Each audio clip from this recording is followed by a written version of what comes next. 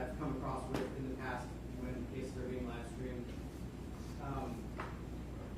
I want to maybe just note before, or make everyone aware, or even possibly ask how everyone wants to deal with this, that on breaks, I don't know if the stream is going to be cut.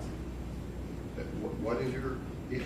So my concern is that when we are breaking, when the court is not in session, there's not testimony, there's not live witnesses, inquire as to whether a live stream is going to be still active, because I know in the past I've had a personal issue with that when like counsel conversations are being picked up by a live stream that's not, the feed's not cut, when there's not active testimony in place. And I want to either we can inquire or maybe request that the stream be cut. If they pick up somehow your conversation with your client? Our conversations, Jade's conversations, any conversations that are not like occurring, that is not active testimony cross-examination. We'll find that out.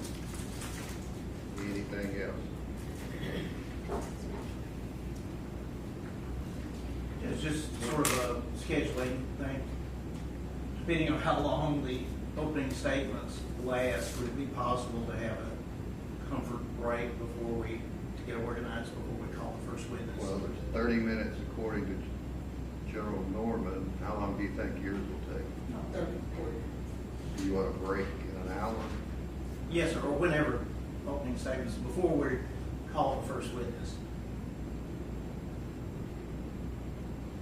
Okay. Thank you. All right, let the jury step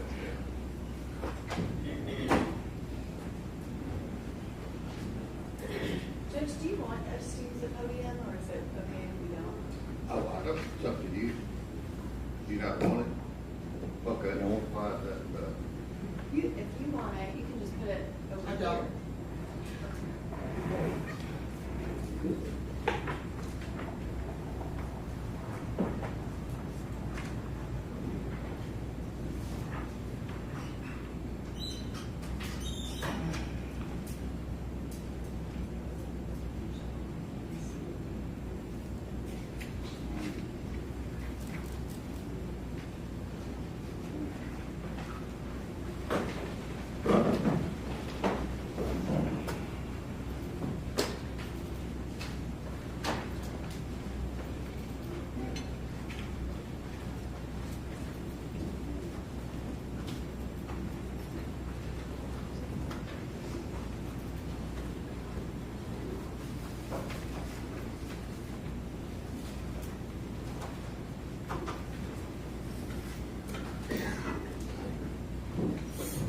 All right, good morning, Chief. Ladies and gentlemen of the jury, let the record reflect.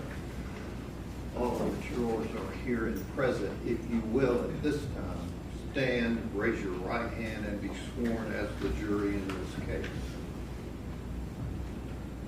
Do you solemnly swear or affirm that you will well and truly try the issues joined and a true verdict render according to the law and evidence, so help you God? Yes. All right, you can have a seat. Okay. All right, the state will read the indictment. Yes, Your Honor. Please, court, counsel. Members of the jury, the indictment in this case reads as follows. State of Tennessee, Davidson County, count 1. The grand jurors of Davidson County, Tennessee, duly impounded and sworn upon their oath present that Blaise Allen Taylor, on the 25th day of February 2023 in Davidson County, Tennessee, and before the finding of this indictment, unlawfully, intentionally, and with premeditation, did kill Jade Benning in violation of Tennessee Code Annotated, Section 39-13-202, and against the peace and dignity of the state of Tennessee. Count 2. The grand jurors of Davidson County, Tennessee, duly impaneled and sworn upon their oath, present that Blaise Allen Taylor, on the 25th day of February 2023 in Davidson County, Tennessee, and before the finding of this indictment, unlawfully, intentionally, and with premeditation, did kill the unborn female child of Jade Benning in violation of Tennessee Code Annotated, Section 39-13-202, and against the peace and dignity of the state of Tennessee. Count 3. The grand jurors of Davidson County, Tennessee, duly impounded and sworn upon their oath, present that Blaise Taylor, on the 25th day of February 2023, in Davidson County, Tennessee, and before the filing of this indictment, did kill Jade Benning during the perpetration of or attempt to perpetrate murder in the first degree in violation of Tennessee Code Annotated Section 39-13-202 and against the peace and dignity of the state of Tennessee. Count 4. The grand jurors of Davidson County, Tennessee, duly impounded and sworn upon their oath, present that Blaise Taylor, on the 25th day of February 2023, in Davidson County, Tennessee, and before the filing of this indictment, did kill the unborn female child of Jade Benning during the perpetration of or attempt to perpetrate murder in the first degree in violation of Tennessee Code Annotated Section 39-13-202 and against the peace and dignity of the state of Tennessee, signed Glenn R. Funk, District Attorney General for the 20th Judicial District, and filed with the Davidson County Criminal Court Clerk on March 13, 2024. Thank you. All right, Mr. Graham, Ms. Collins, how does your client plead to that indictment? I'm not guilty. Okay.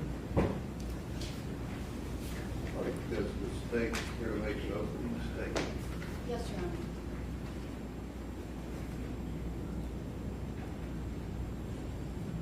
What did you put in my drink? I knew my drink tasted funny. You did this because you didn't want to fake. Those are a few of Jade Benning's last words, heard by her very best friend, Jade Jackson. Words that she heard spoken to Blaise Taylor over the phone 20 minutes before EMTs would find Jade Benning pulseless. EMTs found Jade Benning face down, laying across her bed, not in her bed, across her bed, face down. She was pulseless.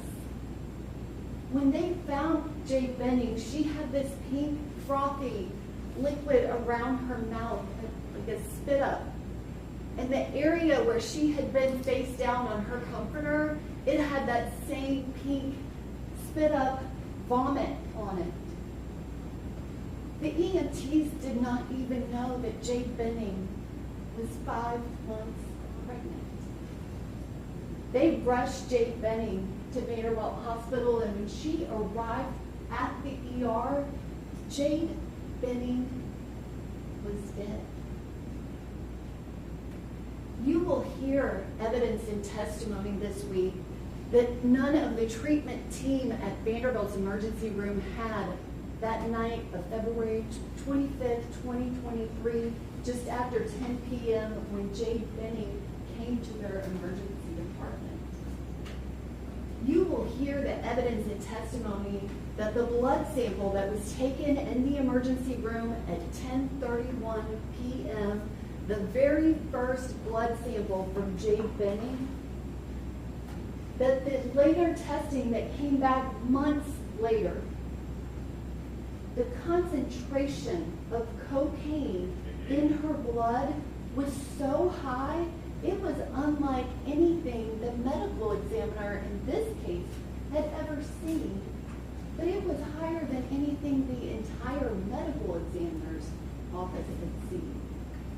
You will also hear evidence and testimony that the testing of that pink spit up vomit on Jade's comforter, that it also tested an outrageous level of cocaine. You will hear evidence and testimony from multiple different experts that the physical evidence in this case shows that Jade Benning orally ingested cocaine that had been dissolved in a liquid. You will also hear that Jade Benning was drinking a pink drink that night. before any of those events happened, Jade Benning was a young 24-year-old, about to turn 25, young woman who was very happy to be 5 months pregnant. Jade Benning was not from the Nashville area. She's from Arkansas. She grew up there with her mom, Bridget, her stepdad, Lynn. That's where she met her very best friend, Jade Jackson, when she was just 6 years old. Jade went on to school. She was a competitive athlete growing up. She went on to school, but her dream was to be a chef. And she achieved that dream. She went to culinary school. She graduated. And Jade actually had family living in the Nashville area. Her stepmom and dad and her half-sister lived in the Nashville area, and her stepmom's brother owned a restaurant, and he hired her on as a chef. And she was so happy to be living her dream. She had a group of really close friends that worked with her at the restaurant, and that was early 2022. And then in August of 2022, Jade Benning's best friend, Jade Jackson, her very best friend growing up, moved to Nashville to go to school at Mary. They were back together again, and these two girls talked constantly, told each other everything. They were so incredibly close. And it was about that same time in August of 2022 that Jade Benning had been linked with Blaise Taylor on a dating app. They started trading messages, and in mid-August, they went out to one dinner at Stony River and went on a date. And they began a casual relationship. It became sexual. It was not a public relationship. They dated, and sometime in late September, Jade Benning became pregnant. Now, she did not find out that she was pregnant until November 2nd of 2022. And when Jade Benning took that home pregnancy test, the very first thing that she did was she called her best friend, Nigella. She told her, and they started planning to figure out how they could get an appointment to make sure that that was in fact the case. And she confirmed that she definitely was pregnant. Jade Benning reached out to Blaise Taylor, told him that she needed to talk to him in person. And they talked. And then the next day they talked some more. Jade Benning reached out to her mom, Bridget, to her dad, Dennis. She told both of them. She talked to Nigella a lot about it. She was happy. And on November 6th of 2022, she sent a message to Blaise Taylor confirming her choice to the ultimatum that he gave her. There were no more messages between them. Not any messages until New Year's Eve. Jade Benning went to her November 16th, 2022 ultrasound, and Blaise Taylor was not there with her. She began planning. She was living in a one-bedroom apartment, and she began planning to get a two-bedroom, and she just started doing all of the things that you do to get ready to have a baby. New Year's Eve, she didn't have to work that night, but she still went to the restaurant that she worked at. She went with her dad and her stepmom, and they were there with everybody at the restaurant for New Year's Eve. Blaise Taylor reached out to her on New Year's Eve, and after that night, they began speaking again.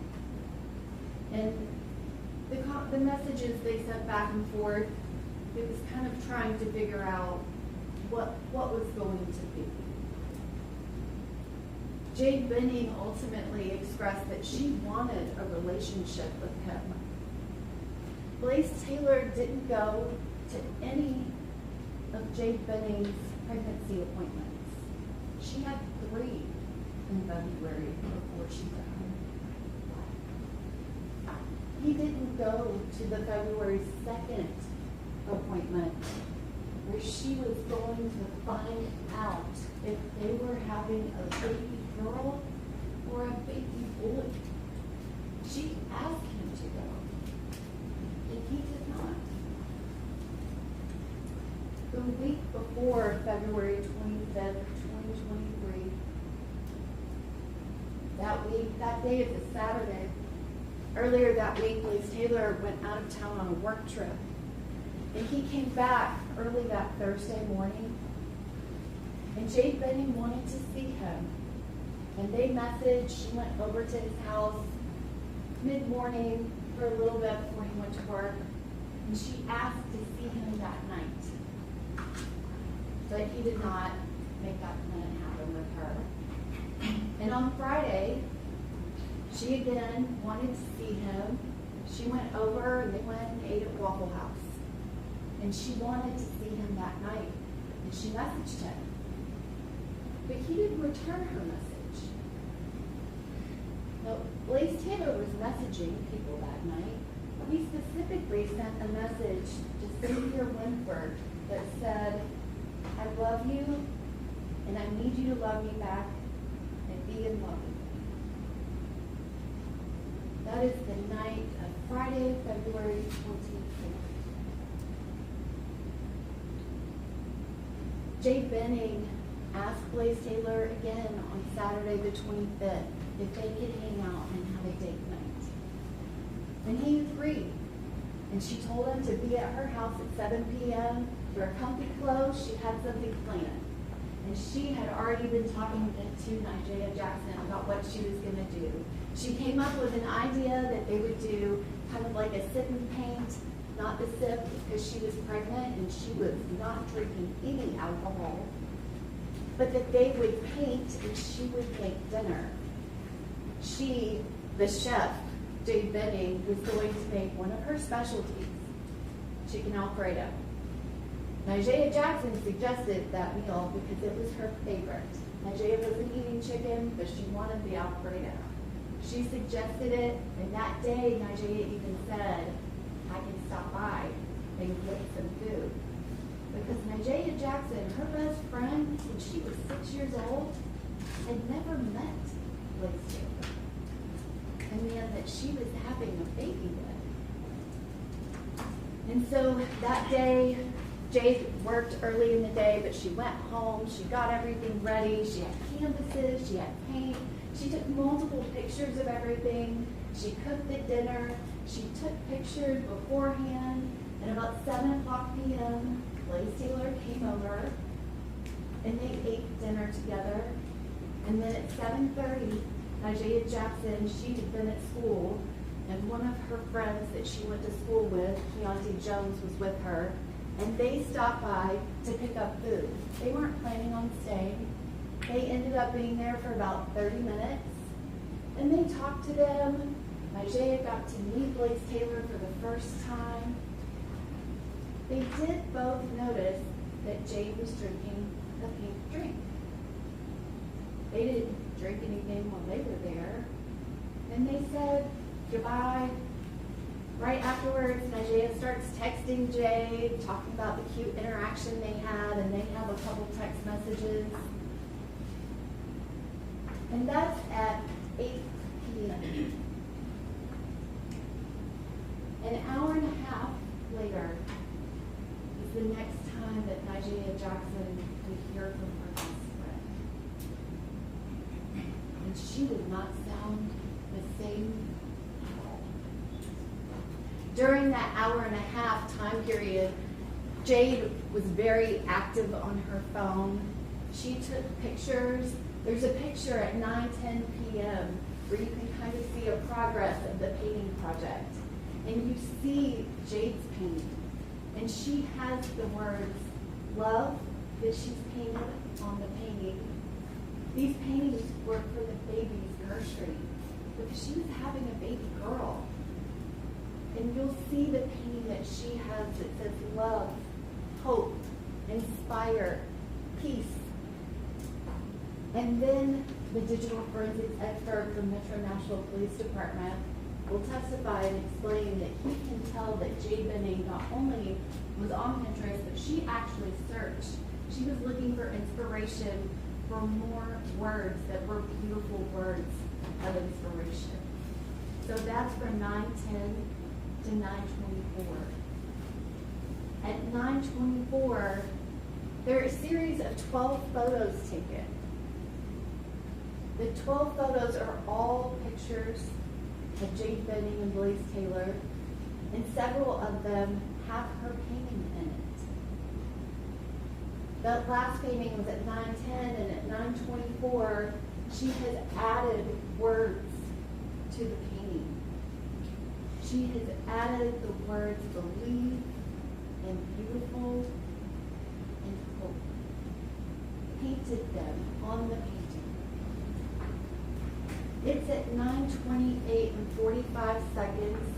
That is the last action that happens on Jade Benning's phone. That last 12 picture was deleted. And then at 9:29 and 27 seconds, Jade Benning's phone calls her best friend, Jade Jackson. And Jade Jackson will describe to you that her best friend was talking, but she wasn't talking to her. So much so, Nigeria immediately sent her 2 messages. Are you talking to me? What's going on? Because it was not normal. Her friend did not sound normal at all. She described her as sounding wavy, the way she was talking. She had known her since she was 6. She knew it wasn't, I'm not feeling well, something like I feel sick. She described it that her friend sounded scared. Her friend was talking to Blaise Taylor, and Jade Benning said, "What did you do? I can't feel my legs. I can't walk straight. What did you put in my drink? I knew my drink tasted funny. What's in your hand? Show me. Show me your pocket. What did you put in my drink? I knew my drink tasted funny. You did this because you didn't want the baby." She was repeating, "What's in your hand?" At one point, he responded back to her, "Nothing." During the 6-minute and 9-second call, Jade Benning is screaming out to her friend who's not responding to her. She hears her friend say to Blaise Taylor, "You're scaring me." And his response was, "You're scaring me." After 6 minutes and 9 seconds, Jade's phone disconnected the call. Right before that call disconnected, Nigeria, she was so confused as to what was going on. She merged her friend Keontae Jones into the call so that he could hear it.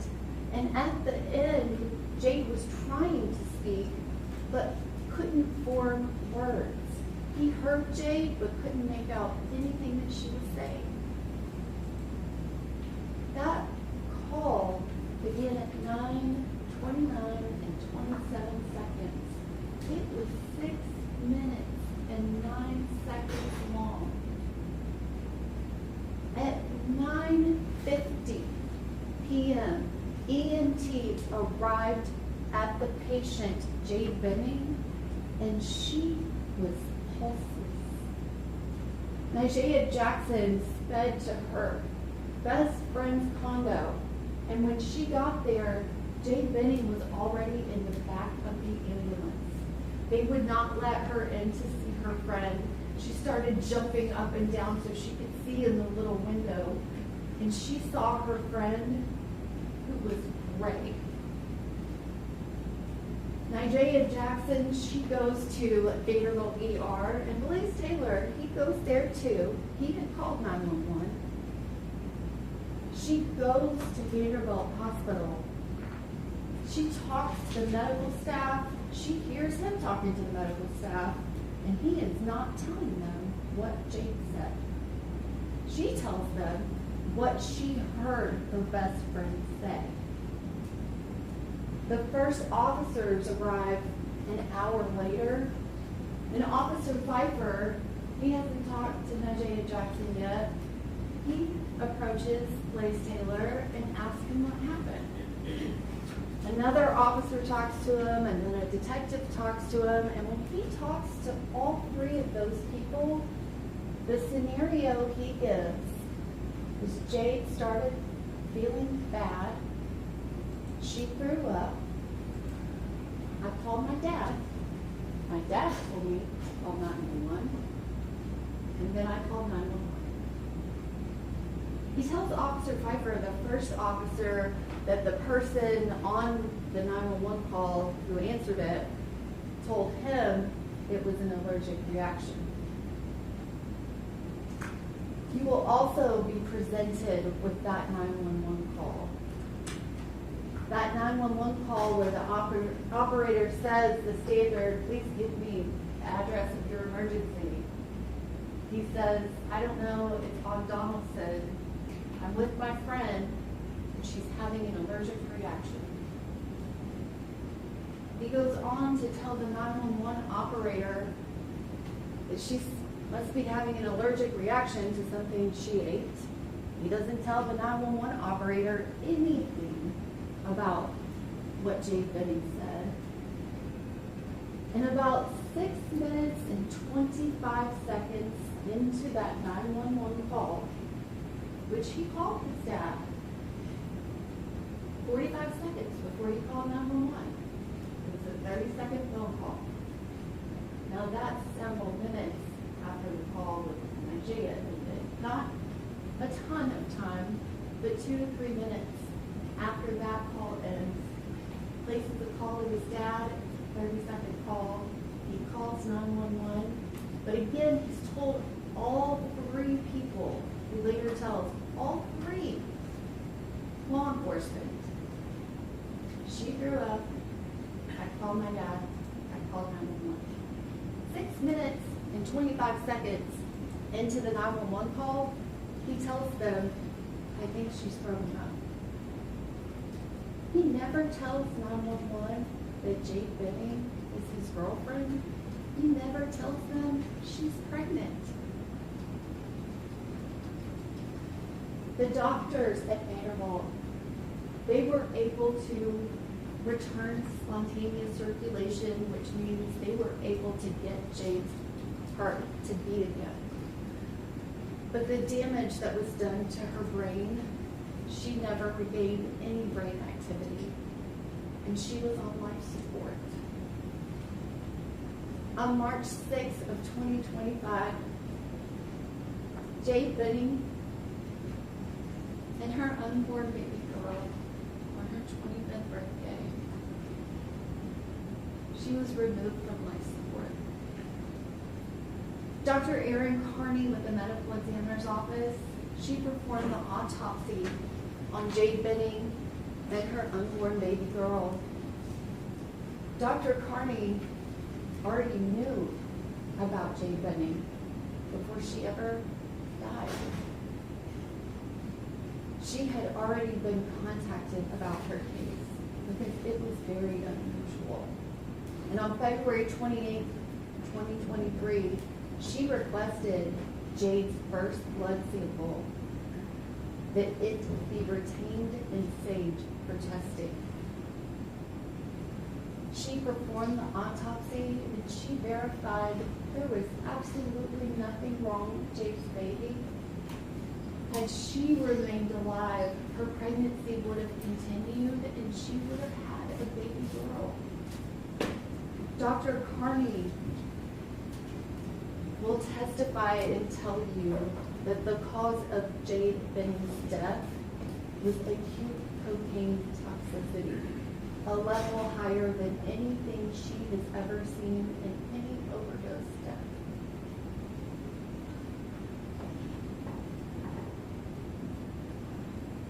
You will also hear from the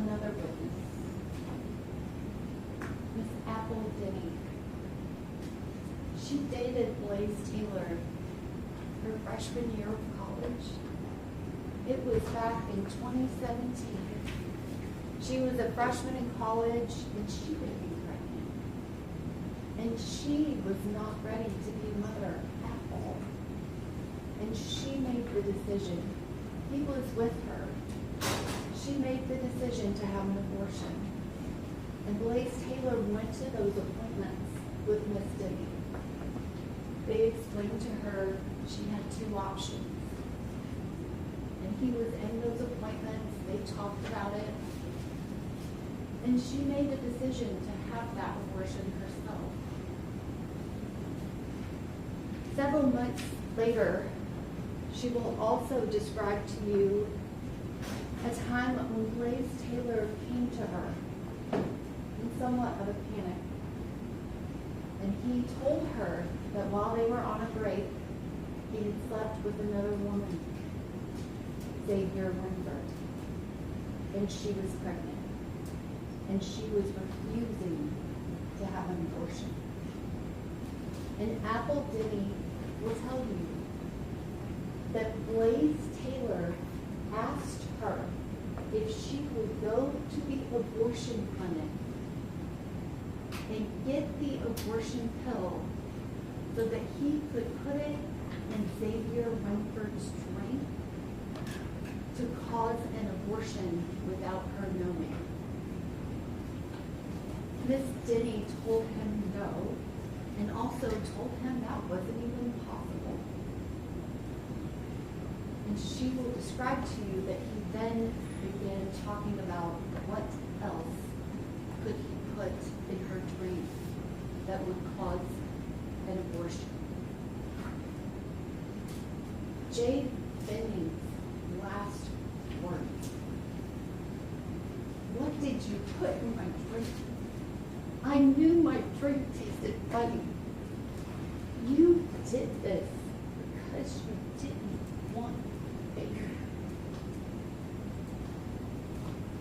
After you have heard all of the evidence, we will ask you to return a verdict of guilty on all 4 counts of the indictment.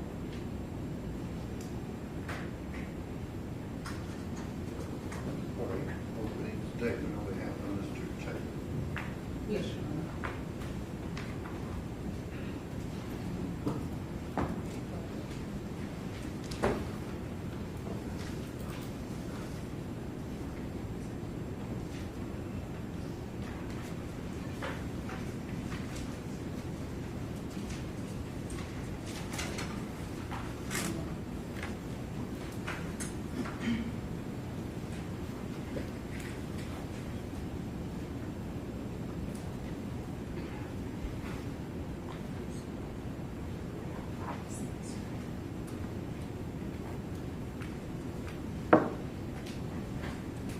Good morning.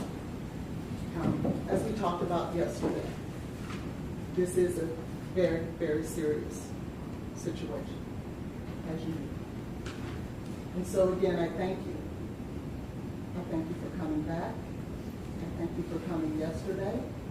And I thank you for taking very serious, and I know that because of the answers you gave us yesterday, this process and our judicial system.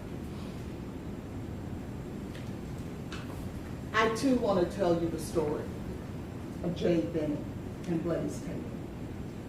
But as you can imagine, it's quite different. And you're going to hear over the course of this entire trial a lot of information. And if any of you are like me, it's easier to compartmentalize things so that as you hear the evidence, you can dump them in a bucket. And that way, at the end of the trial, a week or so later, it won't be so difficult to remember what you've heard. And so what I want you to do is I want you to think about things before, think about during the incident, and after the incident. Think about things before the incident, and the incident is going to be February 25th of 2023. Before the incident, during the incident and after the incident. It will help. So let's talk about before. Before, I want you to know who Blaise Taylor was and who Jade Benning was. Blaise is the oldest of 2 children. He is the son of Evie and Trooper Taylor. Blaise has a younger sister, Star Taylor.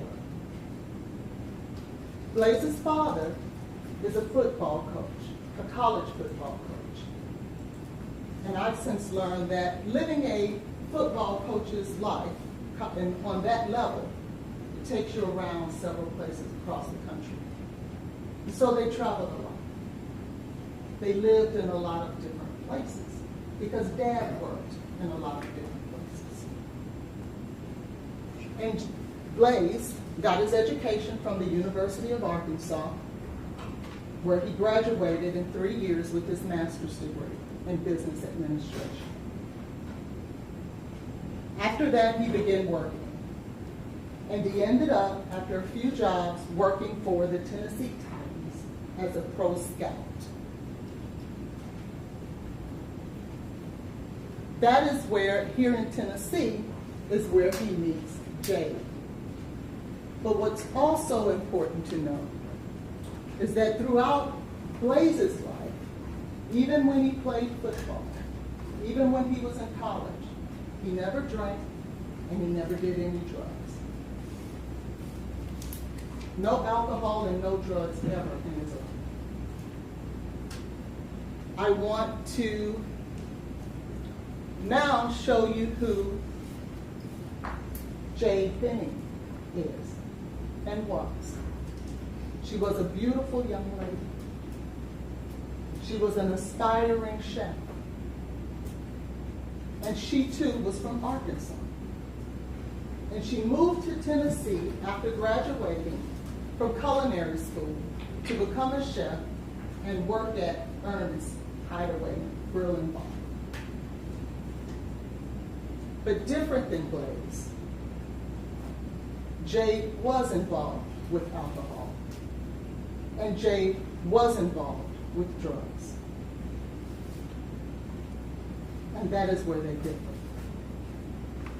But what they are alike, as you've heard, just as Blaise was casually dating young women, Jade Benning was casually dating young men. And so that is who they were before the incident. Now let's talk about Blaise and Jade and their relationship. Blaise and Jade met on Hinge, a dating app, in January of 2022. They exchanged a few messages, but never really hooked up. It went into February of 2022 when Blaise reached out to Jade, but yet she never returned the message. About a month later, she returns the message and says, "Oh, I've been busy, but it's good to speak with you." And then they went dead for a while. They didn't talk again until August of 22. In August of 22 is when they actually met up. August the 10th, they met and they had dinner. And after that, they began a relationship. They began casually dating each other. But they were not exclusive. He wasn't exclusive with her, and she wasn't exclusive with him. You will hear that he dated other women, and you will hear that she dated other men. And they were both okay with that because that was the agreement that those two adults had come to. They had agreed that they would have a sexual relationship, but they would still date other people. And as adults, you will hear that that is what they decided to do. You will hear that they probably started having sex somewhere around August. Remember, they met August 10th. So by August 23rd or so, you will hear that they probably began their sexual relationship.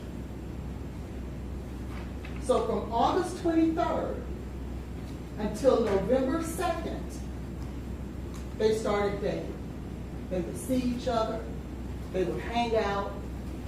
I believe that the restaurant where Jade worked was very close to Blaise's house, and it was convenient because of their schedules for Jade to go over to Blaise's house after he got off work, after she got off work. And she would spend the night there. He would get up and go to work in the morning. She would sleep late and get up and leave whenever she got up. Now you would hear sometime around November 1st of 22. Jade believes that she may be pregnant. And you will hear that she's having a conversation with Nigel. And what they're trying to figure out is who the father is. And you will hear that they weren't sure if it was Blaise's child or if it was some guy named Des' child. And so they talked a bit, and they talked about who she was having sex with the most. And it appeared that Nigel thought that she was having sex with Des the most. But apparently, you'll be able to hear that ultimately Jade landed on Blaise. And Nigel agreed and said, oh, well, it must be Blaise's. And you'll hear that it is at that time that Jade makes the decision that she's going to tell Blaise that she's pregnant with his child. And so you kind of deduct, you'll be able to deduct that she did talk to Blaise around November the 4th. And on November the 4th, it is clear that she tells Blaise, this baby is yours and not Dais's. And you'll hear that it's true that Blaise, at that time, was not ready to be a father. With the woman he met less than 90 days ago, who was casually dating other people just like he was. And he did not want to go forward with the praise. That's clear. He was 27, he wasn't married, he really didn't know her. And clearly he suggested alternative methods. And he suggested it to her because it was something that she had agreed to do with someone else in the past. But Jade wanted to keep this child. She wanted to give birth to Blaise's baby. And so what you'll hear, though, is that they had a difference of opinion. And that they were at an impasse. And so clearly they had talked about it from November the 4th until November the 6th. Because on November the 6th, you will learn that it was Jade who told Blaise, clearly, there's no agreement that we're going to come to here, and I'm not changing my mind. So what I suggest is you go your way, I go mine. You don't have to be involved with the baby if that's what you want to do. I will go on and I will love this baby with or without you. My next appointment is on this day. If you want to be there, you can. But if not, this is the decision that I made. You'll hear that that's the decision that Jade made for herself. Now what's important is that after that, what you won't hear is that Blaise was forcing her, pressuring her, continuously calling her or texting her, trying to force her to abort this baby. You won't hear it.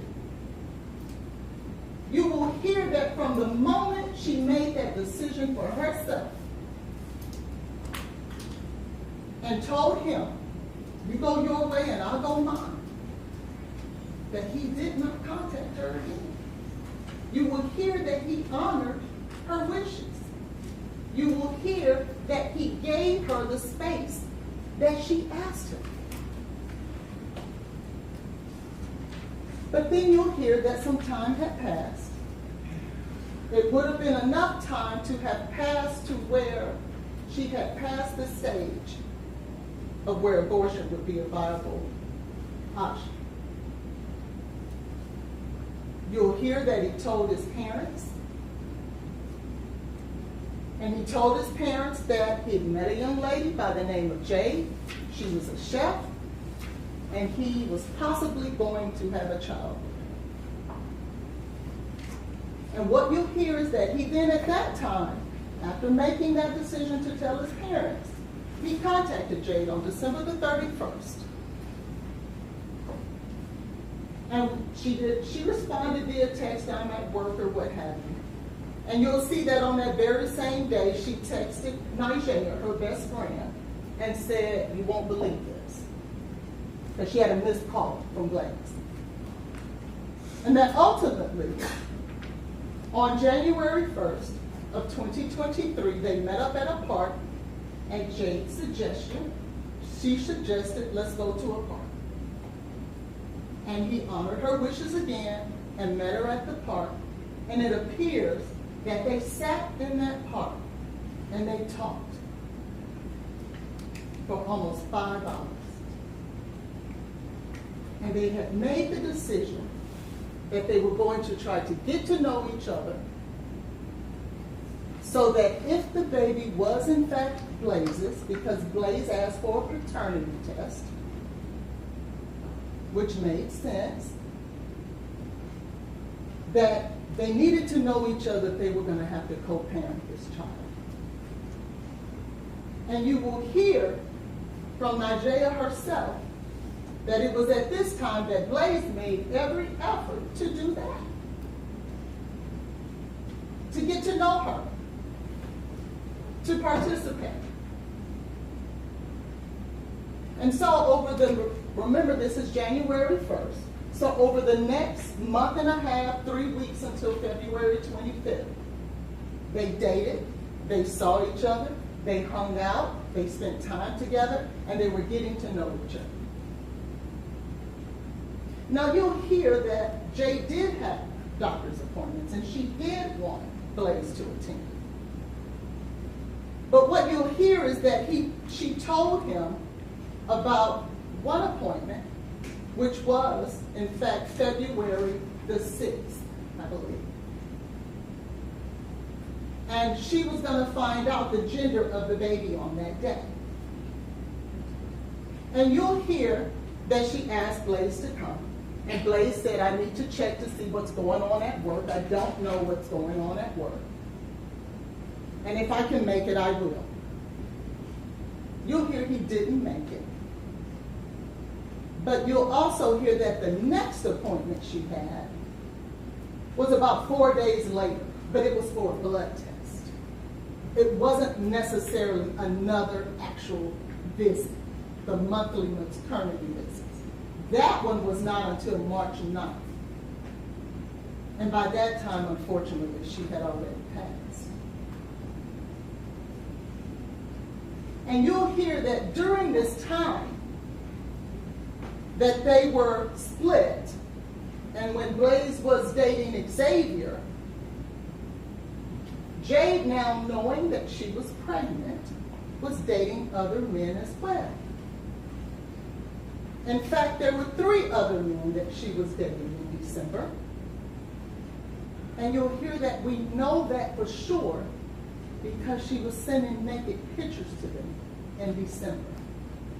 And there were 3 men, 3 different men, that she sent naked pictures to from December the 3rd through almost towards the end of December. So yes, you will hear that they both were dating different people. Now, we'll go to February 25th of 2023. Now, what's also important to know before we get there, you'll find that Jade was involved with drugs prior to the day that this happened, prior to the day that she was diagnosed with acute cocaine toxicity that caused her death. You'll hear that she was involved with marijuana. You'll hear that she was involved with Adderall. You will hear that she was involved with the weed cartridges. I think they call it resin. You'll hear that she was involved with mushrooms, that she would take mushrooms. And you will hear that she also drank a lot until she was drunk oftentimes. In fact, you'll hear that during maybe a day or so before she and Nigella was having this conversation about who was the father, and it was Blaise's, that she was inviting Nigella to share mushrooms with her. And you'll hear on the same day that she learned that she was pregnant, that Nigella was asking her to call Des to reach out for some drugs.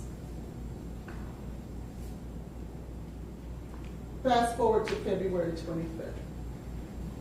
On this day, during the incident, you'll hear that Jade, in fact, did spontaneously plan a date night with Blaise, where she was going to cook, where she wanted to do the paint and sip, I believe Nigella calls it. Painting with a twist, I believe it is. And that's where you paint and drink and have alcohol. But according to Nigella, they weren't going to have any alcohol because remember, even Nigella is going to tell you that she knew Blaise did not drink. And so, as she planned this date spontaneously, she reaches out to Blaise around noon that day. He didn't know that she was going to call him. And says, hey, what are you doing tonight? Will you be free? And he says, yeah, what do you want to do? What's going on? It was a little cold that day, so he wanted to know, what did you want to do? What should I wear? She says, dress comfortably and come to the house around 7. And he says, sure, I can do that. Now, what you hear when she was planning this date night, she was planning it with Nigella. What should I cook and what should we do? And Nigella says, well, I want some chicken Alfredo. So why don't you cook that? And Jade says, okay, that sounds good. Now, what's important to know is that Jade was a very ambitious young lady, and she had her own business, JTP Eatery, which was like a small catering company. And when she would cook, you'll learn that some of her food would be infused with marijuana. In fact, you'll hear that her chicken Alfredo she would sell would be infused with marijuana. And cookies and brownies and things of that sort. So she makes the decision to have this date night with Blaise, and she and Nigella talk about it. And then at that point, Nigella says, well, I want some chicken Alfredo too. And Jade says, well, I'll put you some up for tomorrow. But Nigella says, and now we're in the bucket of jury, just so that you're oriented. Nigella says, well, no, I want to come tonight. Even though she's planning a date night with Blaise. She's now inviting herself into Jade's date night. And so she shows up, I would say, we know around 7:22 she sends a message, I'm on my way. And when she gets there, she brings a friend, Keontae, and she tells Jade, I want to bring Keontae too, because he wants some too. So we're both going to come to your date night. And they show up, and they stayed there. But not for long. But what you'll hear is that when they showed up, Blaise invites them to stay. Hey, why don't you guys stay and play cards? And he had a deck of Uno cards that he was playing with. And he says, let's play Uno. And then he asks, well, do you guys know how to play spades? And Isaiah says, no, I don't know how to play spades. And so he says, well, you guys should stay, hang out. But Isaiah says, well, no, I don't want to intrude. We'll leave. And so we know that by 8:03, she was gone. Because she sends this text after spending that 20 minutes or so with Jade and Blaise. That was a cute interaction. What you won't hear is that she sent any text as if there was anything nefarious going on. You will hear that she describes that moment as a cute interaction. And you'll hear that Jade responds and says, yes, Blaise says, we should hang out again, or you guys should have stayed. And Najee responds, well, no, I did not want to intrude on your date night, so we left. Fast forward to about 9:28. So this interchange went on from about 8:03 until about 8:12. Then you'll know about 9:28, what you're going to find is that Jade and Blaise, specifically Jade, was taking selfies with Blaise. And you'll find that the selfies were them kissing and laughing and joking and having a great time. You'll see those photos. And you'll see that they were taken from Jade's phone. But then less than a minute later, you'll hear that Najee gets this call. And the call, I want to make sure that I say it right. The call, less than 60 seconds later, Najee describes it as, it was the most wimpiest voice I've ever heard. Those were her words. The scariest thing I've ever heard. She was freaking out. I never heard anything like it. She was fighting for her life. It was as if she was in danger. She says that she overheard her saying, you put something in my drink. What did you put in my drink? But what you'll learn is that when Jade is making these accusations per Najee, that Najee sends a text back saying, are you talking to me? So when Jade is making these accusations, Najee's response is, oh, are you talking to me? You won't hear that she says, what are you talking about? Who are you talking to? You're going to hear that her response to those allegations are you talking to me?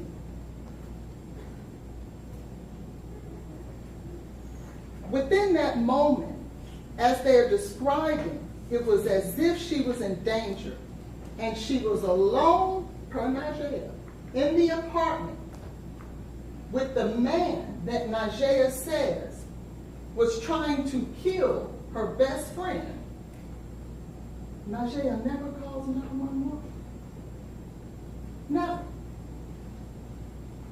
Instead, she says that as Jade's voice was whimpering and going down and as if she was going to pass out, that Jade had enough voice to say, call Keontae. Call Keontae on the three-way. But what you're going to find is that Najee says she really didn't know. Jade really didn't know Keontae. But according to Najee, Jade wants her to call Keontae. You won't hear her say that Jade wanted her to call 911 or call her father. But she wants her to call the guy she doesn't really know on the three-way. And Nigel says she doesn't. And after she calls the gentleman, Keontae, on the three-way, what you'll hear about Keontae is that he will tell you, yes, I was on the call. And her voice was, Jade's voice wasn't really, I couldn't really make things out. But I didn't hear the things that Nigel said. I didn't hear those things. And what you'll also find is that with all the danger that Nigel described, all these fear and everything that her best friend was going through, Keontae didn't call 911 either. What you're going to find is that there was only one person that night that called 911. Because Jade didn't call 911 either. You'll hear that with all of this medical emergency, all of these things that were going on with this young lady, there was only one person who called the police, who called for help. And that was Blaise. And you'll hear the 911, I promise you. And you'll have the opportunity to hear everything that he said and everything that he did. But you won't hear one 911 call between Jade, Nigel, or Keontae. And you'll hear the panic in Blaise's voice. You'll hear where he's running around trying to find the address. Because he didn't know the address by heart that way, just like Nigel didn't know the address. Because later you'll find that the police asked Nigel for the address too. And remember, she had just been there earlier, and she had to call to get the address. And you'll hear that eventually EMS showed up. And what's very important to know is that when EMS shows up, and they get in that apartment 107, Jade was in a significant or stable enough condition that they did not perform CPR inside of the apartment. So you'll hear that whatever stress, whatever condition Jade was in, it wasn't significant enough for EMS to begin CPR right then at that moment. And those medical professionals will have to tell you that if it was dire enough that way, they would have had to give her CPR right then and there. They will tell you that. They will tell you that if the stress and condition that that young lady was in was so dire, they would not have waited to give her CPR once they got her on the back of the ambulance truck. So then you'll hear that Blaise was the one who ran out and met the ambulance outside and showed them where the apartment was. Because the apartment is such that you're really not going to know where the apartment is unless someone kind of directs you. So you'll hear that he went out and did that. And you'll hear that he never went back upstairs after EMS got there. When EMS left, he did too. And by then you'll hear that Nigel was there, and she too followed the ambulance truck. And when they get to the hospital, it was Blaise who showed and helped Nigel park. And so they go into the hospital, they rush Jade in. She's in critical condition by this time. And Vanderbilt is doing everything they can to give her the services that they need, that she needs. And you'll hear that Nigel in the hospital starts with these allegations. This is where Nigella starts telling the social worker there at Vanderbilt. Blaise did something to her. Blaise put something in her drink, and these are the things that she was saying. And the investigation begins. And now we're at after. Oh, I'm sorry, I went the wrong way.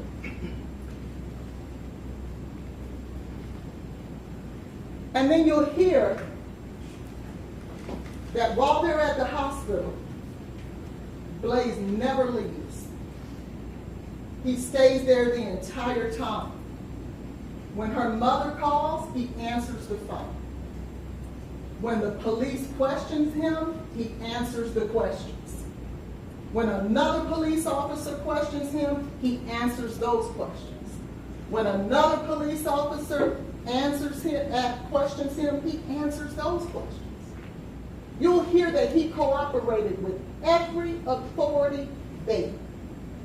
And not one time, while he was at the hospital being questioned, being accused of being the person who caused this, did he ask for a lawyer? Did he exercise his right to the Fifth Amendment? Not one time. He did what he thought you will hear that he was supposed to do. But what you'll hear with Nigella is that at some point during the night, she's questioned as well. And you'll hear that those police officers tells her, we need to talk to this Keontae guy too, for obvious reasons. And you'll hear that Keontae, although he comes to the hospital, he meets Nigella in the parking lot. And you'll hear that when police officers have told her, we need to talk to this guy, she doesn't alert the police officers that he even showed up. She doesn't tell them that, hey, that witness to my best friend's medical episode, he's in the parking lot, come get his story. Instead, you will hear that she talks to him and then he leaves without talking to anyone, without giving anyone the side of his story of what happened. You'll also hear that she left again. And what's important to know is this, that you'll hear by this time, that apartment, based on Nigella's allegations, is a crime scene. And that even though it's a crime scene, and that even though Officer Fish, who was one of the initial responding officers, told Jade Benning's stepmother and mother, someone Nigella was in constant contact with throughout the night, as you can imagine. Nobody in that apartment, nobody out. It's shut down. It is a crime scene. There should be no one in that place. We need to go in there and figure out what happened. You're going to hear that Jade's friend, Lauren Weber, Nigella's friend, Lauren Weber, and another young lady went inside that apartment anyway. And that even though they weren't supposed to go in there and touch him, that she removed items out of that apartment, she locked it up, and then she brought her, Jade's purse and ID to the hospital. And you're going to hear that when the police officers hear this, and they learn that some people had entered this crime scene, that they said that that crime scene was contaminated. You'll hear that law enforcement says that themselves. And then you're going to hear that Nigella and 3 more other people went inside that apartment with gloves on and removed crucial evidence and kept it for 24 hours before they turned it over to the police. They gave it to her mother. Evidence of the crime, they grabbed it, removed it, and kept it. You're going to hear not one time when Isaiah was speaking to those police officers, did she tell them, hey, I'm about to go over here to Jade's house, you know, the crime scene, and we're going to go over there and help you guys out and remove evidence for you? She never says that. She never tells them that. They have to find that out through Jade's mother.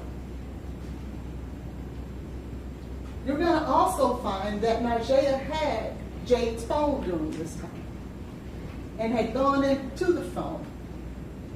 And we know that it couldn't have been Jade because by now Jade was in critical condition and in a coma and was manipulating through the phone.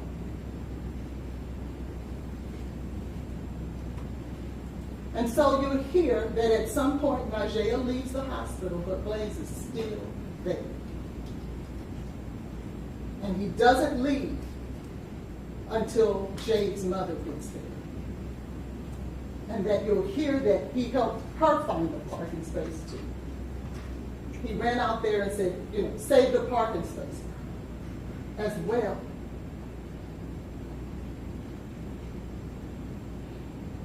And you'll hear by now it's over. Jade's in critical condition. She's pretty much on life support. She had suffered a significant brain injury as a result of losing oxygen to the body. And you'll hear that there was, in fact, laboratory evidence, the blood, the urine. You're going to hear a lot of stuff about that. And yes, you're going to hear that there was an awful amount of cocaine in her system. But what you're going to hear is that the integrity of those vials of blood and urine were such that the results of those blood tests does not make sense. The experts are going to have to tell you that it was too much cocaine for Jade to take on her own, and too much cocaine for Blaise to have slipped in a drink and her not notice. But you're going to hear there are so many issues with the way the lab dealt with that there's not a medical professional alive who would rely on those results. They're going to have to tell you that. But what they are going to have to tell you is this, as a result of those toxicology results, is that in Jade's system was coca-ethylene. And you're going to learn that coca-ethylene is where cocaine and alcohol meets up in your system at the same time. You're going to hear that there is no other way the metabolite coca-ethylene can appear. No way. You can't have taken alcohol at 7 o'clock and then did a bump of cocaine at 9 and you form coca-ethylene. You're going to hear that you can't take a drink of alcohol at 7:30 and take a bump of cocaine at 8. It has to be at the same time that coca-ethylene was present in Jade's system. And you're going to hear that it was at levels such that it would have had to have been some time that had passed for it to be there in the fashion that it was.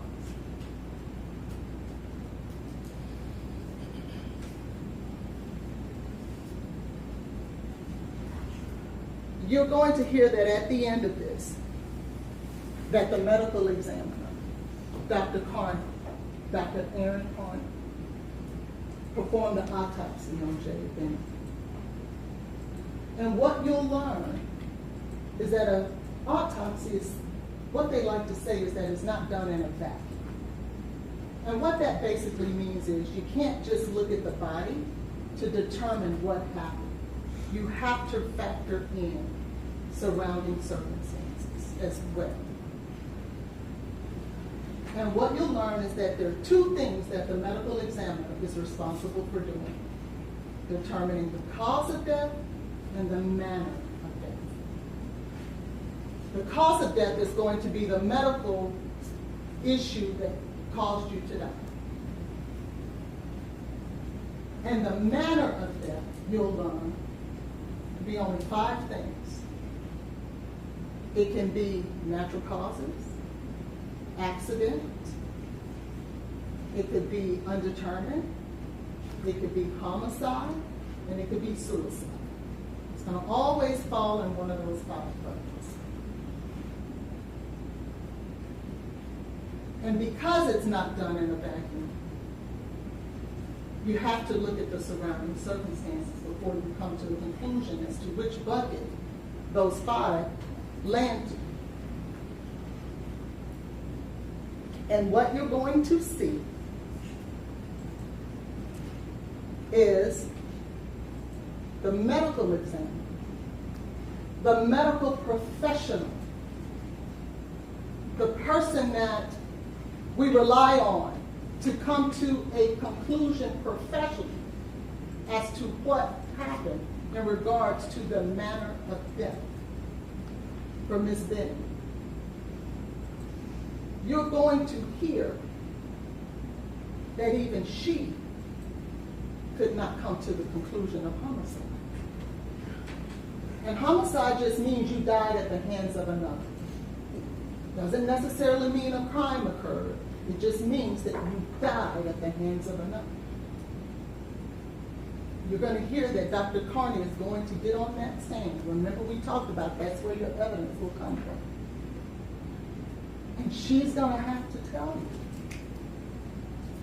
I cannot rule this a homicide.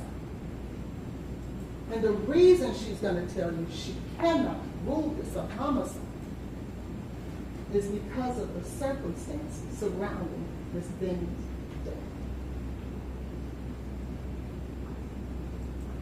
And that she ruled it undetermined. What that basically means is that she could not come to a conclusion. Now you will hear from Apple Denny. And Apple is someone that Blaise dated when he was in college, some 6 years before this happened.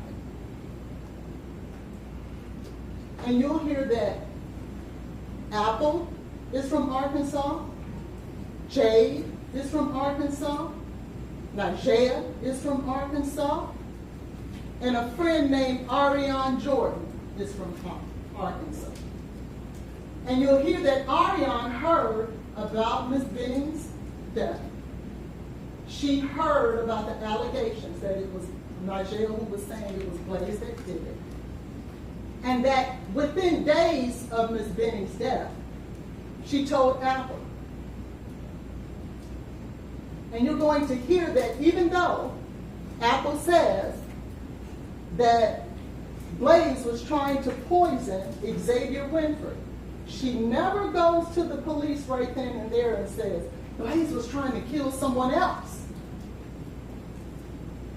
Just like this situation. You're going to hear it was months before she did that. But you're going to hear a lot of other things too about Ms. Benning. You're going to hear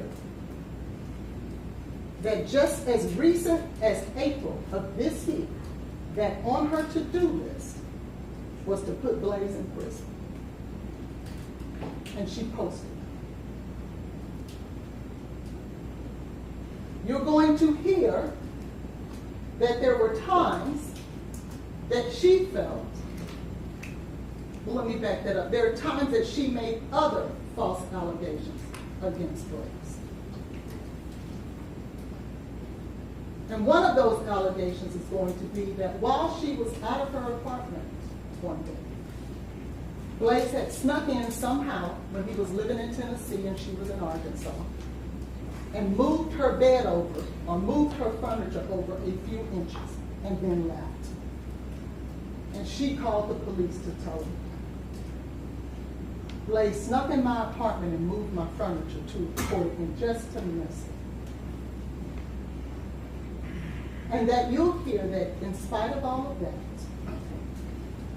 that she still said Blaise was the best thing that ever happened to her when it was appropriate to do so. And you'll hear just 2 weeks before this incident that she was on social media trying to determine who Blaise was dating. You'll learn that that is FOD. So I don't want you to lose focus at the end of this trial. I want you to do what you promised you would do. That you will look at the facts of this case based on the allegations before you, and not things that the state throws in to give you a red herring to put on your heartstrings. Stay focused on the evidence about whether or not that at the end of the day, much like Dr. Carney, did you hear enough evidence, not whether it's sad and tragic, because it is, that a young lady lost her life. Because I also want you to know, and I almost failed to forget to tell you this, that there was also fentanyl found in this baby system, not just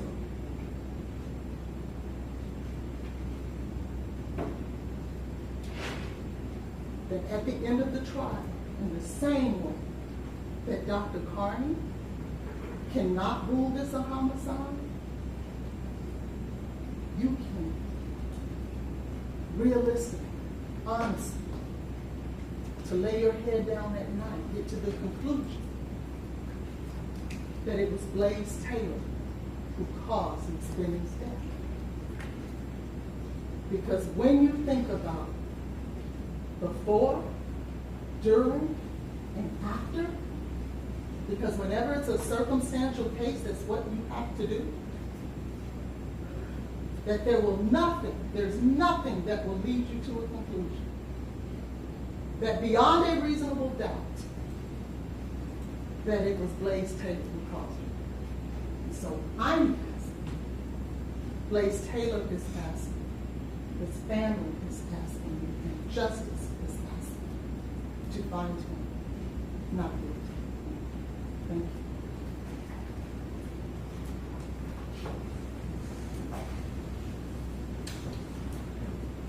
All right, ladies and gentlemen of the jury, not at my request, but at the attorney's request, they want a short break before witnesses begin. So we'll step down the hallway for 6 minutes.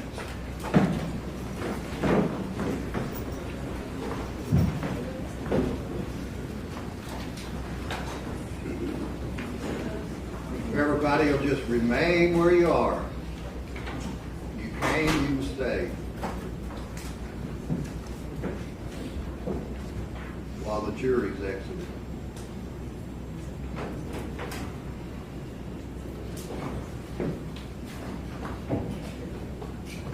And Mr. Brand, your answer to your question is the pool camera is cut off for audio situation during all breaks, and whenever the court is not on the bench and its own, the only visual is the court seat. Thank you. 6 minutes. Court's in a recess.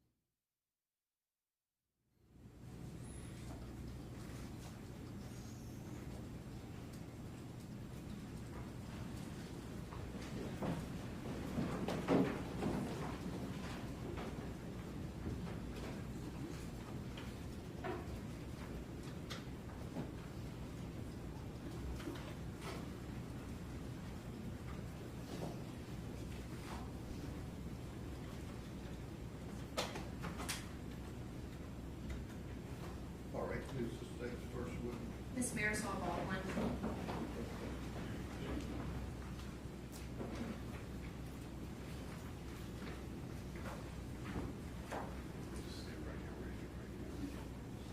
Do you swear the testimony you're about to give to be the truth, so help you God? Yes.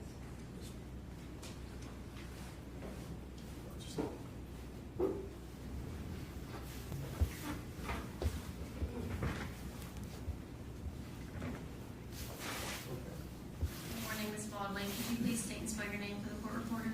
Marisol Baldwin, it's MARISOL BALDWIN. And Ms. Baldwin, where are you employed? Nashville Fire Department. How long have you been with NFD? 9 years and 8 months How are you currently employed with Nashville Fire? as a paramedic. How long have you been a paramedic? About almost 2 years. And what was your employment prior to becoming a medic with Nashville Fire? In advanced EMT. Okay. And how long were you in EMT? 6 years and 4 months. Can you explain to the jury what the difference is between a medic and an EMT, please? Yes. So the EMT is trained in basic life support, and they're also going to be responsible of the ambulance driving to and from calls. They're going to be assisting the paramedic, but they're not responsible for any advanced life support. And were you on duty on February 25th of 2023? Yes. Okay. In what capacity were you working on the 25th? I was working as an advanced EMT. And on the 25th, did you respond to an incident located at 1522 Lebanon Pike, apartment 107? Yes. And is that here in Davidson County? Yes. Do you recall what type of incident you were initially responding to? I believe our CAD system said allergic reaction. And were you in the ambulance Yes. as the driver or the passenger? Driver. And did you respond to that apartment with lights and sirens? Yes. Why? That's our policy. Every call gets lights and sirens. Okay. And do you recall what you initially witnessed when you arrived at the apartment complex? As we arrived, we were led into the apartment and we found our patient lying in one of the bedrooms in the apartment. She was lying face down on a comforter. Okay. Do you recall who led you to the apartment? Yes. Who was that?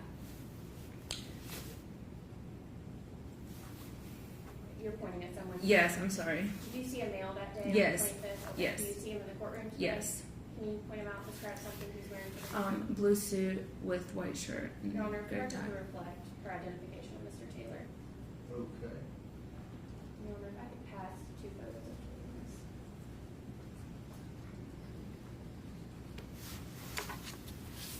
Ms. Baldwin, do you recognize those photos? Yes. Okay. Your Honor, if I could publish the first photo, we have them on a PowerPoint, so it'll be digital. Okay. Go to their computer.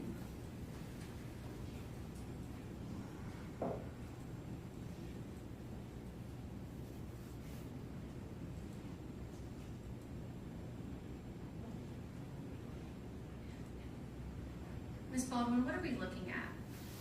This is the apartment. As you go in the front door, this is what we saw. Okay, and the 2 females standing on the left, were they there when you arrived? No. Okay. Who do you remember seeing initially when you got to the apartment? We saw the male there initially. Okay, can you describe to the jury what the male's demeanor was like? He was frantic, but not really giving us any really useful information for us. Okay, and what do you mean by that? We really had no idea why we were finding her in the state that she was in. So, Okay. Can you describe to the jury what you mean by that, not finding her in the state she was in? we were expecting to see signs of an allergic reaction. And we didn't see any hives on Miss Benning. We didn't see any swelling. we didn't have any answers to our questions that we were asking. What were you asking? If she was allergic to anything, because it did come in as an allergic reaction, and all he was saying was she ate bad food.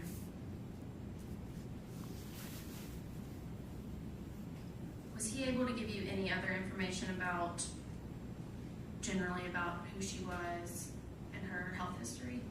Not that I recall. Okay. And when you got into the apartment, was that scene considered safe? Initially, yes, but we didn't really have our firefighters there yet, and with uncooperative family or bystanders, we deemed it unsafe. Okay. What do you mean by uncooperative family members? The male there was kind of getting in our working space, and we couldn't properly assess and treat the patient. Okay, what do you mean by that? That he was getting in your working space? He wasn't letting us do our job. He was in our face, just trying, I don't know what he was trying to do, but we were trying to get her on our stretcher and wasn't following the commands that we were asking him. Okay. And what commands were you asking him? We usually don't want family in our working space, so we were probably telling him to step aside. And where did you find the patient? We found her in the bedroom to the right of this kitchen. She was on the bed. It looked like a comforter that she was on, and she was face down. And is that the second photo that you have? Yes. And is that what we're looking at right here? Yes. And can you describe to the jury how she was laying on the bed? She was laying horizontal, so not how you would typically sleep where the pillows are. She was towards the end of the bed, and she was on her face down. Okay. And at some point, did you roll Miss Benning over? Yes. Okay, and can you describe to the jury what you saw when you rolled Miss Benning over? We rolled her over, and we immediately noticed that she was unresponsive. She didn't respond to us flipping her over on her back, and we noticed that she had some kind of fluid around her mouth. Okay. Was that fluid any particular color? Do you recall? It was like a light pink in color.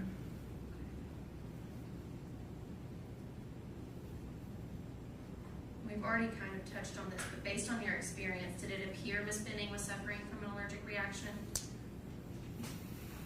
Not fully. That wasn't. We were definitely trying to cross off multiple things that it could be, but it wasn't a typical response that we would see for an allergic reaction. Was Miss Benning limp? Yes. And did Miss Benning have a pulse? At what time? When you got to her. I don't personally remember checking it. Would that have been something that the medic did? Yes. Okay. And at any point, did the male in the apartment try to touch Miss Benning? Yes. Okay, can you describe to the jury what happened? So our firefighters were pulling their truck into the parking lot, so they were a little bit behind us, but we couldn't physically carry her, my partner and I, and he took it upon himself to do it, and we don't allow help from outside agency, like from our people. And he attempted to do that, so that's what I meant, that he wasn't listening to our commands. And then he eventually placed her on the floor right in front of the island. Back to the other picture. Mm-hmm. Okay, can you kind of describe to the jury where he put this thing? So right in front of the island, just in that empty space, that's where he put her. And then when our firefighters got there, then we all lifted her and put her on our stretcher. Okay, and then what did you do with Miss Benning? We wheeled her to the ambulance. point do you recall someone else showing up? Yes, a young lady. Okay. And what do you recall about that young lady's demeanor? She was hysterical. She was crying, asking us questions, trying to get inside the ambulance, looking in the windows. And was this much different than the male's demeanor? Yes. Okay, how so? She was crying. She kept asking us, is she going to be okay? Is she going to be okay? What's going on? At any point did you see Mr. Taylor crying? Not that I saw. At any point did Mr. Taylor ask you if she was going to be okay? Not that I can remember.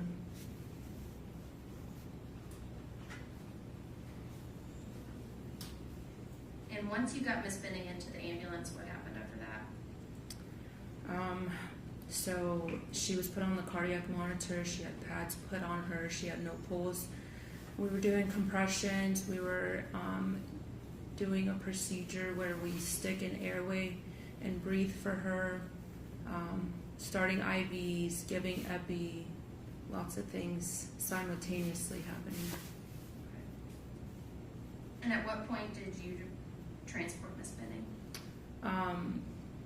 Once my partner, she said she was ready, and we took firefighters with us, and then I think it was after 10 minutes of being there total time.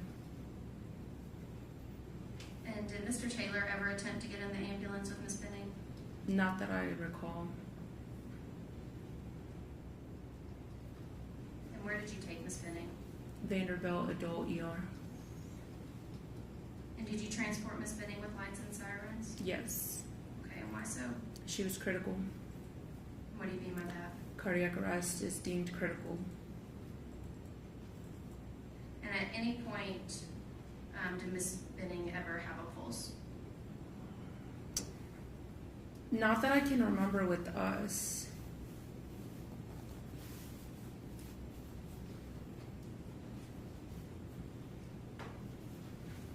And once you got to Vanderbilt with Miss Benning, is that when you released care and that's when Vanderbilt took over? Yes.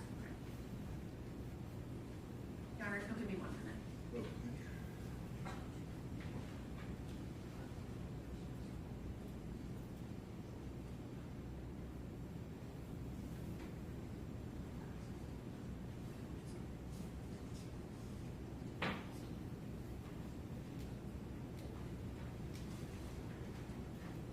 Ms. Baldwin, who was the paramedic with you? Andrea. Okay, what's her last name? It's Rose now. I believe it was Arwen at the time, or I'm sorry, Agrawal at the time. Your Honor, at this time, we would like to admit both photos as an exhibit 1A and 1B, please, and I'll pass the witness. Well, it's more of those who- Sorry, questions on behalf of Mr. Taylor?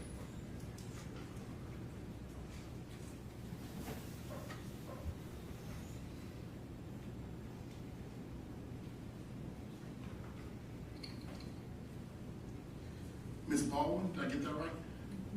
Good morning, how are you? Good morning. Good. My name is Edward Jointer. I'm going to be asking you a few questions. If at any time you don't understand, please let me know and I'll try to rephrase. I want to just make sure I understood your role on that day. You were acting in what capacity? I was an EMT at the time. And one of the duties you described for EMT basic was basic life-saving measures, you said? Correct. And to be clear, you were the driver that day. Correct. And so when you arrived there, you said you were led into the apartment. Yes. Who was you led by? Male that was on scene. Mr. Taylor? Yes. So he assisted, he helped you all find the apartment. I believe when we saw the hallway, he like popped out of the apartment, but I can't exactly recall if he led us but he was there and said, "This is the the apartment. Is there a reason why you said he led us if you didn't feel he led you? He showed us the apartment, And that's assisting, correct? telling us, yes, it's telling us where the apartment is. Okay. And once you got into the apartment, 1 second, y'all, can I see State's Exhibit 1 and 2? Okay.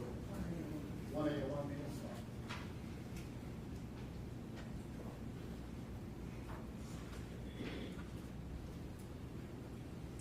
Commissioner Butler, Okay. I'll switch it up.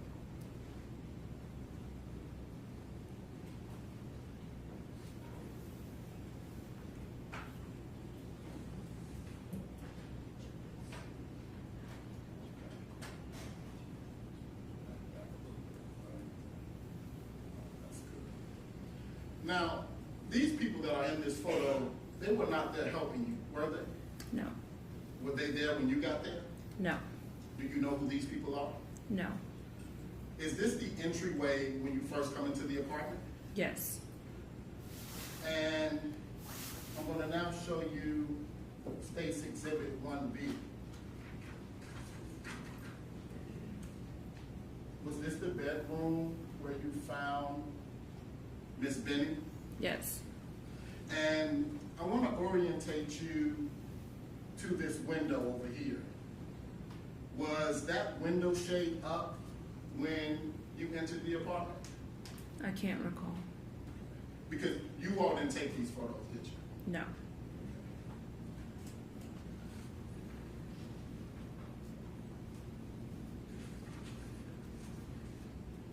So I want to talk to you a little bit about, you said that you received the call as an allergic reaction. correct. Do you know what, if any, medical training Mr. Blaise Taylor has? I do not.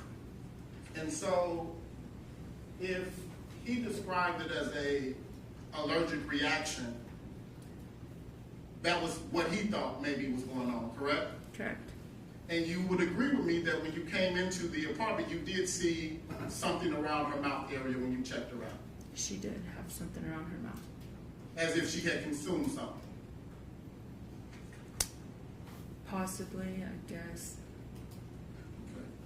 And so when you first arrived, you said that you and your partner was there. That partner, male or female? Female.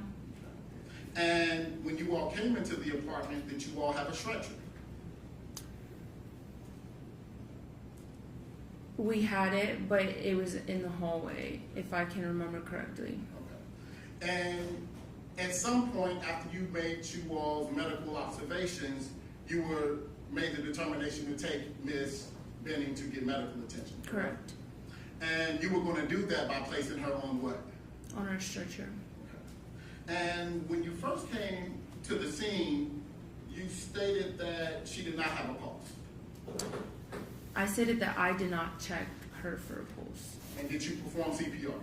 Not, when? When In the first- ambulance, I did, personally. But not in the house. Not in the house. Did your partner perform CPR? No. So neither one of you all performed CPR when you all first got to the house. That's correct. At some point, you all were going to transport Miss Benning, correct? Correct. And you stated that it was Mr. Taylor who tried to assist you all in moving Miss Benning from the bedroom to the kitchen, correct? Yes. Because the goal was to get Miss Benning on the stretcher. Correct. And once she was on the stretcher, get her to EMS services. Correct. You would agree with me that that is consistent with someone that's trying to assist you. Correct. 1 second.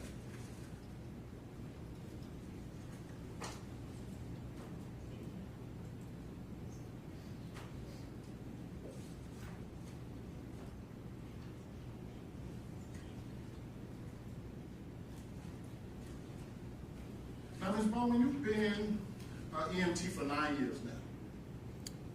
EMT and paramedic, both in the 9 years. Okay. And have you ever had an occasion where you showed up to the scene and you had to render CPR? Yes. Sometimes that's not uncommon depending on the situation, correct? Correct. And can you just educate this jury as to what are some instances where you would immediately perform CPR when you come upon a patient? Can you ask that again? Sure. Just, Can you educate the jury on what are some medical scenarios that you will perform CPR immediately upon arriving to a patient? if a patient is pulseless, we would start CPR until we can get the cardiac monitor on them. Okay. And is a pulse something you check upon reaching a patient? Yes. But just to be clear, you didn't perform CPR when you immediately came upon Ms. Benning, did you? Correct. No further questions from Ms. Wilson? We need redirect. No, sir. Thank you. Or who's the next? The state's next witness is Andrea Browning.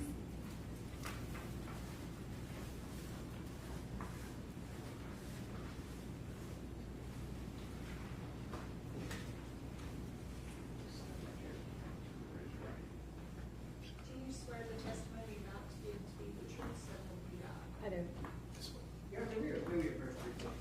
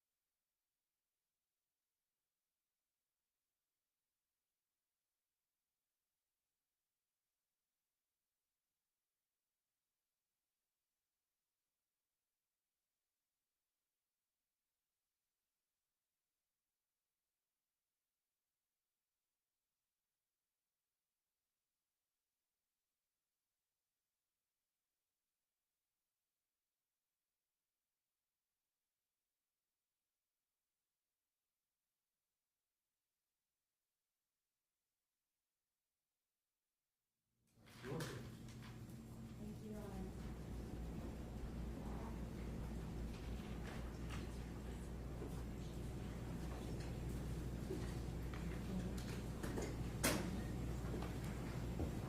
Good morning, Ms. Browning. Could you please state your name for the record? Andrea Browning, And could you spell your first name and your last name for the court reporter? ANDREABROWNING. And Ms. Browning, what was your relationship with Jade Benning? I was her stepmother, bonus mom. When did you become Jade's stepmom? When I married her father in 2009, And how old would Jade have been at that time? 11. Had you met her before you actually married her father? Yes, And it's her father, Dennis Browning. correct. Where were you living at the time that you met Jade and you and her father got married? We were living in Fort Walton Beach, Florida. And did you continue to live there, or at some point did you move? We moved in 2016 or 15, somewhere in that time frame. Where did you move to? Jacksonville and then Nashville, And where was Jade living during that time? Arkansas. Did she come and visit, and did you guys see her regularly? Yes, as often as we could. It was And you moved to the Nashville area. Were you working at that time? yes. I moved here to take a job. And I guess during that time frame when Jade's kind of going through school, what does she do? Does she go on to college, or what does she do after high school? Yeah, yes, college after high school. Where did she go to school? The culinary school is what you're asking about. I forgot the name of it. I'm sorry. That's okay. Did she go to a culinary school? Yes, And did she graduate? yes, And at some point, did Jade move to Nashville? yes. And do you remember when that was? January of 22, I guess. the time frame is, January of 2022, sound right? yes. Okay. And when she moved, did she have a job or what was she doing? Yes, she moved here and accepted a job as a chef. And where was she working at? Ernest. And do you have a connection to Ernest? Yes. Is the, I guess, full name of the restaurant, was it Ernest Bar and Hideaway? Correct. And what's your connection with that restaurant? My brother was a co-owner.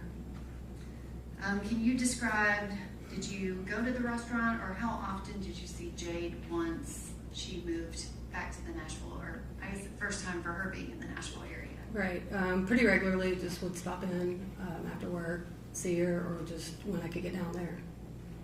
Did you spend time with her outside of going to the restaurant that she worked with? Yes. And does Jade have any siblings? Yes. And can you describe her siblings? Our daughter Ava, and she's 7 now. She has Down syndrome. She's a beautiful little girl. Did Jade spend time with her when she was here? Absolutely. And in February, I guess, where was Jade living initially before February of 2023, kind of the end of 2022? Can you repeat the question? Yes. Where was Jade living at the end of 2022? At the apartment in Nashville. Did she have a 1-bedroom or a 2-bedroom? 2-bedroom. A 2-bedroom apartment at the end of the year before she moved? No. Sorry, I forgot the dates. At the end of the year, she was still in her 1-bedroom. Okay. And at some point at the beginning of 2023, Right. did she move? Correct. And did you go to that apartment? Yes, ma'am. And can you describe, how did you find out that Jade was expecting and pregnant? She told me. Do you remember when? Yes, it was just after Thanksgiving,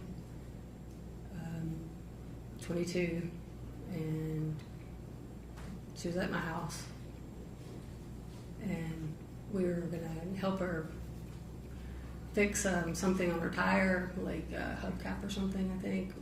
We neither one knew what we were doing, so we were getting help from my father and also YouTube, and then we went inside, and both my parents were there as well, and she told us that she was going to have a baby. And at that point, did she tell you anything about Blaise Taylor? No.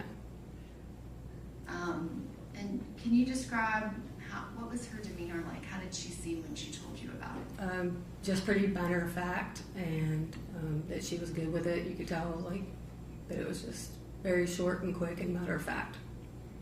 And did she make any reference to if there was a father that was going to be involved? No. Had you ever heard that name, Blaise Taylor? Not that I can recall. And at some point, I guess, after that date, did you continue to talk to Jade about the pregnancy? Yes, for sure. And can you describe kind of her demeanor when y'all would talk about it? She was very getting prepared. She was just like, this is what's happening, this is what I'm going to do. She was doing all the things that a mother would do to prepare for a child. And did she talk to you about her appointments that she would go to? Yes. Do you recall specifically on New Year's Eve? Did you see Jade on that day? I did. And can you describe what happened on New Year's Eve? Her father and I drove to Nashville to meet up with her and hang out with her and bring in the new year. Just hang out and have a good time. And did y'all take any photographs that night? Yes. I'm going to ask that the witness be handed a photo.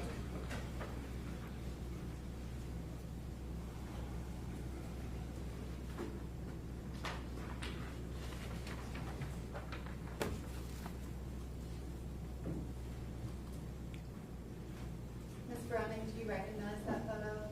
I do. And what is that a photo of? and her father and I. And was that taken on New Year's Eve? It was.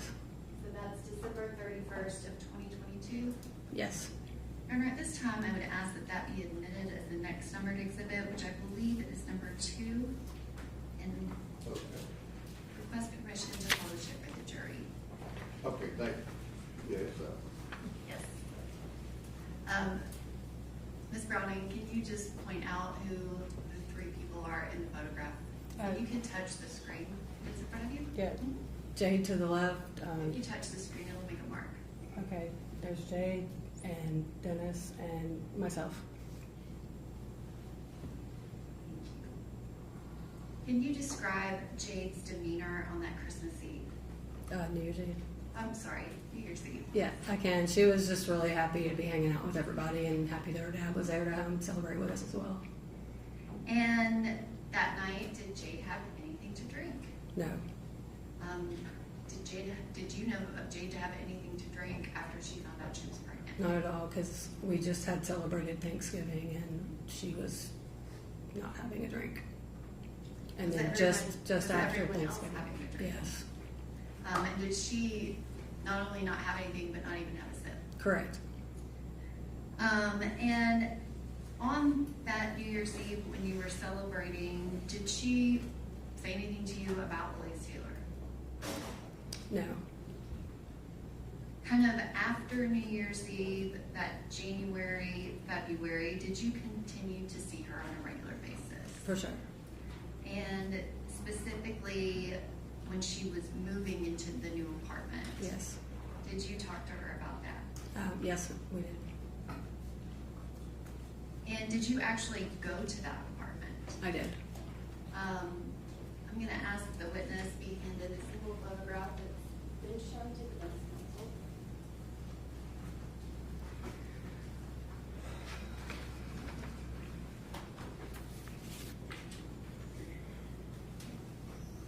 Do you recognize that photograph?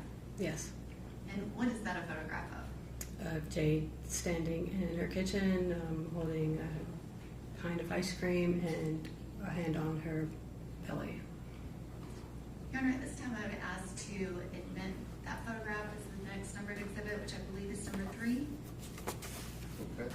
And may I publish that to the jury? All right.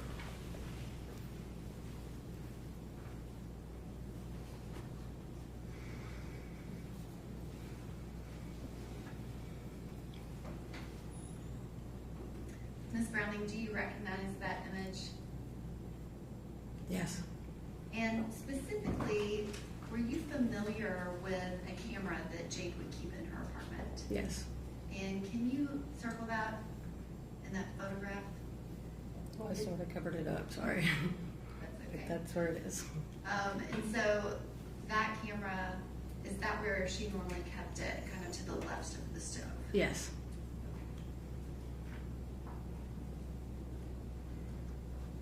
And in that time of February, in those last few weeks of Jade Benning's life, did you go to any appointments with her? I did. And can you describe that? I met her at the OBGYN in Franklin and just sat with her in the waiting room until they called her back and went back with her. We saw a sonogram, I believe, one of the times I was with her. Did you go to more than one appointment with her? I want to say I did, but I'm not 100% certain. It's been a minute and I forgot the details. I definitely remember being with her when we saw the sonogram, and I actually do think I was with her at more than one. Because one was in like the office where the doctor was with her, and then one was with the sonogram. And did you know who her OBGYN was? Yes, And who was that? Allison Mullally. And did you also know Dr. Mullally? Yes, she delivered our baby. And you said that you specifically remember one appointment with a sonogram. Was there something kind of big about that appointment? Just checking the anatomy and finding out If it was a girl or a boy? the gender, yes. And you were with her at that appointment? Correct. Was anyone else there? No. And did she find out on that day? Yeah, And what was she having? a girl. Was there anything else that came up during that sonogram? Yeah, I don't really remember all the specifics, but just some further testing, or they were just going to check everything out, make sure everything was okay. And did Jade have to go back for testing and another appointment? Yeah. And do you remember if you went to either of those with her? I can't really recall. Can you describe Jade's demeanor at the appointment on February 2nd when she found out that she was having a baby girl? She was good with that. She was happy. And did that demeanor change at all from that February 2nd date up until the last time that you saw her? No. When was the last time that you saw Jade before she was murdered? I'd say less than a week before I'd stopped by Ernest and she was working. I don't know exactly how soon it was, but I'd say less than a week if I had to guess. And can you describe her demeanor when you saw her then? She was great, just busy working. She's a hard worker. She always was doing what she was supposed to do. She was popping over to say hey and back into the kitchen. And at any point, did she talk to you about Blaise Taylor, or did you ever meet him? I never met him. At some point she did mention him, but I don't remember a lot of details other than she was just, I believe she had said he had gotten back in touch with her. This was after January. But you had not met him, is that correct? Correct. And had Jade said anything to you about him being kind of a permanent fixture? No. Can you describe, Ms. Browning, how were you notified about what happened on February 25th of 2023? I was asleep and they had a bunch of missed calls, and then I figured out that she was on the way to the hospital or at the hospital, and I just jumped out of bed and drove to Nashville. And when you got to the hospital, can you describe who was there and what was going on? Yeah, I believe I was met by a social worker when I first got there. I can't really remember other than they brought me into a room and Najee and Blaise were both in there. But the social worker helped me outside of the room for a few minutes just to tell me that things were heated. That things were Intense, kind of, yeah. And did you know what he was referring to? No. Did you, I guess, what happened next after he kind of told you things were intense and heated? He left us all in the room together, and I was just trying to get some information out of both of them, and it was a lot at one time to take in.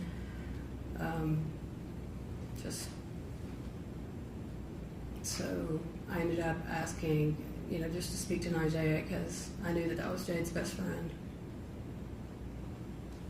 Do you remember anything that Blaise Taylor said?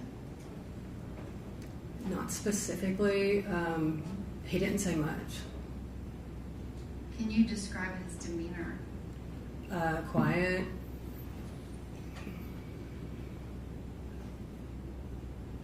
Did you see him cry at any point? No. And kind of same questions about Najee. Can you describe her demeanor? Yeah, she was really worried. She was a little frantic, and we were both panicking at that point. But I was just trying to,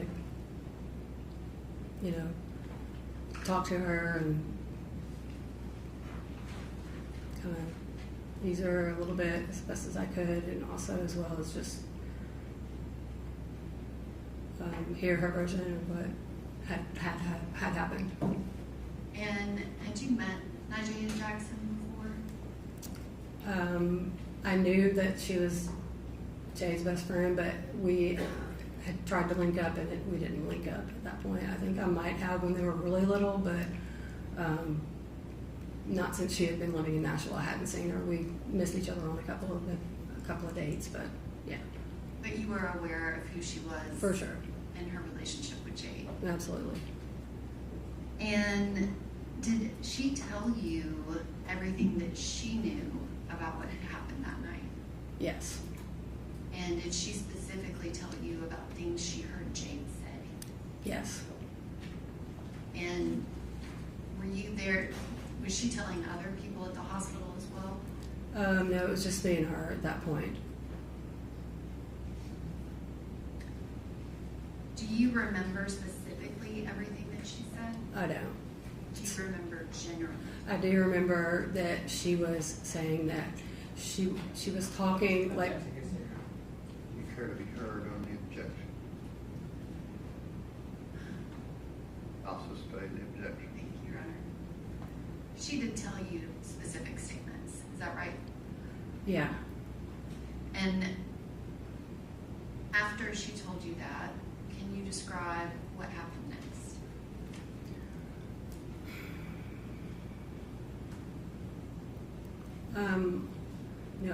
I was upset and I was worried too, but I was mostly just wanting to, at this point, see Jade. I don't really remember all of the interaction and the contact. That Najee and I weren't together for too very long before I was allowed to go back and to where Jade was so I didn't get to have any thorough conversations really with Najee, but I do remember her saying that. And I'm not asking you specifically what she said. Okay. But she did tell you. Yeah. Can you describe when they took you back to see Jade? It was the worst thing I've ever seen. I don't know how to describe it. She had tubes in her mouth. She was shaking. The nurse just seemed very worried, or like they were trying to kind of comfort me, but Jade just, it wasn't Jade, you know.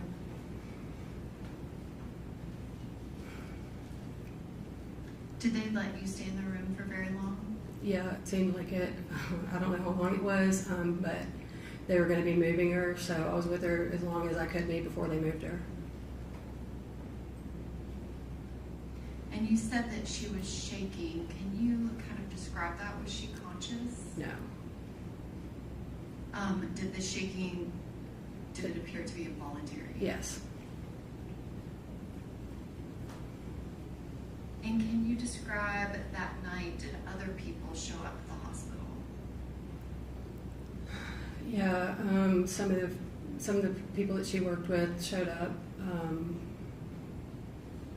People that she was friends with that were worried about her as well. Do you remember their names specifically? Yeah, Lauren and a girl that I forgot her name, but her nickname, she has a nickname that I can remember, but I don't remember her real. Natalie, I think, is her real name. And at any point, did you ask them to do anything related to Jade in her apartment? No. Did I ask?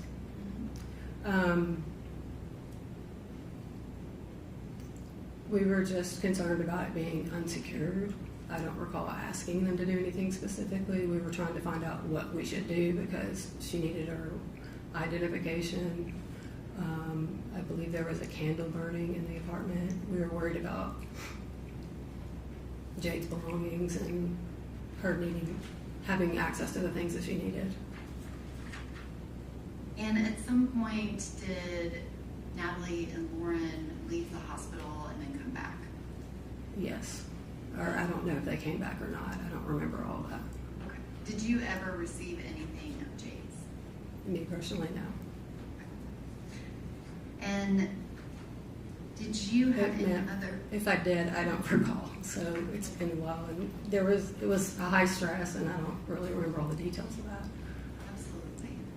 Did you see Blaise Taylor again from that first interaction when he was in the room with Najee? No, I saw him in the hall briefly, but that was it. Did he say anything to you? No.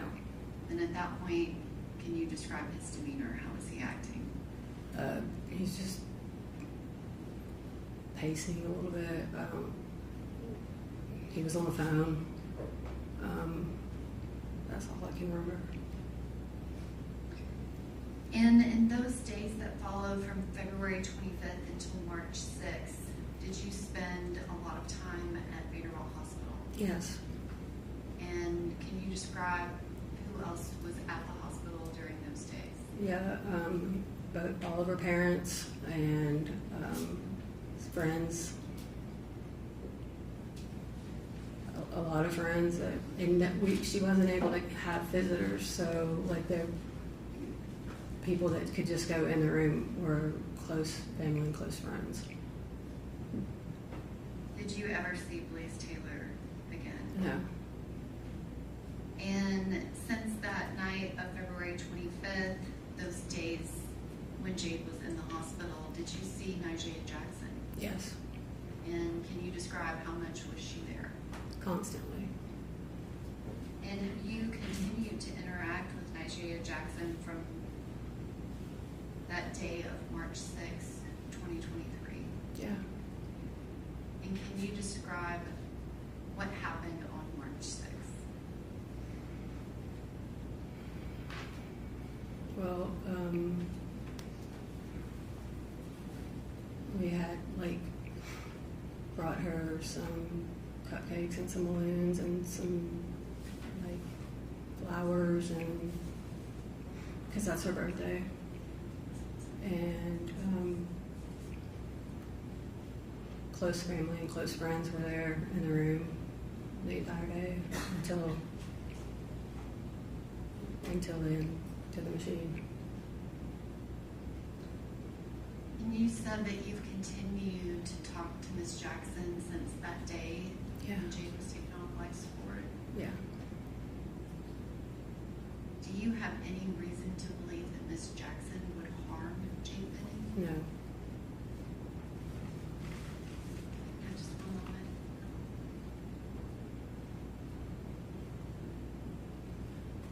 Thank you, Ms. Browning. I don't have any more questions. Questions on behalf of the defendant?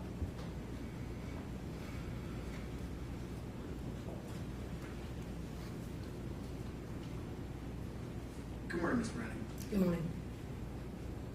So I think I heard this correct, and please correct me if I'm wrong, but Jade, Ms. Benning, she moved to Nashville around January 2022, so a little more than a year before this incident. Yeah. And you lived here a good bit longer than that, is that right? Yeah. I moved back here in 2016. 2016, okay. So before that, Jade lived in Arkansas, is that correct? Yes. Do you know where she lived before this? And not specifically. You don't know? I know that she was in Northwest Arkansas. I think it was Brightwater was the name of the culinary school. So she was at school before she moved to Nashville? Yeah, and then I don't know who she lived with after that during COVID, and I don't know specifically about her exact location of where she lived. I know that it was in Arkansas. Okay. So when she moved to town, you guys developed a bit of a relationship, is that correct? We'd always had a relationship. We got closer as I got to spend more time with her. Sure, so you got closer when she moved to town, right? That's correct. But before that, you had some relationship, but you're not that close, is that fair? We're close. We're family. But you didn't know what city she lived in before she moved to town, is that correct? That part was irrelevant to me. I knew that I could get to her when we needed to. I got you, but that's correct. You didn't know what city she lived in before she moved to town? Yeah. Is that correct? She's grown, yeah. She's grown. You need to know who any of her roommates were, right? That's correct. So when she moves to town, did she have a roommate or did she live alone? Alone. She lived alone. Okay. Were you familiar with any of the people that she was dating or seeing when she moved to town? No. So Jade Jackson doesn't move to town until August, right? Okay. Is that correct? Sure. Sometime after Jade moves to town, right? Correct. So there's about 9 months when she's here, kind of establishing herself, getting her bearings, right? Okay. Sure. Does that sound about right? That's correct. Okay. How often are you seeing her during that time period? Probably at least every other week or every couple of weeks, depending on depending on both of our schedules. Sure. Okay. So frequently. Yeah, like a family relationship. You're seeing her every few weeks, but not every single day, right? Correct. We talked more than we saw each other. I got you. You indicated that when you saw her at Thanksgiving and you saw her at Christmas, she wasn't drinking. You didn't see her even have a sip, right? That's true. In this time before November, did she drink? I never saw her drink. You never saw her drink. Okay. Do you know if she drank? Yeah. So she drank, but she never drank around you. No. No, she didn't drink around you? Correct. Okay. But to your knowledge, she did drink? Correct. And you just don't know how much? That is correct. You know if she did drugs? I don't know. She certainly did do drugs around you, right? Correct.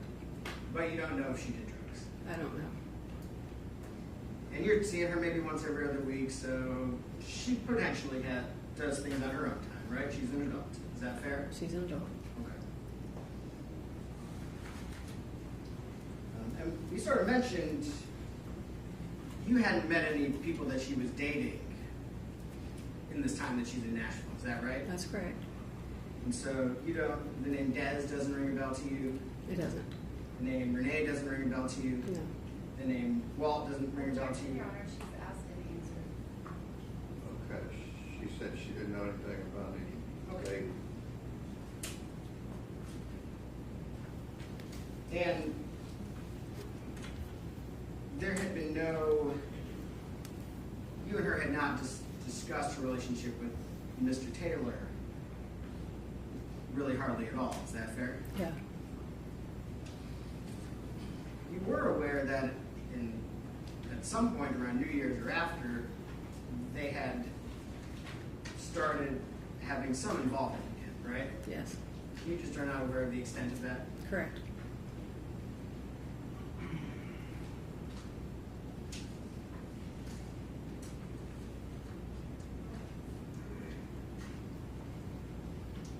I want to talk to you a little bit about this night, February 25th, 2023, okay? All right.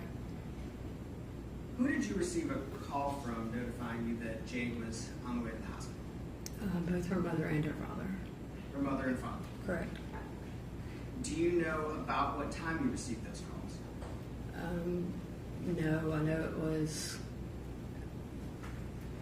late-ish, like not too late, like 10-ish, or maybe a little before. I don't know exactly. Okay. You said you had to come to Nashville. Yeah. Obviously we don't want to know exactly where you live, but about how long did it take you to get from your house to the hospital? About 25, 30 minutes. 25.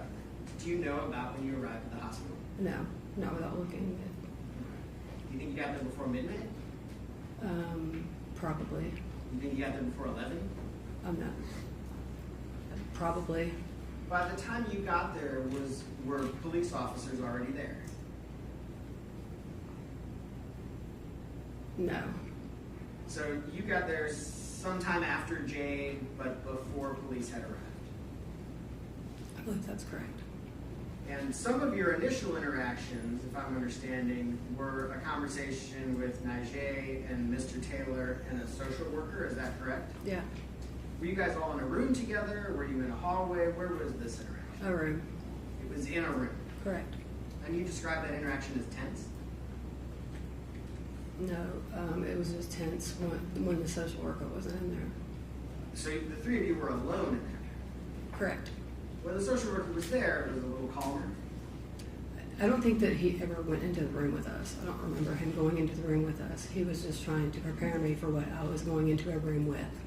Oh, so you spoke to the social worker in, like, the hallway? Like right outside of the room, I believe. I don't remember the exact specific details of every conversation and interaction, but I don't recall if the social worker came in with us or not, but I feel like he just left us at the door, but he did leave us alone.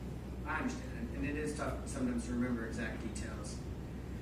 So before you go into this room, you talked to the social worker. Were Mr. Taylor and Jade Jackson in that room alone? I believe so. I don't know because I wasn't there. I don't know.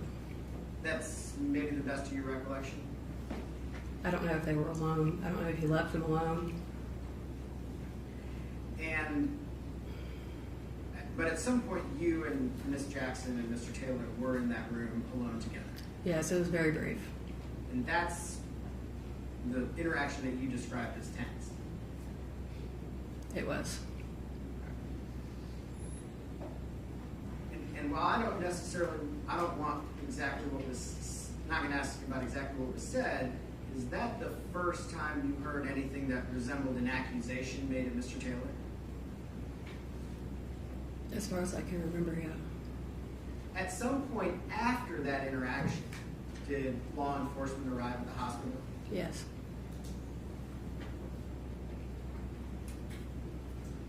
And you stayed at the hospital Overnight. all overnight. And you spoke to law enforcement, right? Yeah. And was it your understanding or impression that law enforcement was kind of speaking to everybody that night? Yeah. And obviously they were taking the situation very seriously. Right? Correct.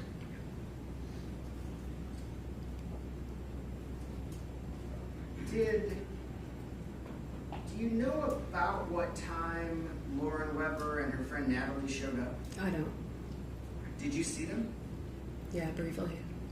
Do you know if when you saw them was before or after they went to? I don't recall. Do you know if when you saw them at the hospital was before or after law enforcement had shown up at the hospital? I don't recall those details. It seemed like it was all pretty much at the same time almost. I don't know. Okay. Do you know if at any point in time you were involved in any discussion with law enforcement about, hey, if we want to go back to the apartment and get an ID, get a purse, get keys, blow out a candle, the things that you mentioned, what's the best way to do it? Is someone from law enforcement available? Should we just go back and do it? How should we do that? Can you ask that again? He's asking, did you have any discussion with law enforcement about the apartment? I believe. I think that her mom was on the phone. I don't remember all the details.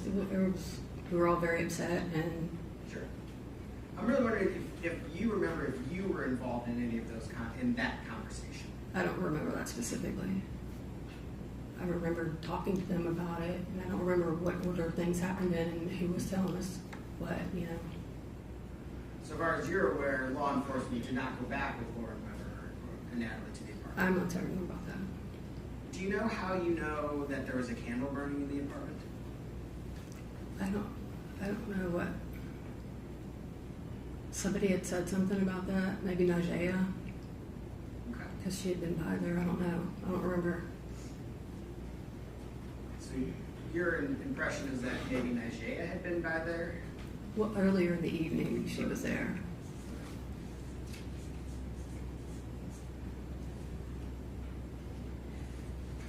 After that night, February 25th, and I know a lot happened that night, the next day, and the following 9 days. Were you pretty involved with the rest of the family in the next 9 days? For sure. Yeah. Was it your impression that Mr. Taylor was a welcome part of Jade Benning's family during those next 9 days? No. Was it your impression that Mr. Taylor would have been welcome at the hospital by Miss Benning's family if he had showed up there? Probably not.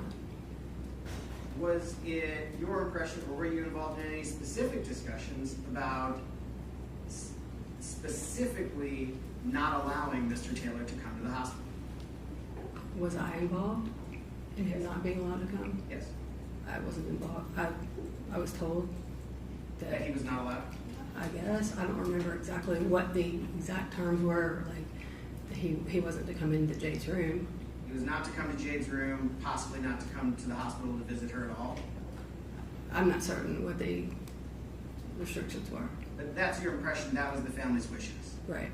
So there was some questioning while you, on direct by the state's attorney, that you were at the hospital, the family was at the hospital, right? Is that correct? Right. Jade came to visit her at the hospital, Right. But Mr. Taylor never came to visit her. He did not. He did not. But, in fact, he may not have been allowed to visit her, is that correct? Potentially. Even if he had wanted to? I don't know what he wanted. I don't know. But the family certainly did not want him around, correct? Right. And at that point, Jade was unconscious, right? Correct.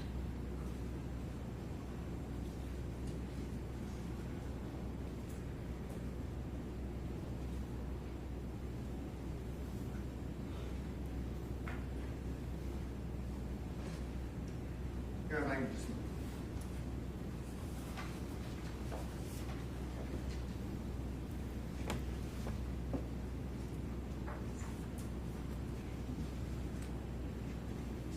Do you remember having a conversation at the hospital with Officer Fish? I think you were on an upstairs little alcove in the hospital. I do remember having a conversation with an officer, but I don't remember their name. Sure. Do you remember as part of that conversation being advised that nobody should go in or out of that apartment? I don't know what time all these things took place that you're referring to, so. Sure. Miss Burks was on the phone during that conversation. You called her, it was on speakerphone. Remember that conversation? I do. And you remember the officer, law enforcement, telling you all that nobody should go in and out of the apartment? I don't remember all of that specifically, but I do remember being on the phone with her and an officer being present. And you remember the officer telling you nobody should go in and out of the apartment? Objection, Your Honor, it has been answered. Okay, can you answer it definitively whether you recall that or not? I don't recall a lot of things from that night. I was He's asking very about the distressed. conversation about don't go into the apartment. Yeah, You recall that? yeah. I don't remember specifically somebody telling me not to go into an apartment. I don't remember the extent of that conversation. Okay. I know this is confusing, and I know that there's a lot Yeah. that you don't recall. Yeah, the timeline is very. I'm not worried about the timeline. I don't need times. We're just talking about one conversation. Don't worry about times for a minute, okay? Do you remember in that conversation, which I think you remember, with the officer upstairs, Bridget was on the phone, that the officer said, nobody in, nobody out? Do you remember that? Yeah. Yes? Okay. I Thank you. remember.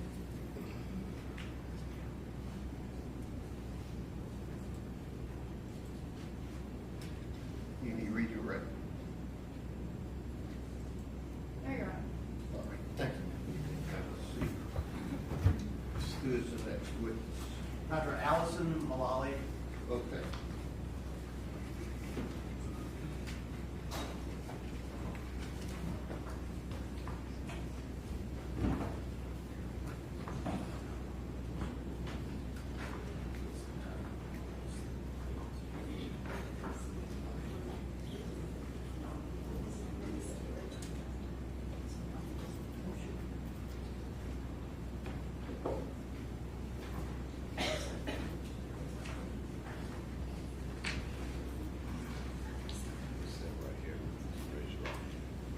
Please swear the testimony you're about to give the truth, so help you God.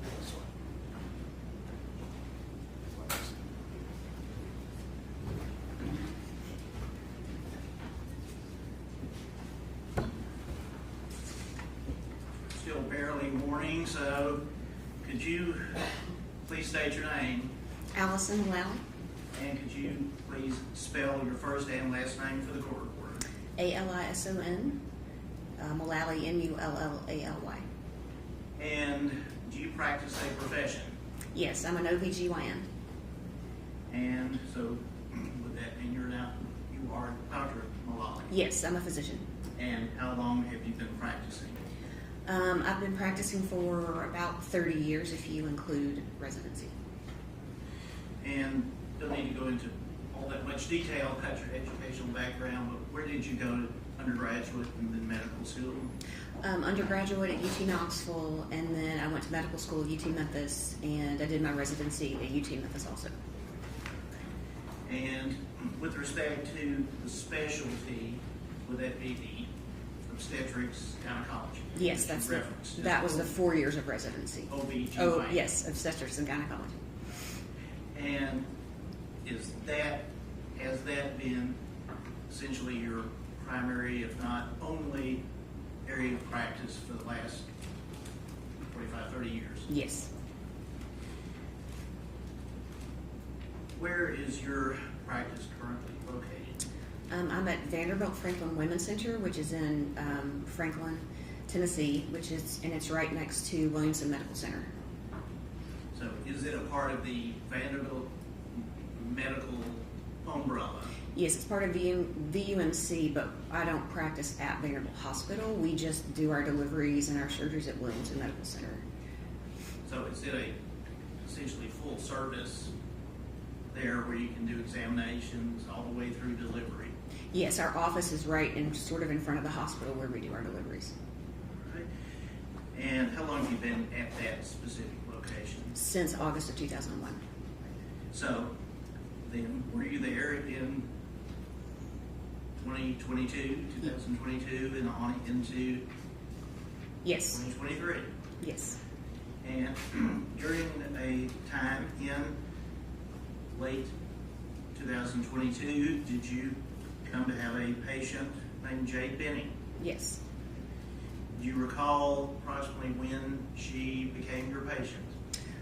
She came to see me for her first OB visit on November 16th of 22. And was there any, was she a referral? Did you have any relative of hers as a patient? Well, I have known her stepmother for a long time. Oh. Andrea, yes. So was that a connection, at least Yes. through the acquaintanceship? Yes. And I believe you said she came to you November 16th. That was the first Yes. visit. Had you ever met Miss Benning before? No. Or had her as a patient? No, she had been seen in our office by one of the nurse practitioners, but I hadn't seen her before. Tell us about that first visit. What occurred? What did you do? Did you obtain a history from Miss Benning? Yes. So it was a routine first OB visit. She had had a positive pregnancy test at home.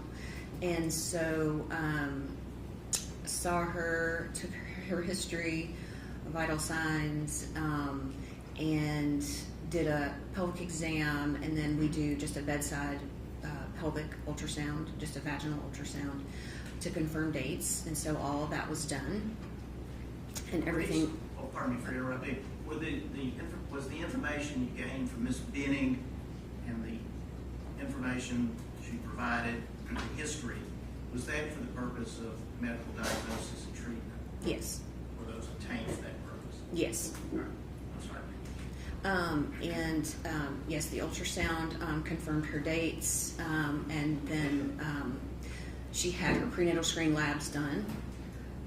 And then she scheduled for her next visit in six weeks from then.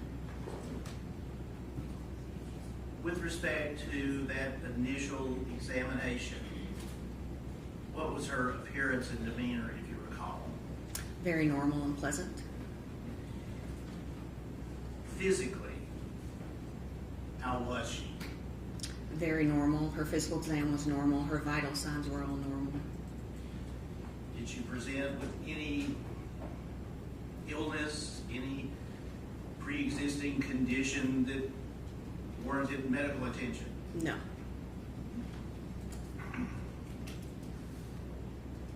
With respect to confirming the pregnancy, is that the time that you, as a doctor, estimate a due date? Yes. And how is that, what is a due date and how is that arrived at? Well, we start by using the first day of the last menstrual period, and then conception generally is a couple of weeks after that. So we start with that, and then the due date is 40 weeks from that. So her due date was estimated to be June 19th, and which went along with her period and coincided with the 9-week ultrasound that I did.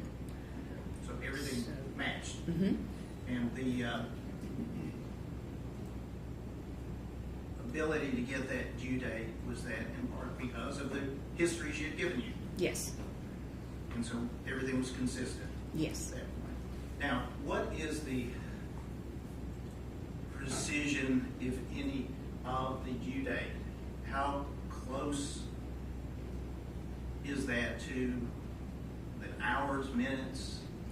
It's pretty precise, especially since it coincided with the early ultrasound, which is very accurate at estimating. So, within 3 days or 5 days, it's very accurate since it coincided with her period. The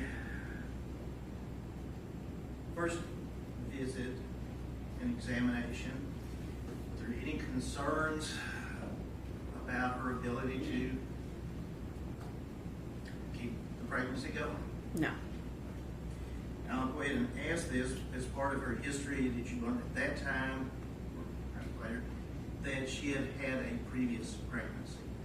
Yes, it was in the history that she had a prior pregnancy, and I don't recall if she had had a miscarriage or a termination. A lot of patients don't like to discuss that, so I don't really dwell on that for very long. So it's documented in the record, just non-specifically. Is that relevant It's to not. any treatment that you would provide or did provide? No. And first appointment, was she there on time? Yes. Do you recall whether or not anyone came with her to that first appointment? I believe she was by herself. I know she never had a male partner with her. I think Andrea may have come to an appointment or two, but it was maybe at a later one. Okay. By Andrea, Miss Browning? Yes. The next appointment. Did she keep that appointment? Yes. Is she on time? Yes. Do you recall her appearance, demeanor at that? Normal and happy to be there. Okay. When you say happy to be there, what do you mean by that? Engaging and interested in information and appropriate concerns. And Did she express to you any concerns about the pregnancy? no. Or the opposite, any happiness about it? I remember her being happy about it, but I can't remember anything specific Okay. about that. Suffice to say, was there anything unusual about her actions or appearance? No. Anything to do with it? No. And just briefly, I don't need to go into specific details, but what was the second visit? What did it entail? The second visit is usually when I do the breast exam part of the exam. I go over the prenatal labs, and we just listen to the fetal heart tones with the Doppler. And then at that visit, she would get scheduled for her 20-week ultrasound at her next visit. At that second visit, was there any concern on your part about her ability to carry the child to term? No, everything looked good. The ultrasound, you recall approximately when that was? It was at 20 weeks. I think the date was February 2nd, I think. Hang on just a second. Would you have them have a seat, Ms. Haney? All right, then if there's not room, just leave. If there's not room, just leave. Can't be distracting things. All right, go ahead. Thank you, Your Honor. So, February 2nd. Now, are you present for that, or how is that scheduled and operated? No, I'm not present for that. That's done in a separate room in our office with the ultrasound tech, and then the maternal fetal medicine doctors read the report, and the report comes to me. And did that occur in this particular case? Yes. Now, on that February the 2nd, 2023 date, would Ms. Benning have known the results or been given the results of the ultrasound? I called her, I think, on the 6th with the results because there was not really an abnormality, but a soft finding for a soft marker for Down syndrome. So what we do in that case, it was an intracardiac echogenic focus, and that's not a problem with the heart in and of itself. But we offer genetic testing because she didn't do that before. So we offered her genetic testing because if the genetic testing is normal, then we know that it's just a normal variant and it's nothing to worry about. So I talked to her on the phone and discussed the results, and she decided she did want to do the genetic testing just to make sure everything was okay. And so she came in and had that drawn. I can't remember the date of that. Maybe that was the 6th. I can't remember. And was that testing done, and was there anything of concern? No, that testing was done and it was normal. And was Ms. Benning told that? Yes. And you recall what, if any, reaction she had to that? Well, I think one of the nurses called her. I didn't call her for that, but. Okay. Did you see her again? I didn't see her after 20 weeks. Okay. After the 3rd visit. Well, that's what I say. Yes. Third actual visit, not counting the ultrasound. Right, so I saw her for her 3rd visit just after she'd had the ultrasound. She had had the genetic testing drawn, but it wasn't back yet. Okay. Well, tell us about that visit. Oh, it was a good visit. I mean, I reassured her again that this likely was nothing to worry about, and you know, she was just waiting for the testing to come back. Okay. Did she arrive on time? Mm-hmm. And you know whether or not anyone came with her to this visit? I don't recall for sure. Now, if anyone would have come with her, would you have met that person? Yes. As opposed to them just staying in the parking lot, or is there a waiting room?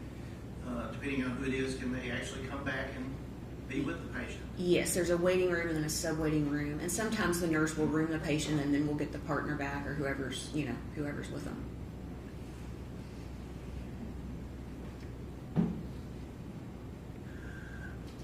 Again, on February the 10th, I was calling the 3rd visit. Was she progressing normally? Yes. And again, other than waiting for the genetic testing, were there any concerns about her ability at that time to carry the child to term? No. What was her demeanor, appearance about that visit? It was normal. Did she ever express any concerns or any hesitancy about wanting to have this child? No. Now, as part of the history that you obtained, are there certain things that an expectant mother should not do? As in drinking, drugs, probably any number of things. Yes. Mm-hmm. And did you have those kind of discussions with Ms. Benning? Yes, I always take a history to make sure they're not doing any drugs or alcohol or smoking or vaping. Okay. And I would note it if she was. Was there any indication she was doing any of that? No. And at any time during the visits, did it appear that she was taking anything that you would have told her not to? No.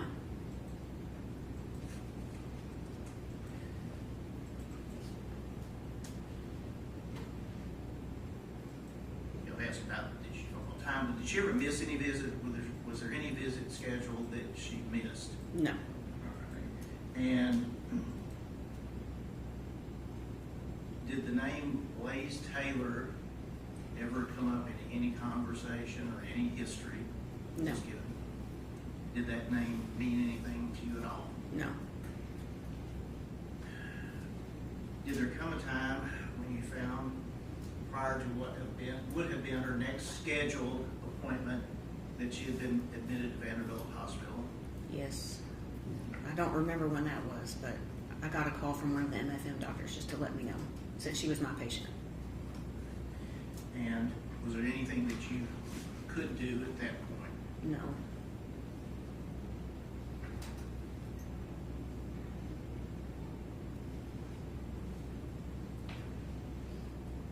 And as of, let's say, February the 25th, maybe I need to do some math, but based upon the calculations,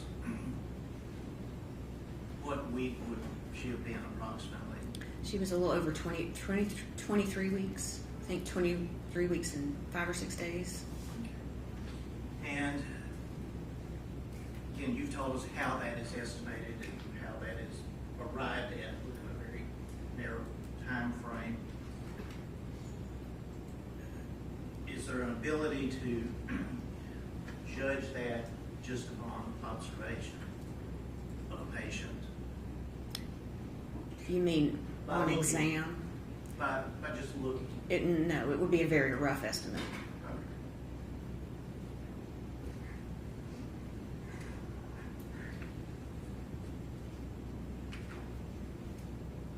That appointment that she was not able to make, what would have happened at that? We would have measured the fundal height, listened to the heartbeat, and she would have had her gestational diabetes screening test. You told us about her being advised of the ultrasound. Would she have known the sex of the child she was carrying? Yes. And it was a girl. Did you know? I was going to say.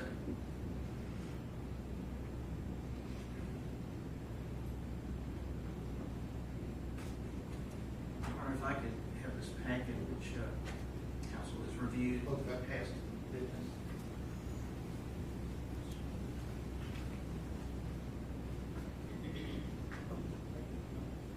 Dr. Malali, you're being handed a packet of materials.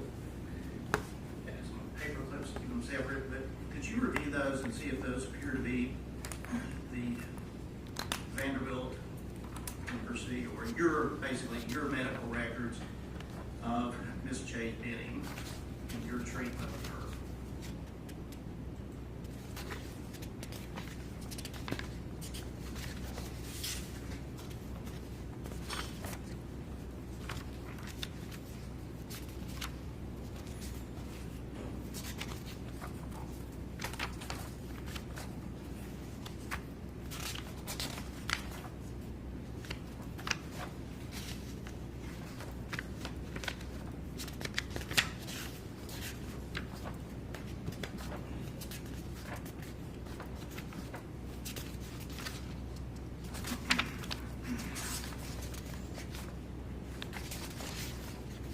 Yes, these are all records from our office, from my office. Your Honor, I would consider those as exhibit number 4. Okay. Let's make a collected exhibit. No objection, Your Honor. All right. Dr. Malali, as far as your treatment and care of Ms. Benning, was she doing all the right things to become a mother? Yes.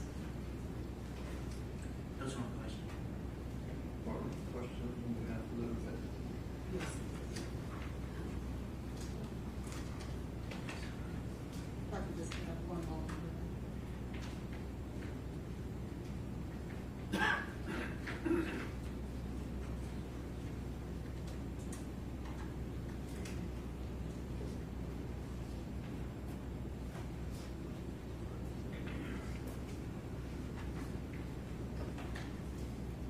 Dr. Malali, how are you? Good, how are you? I am good, thank you. I am Letitia Quinones Collins. Can I ask you a few questions? At any time you don't understand, let me know. I'll do my best to rephrase. Okay. Thank you. Just a few questions for you, Dr. Malali. Will you tell me, am I saying that right, Dr. Malali. Malali. Okay. Dr. Malali, can you tell me, have you been able to determine when Ms. Benning would have become pregnant based on your examination of her? Well, by her dates, she would have conceived roughly 2 weeks after her first day of her last period. Okay. And the first day of her last period was what? I don't remember that. I have to look. Will you trust me if I tell you that I just looked in the records that you just reviewed and we got into evidence? If that date was, patient's last menstrual period was September 12th, 2022? Yes.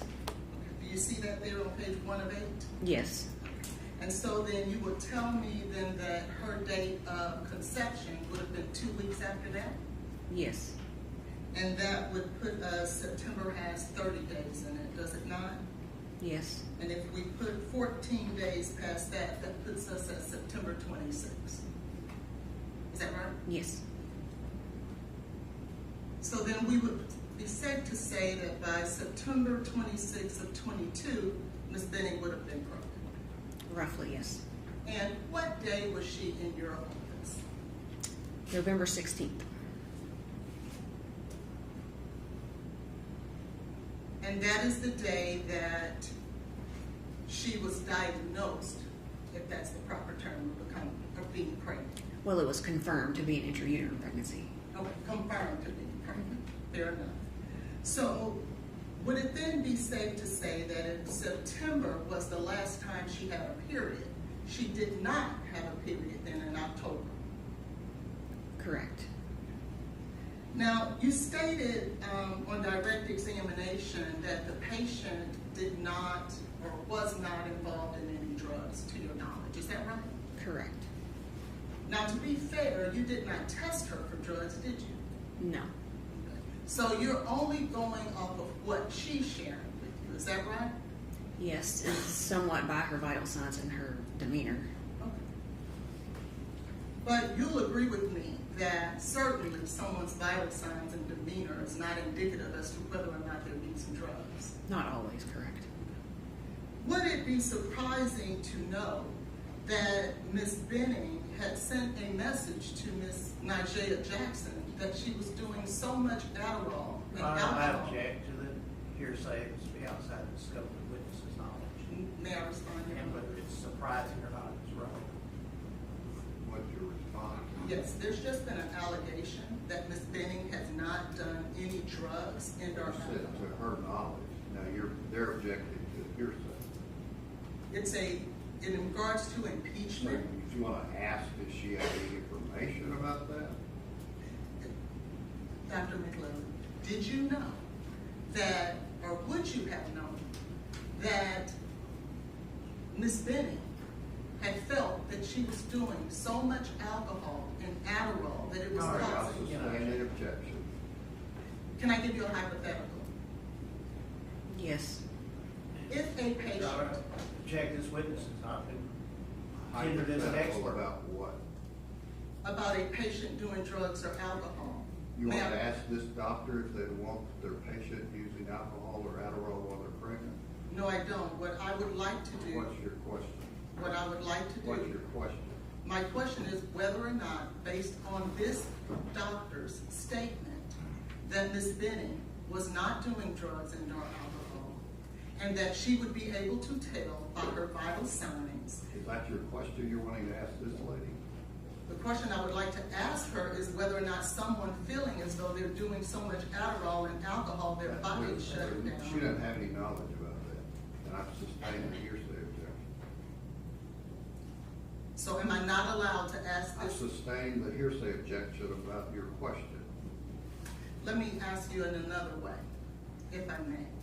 Did Ms. Benning ever share with you that she was doing Adderall? No. Did she ever share with you that in November she was doing mushrooms?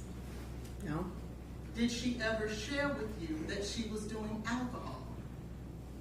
No. Did she ever share with you as her medical professional that she felt like she was doing so much Adderall and alcohol that her body was shutting down? No.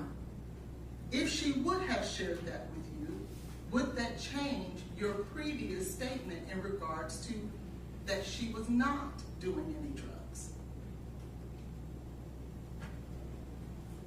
If she told you she was using drugs, that would change your opinion about whether she was using drugs, is what she's asking. Yes.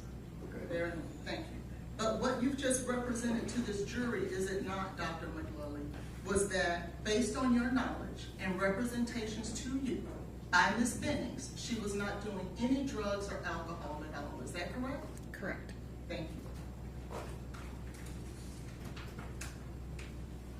you. Any other?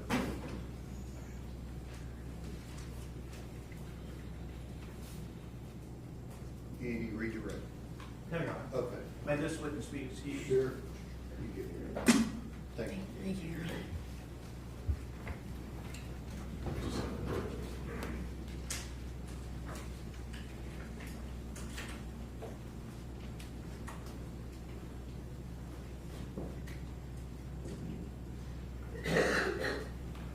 All right, ladies and gentlemen, we're going to break for lunch. Just remember what I said about not discussing the case, forming any opinion about it, the other admonitions I gave you yesterday. We'll get back here in 1 hour. You can step down the hall.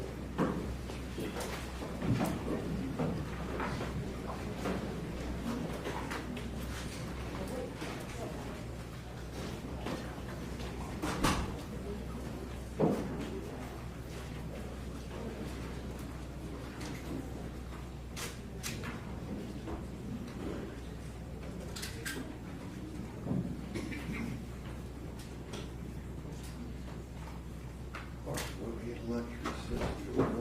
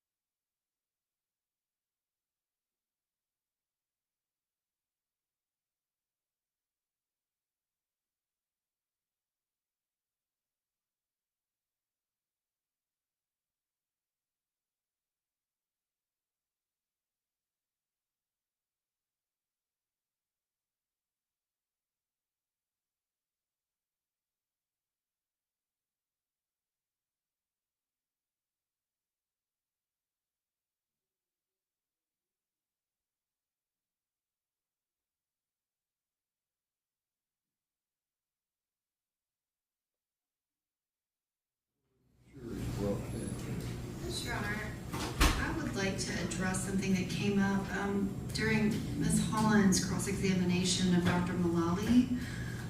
She specifically asked her about a text message that Jade might have sent to Nigella Jackson about Body shaking, yeah, I heard it. about doing Adderall and alcohol.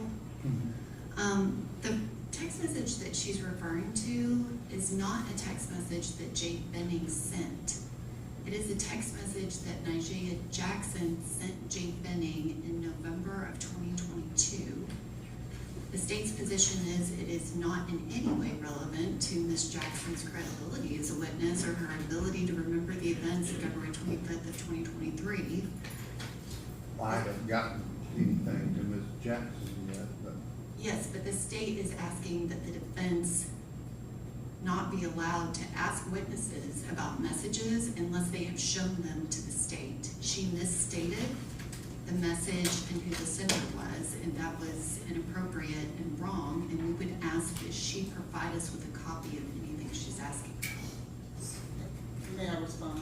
Do you think the message that you quoted the doctor is from Ms. Benning? I am looking at It's just a yes or no. Yes, I am. Yes, I do, based on the records that I have. She thinks it's from Ms. Benning.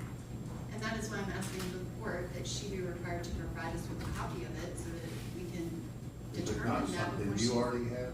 I don't, I Where do you have a reference copy it? of the message. Let me right see, here. Ms. Hall. Let me make sure I give you the right one. And what I was trying to tell the court was that this is the dump of Ms. Benning's phone. So I am referencing the dump that we were provided by the Well, state. still gotta know who it's coming Yeah, from. so let me find it, and Okay. then I will turn it to the court. Because what I saw on there was, it was from Ms. Benning. So if I'm wrong, it's based on the records that we received from the state. So I'll find it and I'll get it to the court. Okay, let me see it. Okay, let me come. Who's the next witness? Counsel Jones. Keon, okay.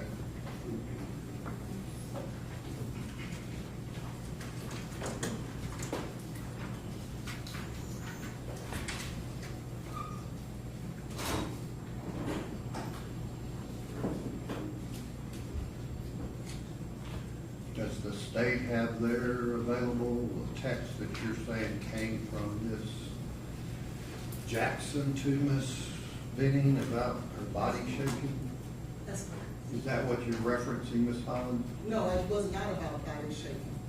Well, that's what you asked. No, what I asked was, Look at that message and see if that's what you're speaking of.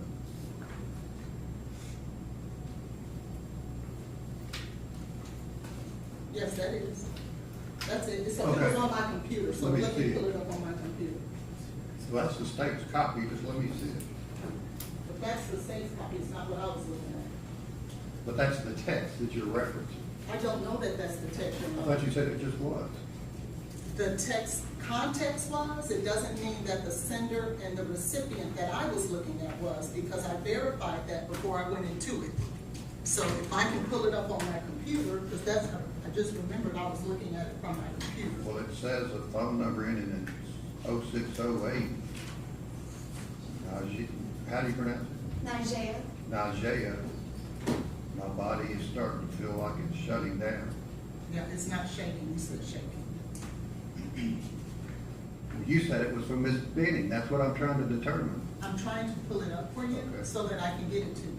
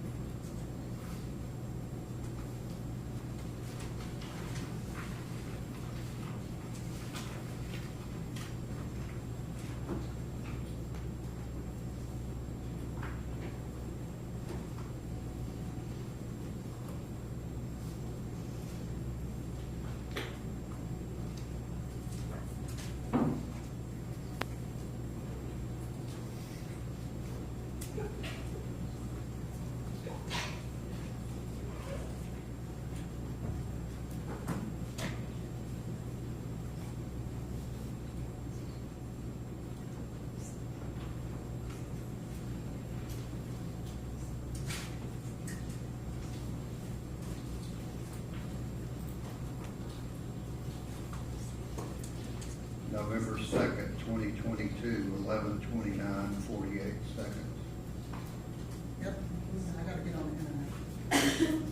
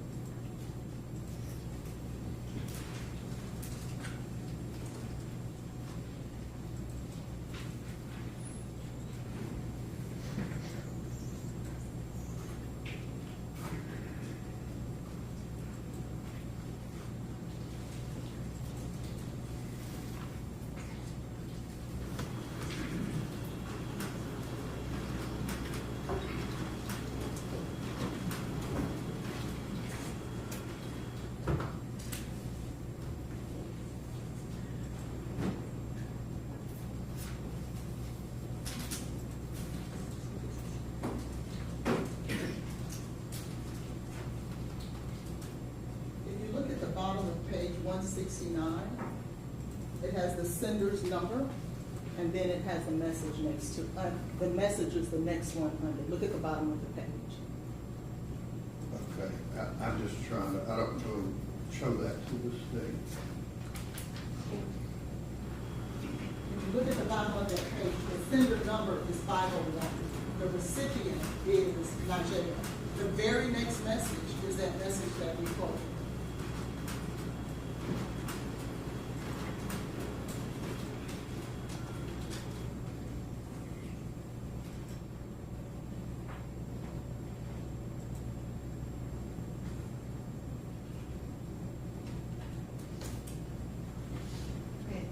Her copy is the metadata. Yeah, no, I get it. I can read all of this. On page 1969, for record 4388, it says the sender name is Nigeria, 501, 541, and this following page, 1970, is the message. If you also see the sender goes with this message. Can I finish? So I can tell you? Let me ask you a question. The sender says 501-541-5008. Is there a police officer here that can tell us who's the sender and who's the receiver on that? I absolutely can get someone here. Okay, why don't you do that? Yes. So you're, Ms. Hollins, you're still thinking that this message is from Ms. Benning? What I'm sharing is when I looked at the sender's number, it said 501, and then when it said recipient, it did not say Jade Benning. So when I saw sender 501, Okay, which is, well, let me ask you, are you acknowledging you're now mistaken? I don't know that. I can say that she's right because it does say sender's name, Nigeria, but the number was 501-541-0608. What do you need to figure out whether you were mistaken? Let me just speak with my staff who sent it to me. Okay.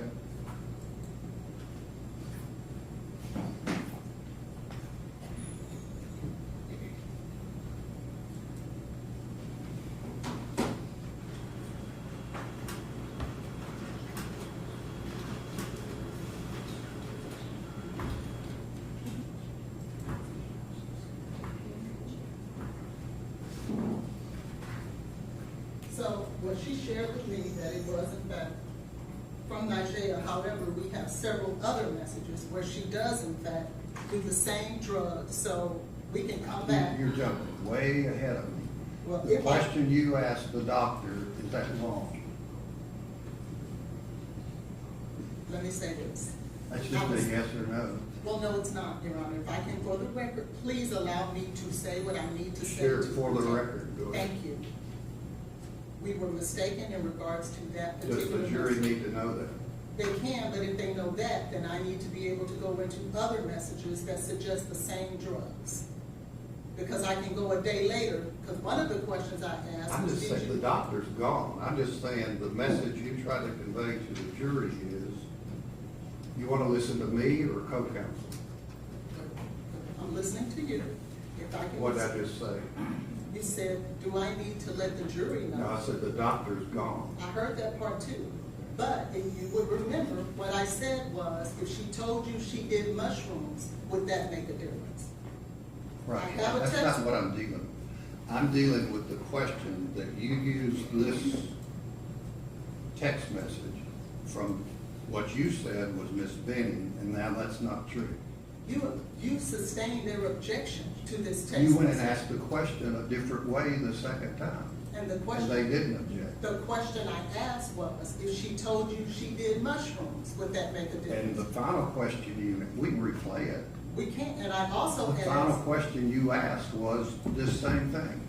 it was, but the drugs And are she still said, the no, same. I didn't know that. Yeah, we can clear it up and I can talk about the same drugs in I'm a not different dealing with text. the others and what are the witnesses. I'm dealing with, were you wrong on who generated this text? I was, but that text did not come into evidence. The question was. Your question included the text. No, it did not. Not what was in front of the question this witness was able to answer did not The deal with the question text. they objected to and it was sustained did not come in. Then your final question after the mushrooms and everything else was, if you knew that she was taking Adderall to the point of shutting down her body, would that been contrary to her history? She answered yes. They didn't object. So the jury heard all And they can bring the doctor back and say something different. that. She's gone. Well, she can come back. If she wants to impeach that, she can. But And you said it didn't get out. Why was they impeaching? because you're saying it did. And I'm not It gonna- did. Well, then she I'm can gonna do bring what the she jury needs to do. down, Your Honor, I don't tell wanna them argue with the that court. questions are not evidence, which I told them from the get-go. That's right. But that the question you asked, generated from a text from Miss Benning, was not from Miss Benning. The question I asked had to do with the drugs Ms. Benning was doing. And there's a plethora of You weren't evidence. asked about that, and I'm not getting into it. Okay, well, that's what, if she goes and If you corrects think that. you want to question now who you know is Miss Jackson, then we can have a jury out of it. Do you think it's relevant that this text comes in to impeach Miss Jackson about her reliability? No, I don't. Okay, then let the jury step in.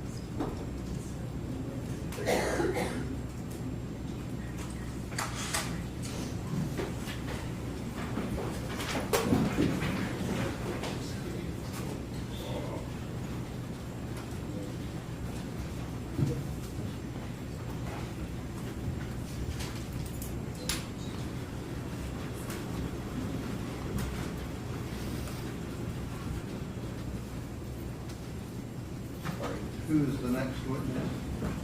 Keontae Jones, Your Honor. Keontae Jones. All right, hold him up just, I didn't know if he was in here or not. Ladies and gentlemen of the jury, let me give you this piece of information.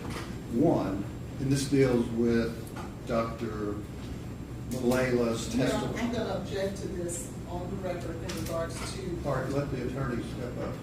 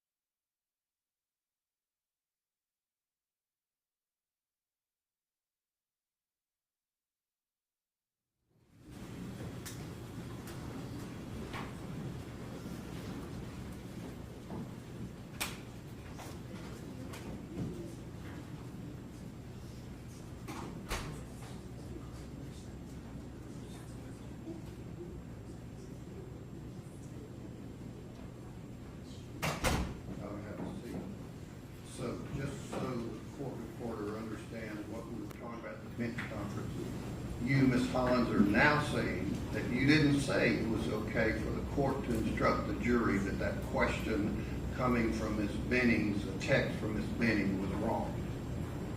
What I thought the court was. Did you say that or not? Judge, I cannot But you respond played back the if you cut me video. off every time that I'm trying to protect. the I record. said, I'm gonna bring the jury in and instruct them that questions aren't evidence, and that That's your what you question about, to the Dr. Malayla, about Ms. Benning generating a text that she was starting to feel like her body was shutting down, did not come from Ms. Benning. You now agree to that, right? You agree the text did come from Ms. Benning, I do agree that the text would come. but from you're now saying you didn't say that that was okay. No, what I thought the court was saying was that you were going to instruct the jury that what the lawyers say is not evidence. I don't have a problem with that.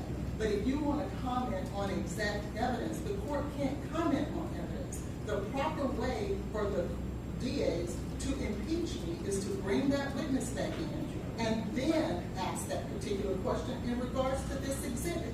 That is the proper way. Then at that time, I have a right to come back and ask about those very same drugs so that the jury doesn't believe that I'm misleading them. The way that the court wants to do it, it makes the jury believe I'm misleading them You did. about the drugs. Because You're you right. misunderstood the text. You're right, but the court sustained the state's objection. Not the third time. The third time, if my question is wrong, the proper thing for them to do is to bring that witness But that back. message got to the jury. So how would I explain to the jury what question or what information we're talking about? Your Honor, that's not for you to do, it's for the state to do. How would I, you're saying it's okay for me to bring the jury in and instruct them that what the attorneys say is not evidence? That's correct. About what? That's for the jury, for them to come back and decide. If the court comments on direct evidence, it is improper. And the court knows There was no evidence of your question. Then why are we talking to the jury if there's no evidence? Because you brought it up and misunderstood what your staff gave you. So that means that the state has a right to bring that witness back up. That is the way that that is handled. It's not for the court to then impeach me. That's not the way that Is that the goes. doctor still around? No, Your Honor, but she keeps talking about us impeaching her. She is I supposed to don't be know. ethical, follow the rules, and not Please lie don't. to the witnesses. Okay, so She wasn't unethical, she was wrong about who sent the text. that Maybe happens. that's the last time that'll happen. You're right, Your Honor. All right, let the jury step back.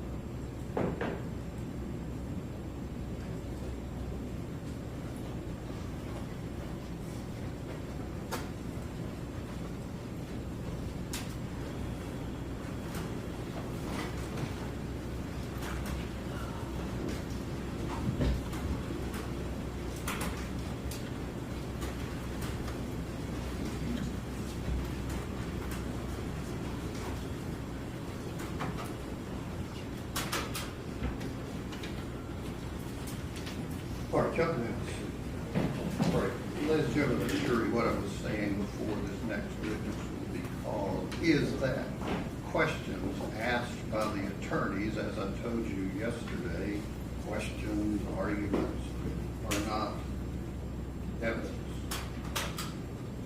unless it's adopted by the witness, as I said yesterday. There were questions during Dr. Malayla's testimony about a text generated from Ms. Benning that is now acknowledged that text was not from Ms. Benning. So just disregard that information. All right, if you'll step up, please.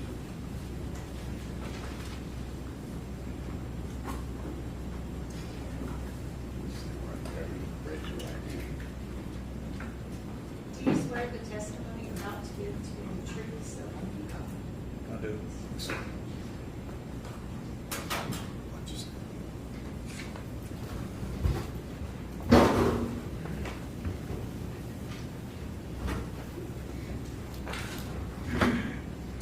Sir, could you please tell us your name and spell your first and last name for us? My name is Keontae Jones. First name Keyauntee. Last name Jones, Jones. And how long have you lived in Nashville? About 4 years now. Okay. So, are you originally from Nashville, Tennessee? No, sir. Why did you come to Nashville? Came down here for school. And what school is that? Meharry Medical College. And what medical degree are you pursuing? Doctorate of Dental Surgery. Where did you go to undergraduate? Grambling State University. And when did you graduate from there? I graduated in fall of 2021. And when did you begin dental school? I began dental school fall of 2023. When you came to Nashville, did you already know anyone here? No, new person in town. Did you live on campus or close to the Meharry campus? Did not live on campus, but I'm in close approximation to campus, yes. What is your current status as a student at Meharry? I'm going into my 4th year of dental school. And how much longer is there to go? A few more months.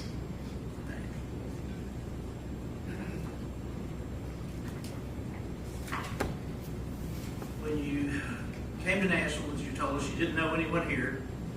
Did you meet fellow dental students and or other people here in Nashville? Yes, sir. Met quite a few people. And was one of those individuals Jade Jackson? Yes, sir. How did you come to know her? Hanging out with different people in our class. Went out a couple times. Got lunch, things like that, and then we developed a friendship. Was she also a student at Meharry? Yes, sir. In the dental school? Yes, sir. Is she still in dental school? Yes, sir.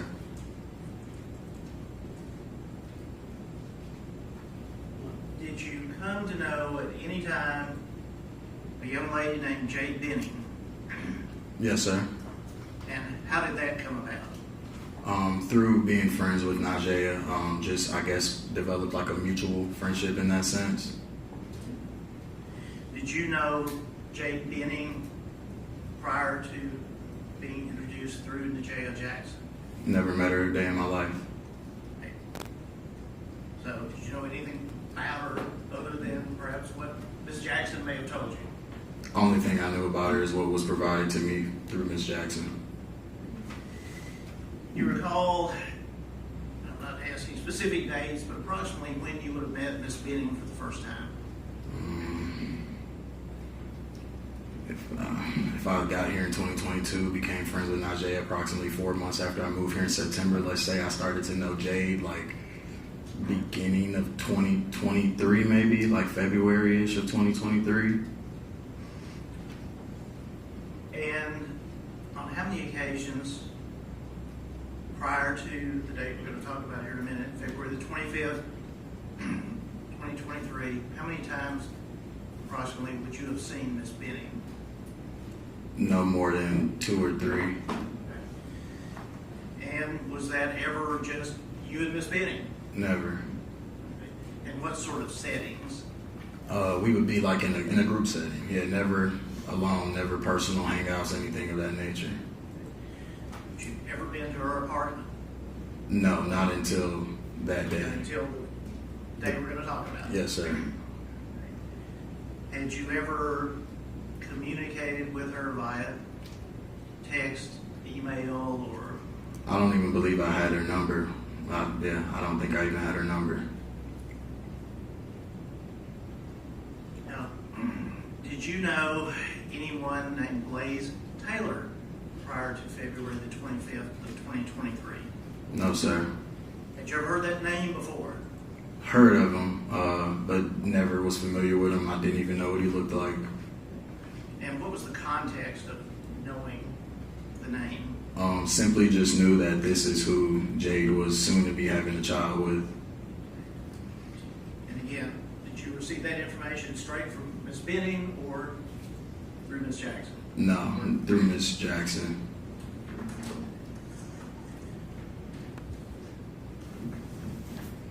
Let's move on to February the 25th of 2023. Do you recall the events of that day? Yes, sir. And prior to the evening, do you recall anything about what you were doing during the daytime? I believe that day we had just left the library from like studying. I know, yeah, we had just left campus from studying. And who is we? Myself and Najee.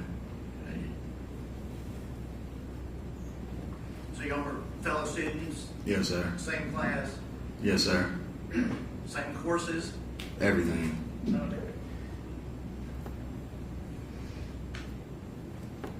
So we'll pick up there. You finish studying. It's in the afternoon, is that correct? Yeah, probably about 6 or so, maybe 5, 6. Okay. And what were your plans for the evening, if any? I had plans to go home and get ready to hang out with some of my friends. And then I was informed that there was an invitation to perhaps get some food at Jade's house that night. And was that information from Ms. Jackson? Yes, sir. Now, in those days of being in college, free food, was that? It sounded like a good idea. Yeah. So, anything out of the ordinary? Was anything unusual about that, really? No, I mean, I knew Jade was a chef, so there was nothing abnormal that she wanted to cook for her friends or anything of that nature. Had you ever been to the restaurant where she worked as a chef, where Ms. Benning worked as a chef?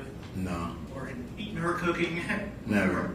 Okay. So, offer was made. You say, sounds good. Sounds great. Yeah. And what, if anything, did you do after that, as far as getting to where the food was? I think we may have went to my house, parked my car, and then from there, Najee and myself rode in her car to Miss Benning's house. Okay. And who drove, it being Miss Jackson's car? She did. She drove? Yes. Okay. Anyone else with you? No, just us two. At that time, did you know where Miss Benning lived? No, I just heard she had just moved into a new apartment, but I was not familiar with the area or, specifics as to where it was.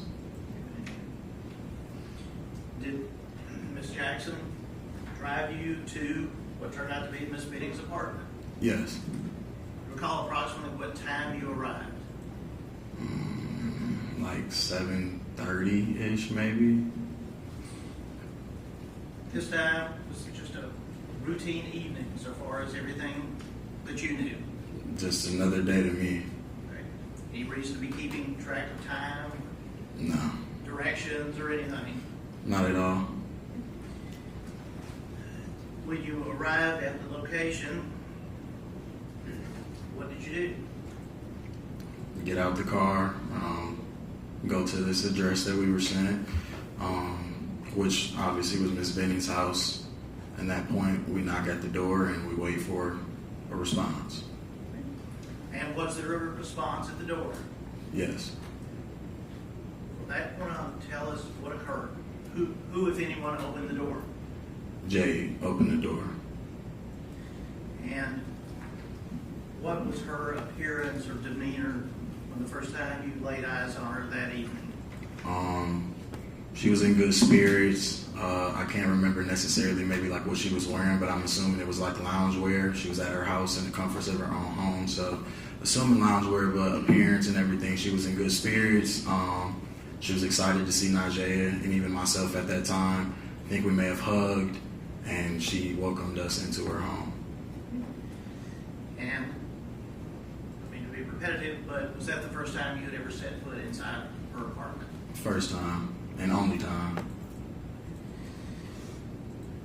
From your memory, can you describe anything of what it appeared as you stepped over the threshold into her apartment?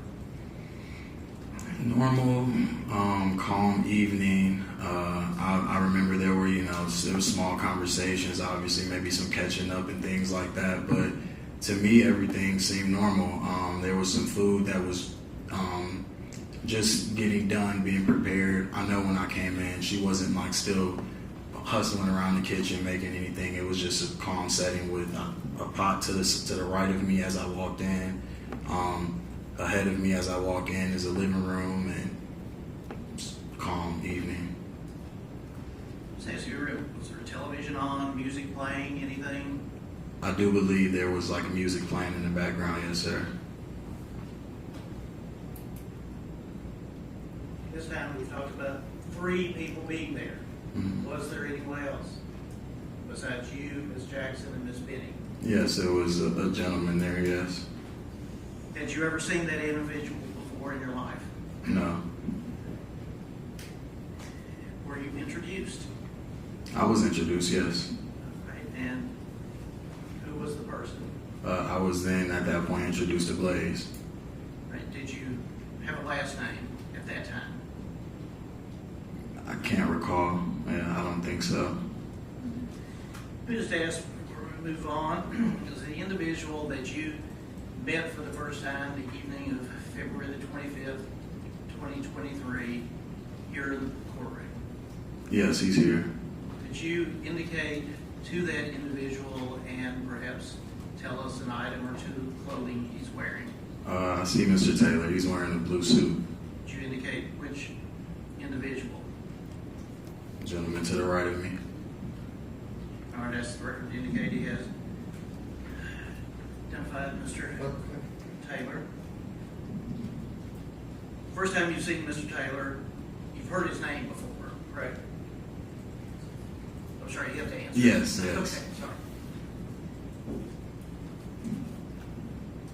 Can you describe how he appeared in first impression of what you saw? First impression, nothing really seemed to strike me as off-putting. Seemed like a decently put together gentleman. He was quiet for the most part. And yeah, like I said, nothing really caught me off guard about meeting Mr. Taylor for the first time.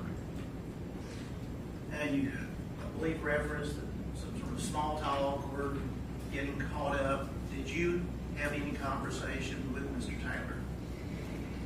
If I did, I can't remember. Probably just guy talk, how you doing, something like that. Maybe talked about sports or something of that nature, but nothing overextensive. When you first saw Mr. Taylor, what, if anything, was he doing? When I first saw Mr. Taylor when I came in, he was kind of, like I said, to himself, quiet. He was like shuffling some cards, playing with what I believe at the time was like some Uno cards or something like that. And yeah, that's pretty much what he was doing, to himself, quiet, maybe chimed in a few times in the conversation, but just to himself.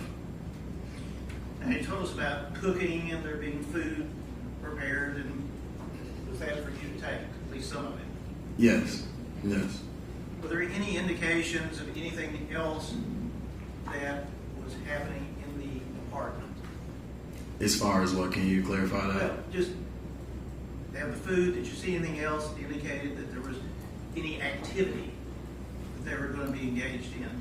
Yeah, at that time there were like some canvases out, and when further questions were asked, it was told that they were going to be having like a paint night. And understand, if at all, what the purpose of the painting was? To my knowledge, these paintings were supposed to be for like the baby's room. was there, I believe you said canvas, was there paint and other items that would go with that? I mean, paintbrushes, stencils, things of that nature. Yes, sir. And where were they? On the kitchen island as well with the canvases. Did you see any, talk about there being food, any type of beverages, any drinks? Yeah, I saw like there was some like a glass out, maybe a glass or two, and had like some juice in it or something like that. But from what I can remember, that was all that I saw as far as like beverages. You remember anything about what color the beverage was? Some sort of pink juice. While you were there, did you consume any beverages? No, I didn't drink anything. Were you offered anything to drink? I was. I think I might have been offered maybe some of the juice or either water, but yeah, I wasn't thirsty at the time. Did you see any alcoholic beverage in sight? Not to my knowledge that I can recall, no. It says, how long were you there approximately? At most 30 minutes. During this time, did you sit down, watch TV, or were you standing the entire time? We were standing the entire time, never sat down, no sir. And during that time, what, if anything, you observed Mr. Taylor doing other than shuffling the cards?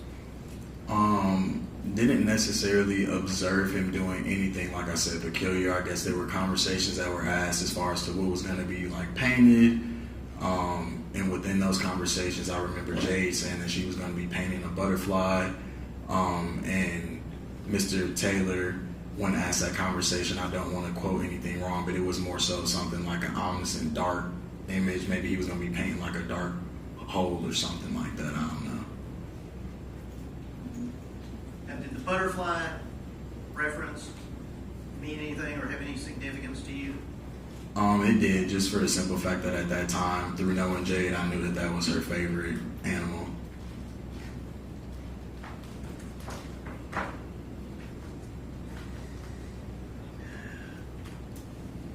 You're there, the small talk, the catching up. Did you and Miss Jackson at some point leave the apartment? Yeah, we leave after about, like I said, about 30 minutes, 40 minutes most. We were not there for a long time. And then, yes, after we had our conversation, got the food plated and everything, we left. During the time that you were there, do you recall whether any one of the four of you were on cell phones or doing anything like that? No, not to my knowledge. I feel like everyone that was in the room at that time was pretty present in the moment. I don't think there were phones that were, I don't think anyone was on their phone much. You and Miss Jackson leave.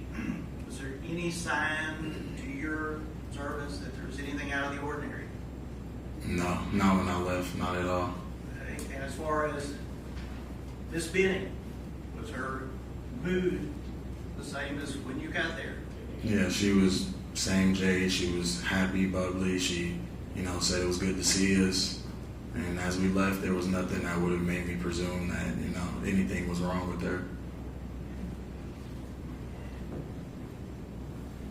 Were you able to visually observe that she was expecting? I think at that time, I think she was showing a bump a little bit. I believe so. I believe you said you already knew that anyway. Yeah, I knew she was pregnant. Yes, sir.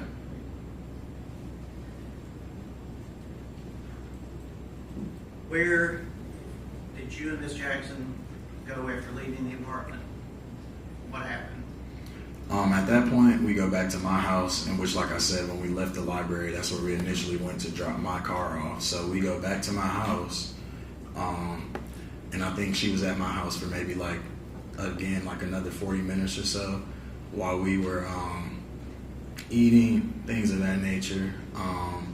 And then from there, after about 40 minutes to an hour, she leaves because, as I stated, I was getting ready to hang out with some friends later that evening. Let me ask you, so did you eat the food at your apartment? And by you, I mean you and Miss Jackson. Yes, we ate at my apartment. Okay.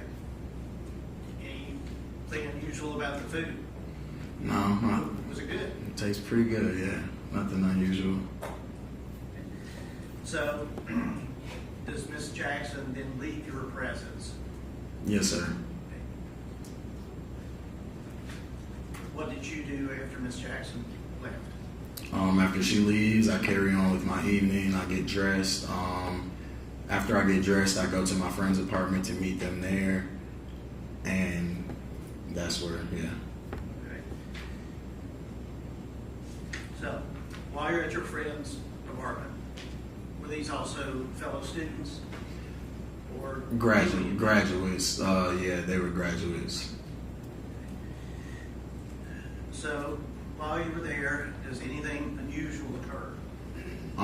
At that point, I get a phone call, a very frantic phone call from Najee, pretty much, panicking. I can tell she's in distress. She's crying a little bit, and I'm trying to ask her what's going on, and all I can really get out of her is like, is something wrong with Jade? There's something wrong with Jade. There's something wrong with Jade. And were you able to comprehend what was wrong, or? At the time, no, but I think as I kind of maybe got her to calm down, or she calms herself down, she ends up telling me that, like, Jade. Okay, I'll sustain the objection. So, she's frantic, calms down, is able to communicate with you. Mm-hmm. Okay. Now, what, if anything, did you do based on that communication? At that point, I'm on the phone, and now that things have been clarified as to what's going on, she lets me know that Jade wants to. His question was basically, what you do next? What do? I stay on the phone. Okay. And who, if anyone, was on the phone? Najee, I think I get merged with Jade. Yes. And so it's then a three-way. Three-way conversation. Were you able to hear the voice of Miss Benning? Able to hear the voice to make out what was being said? No. And what, if anything, did you describe the voice you heard of Miss Benning's? Soft, faint, not within the same coherence of the voice that I had previously just heard an hour ago. It was like we discussed earlier, just the fact that it seemed like she was in distress.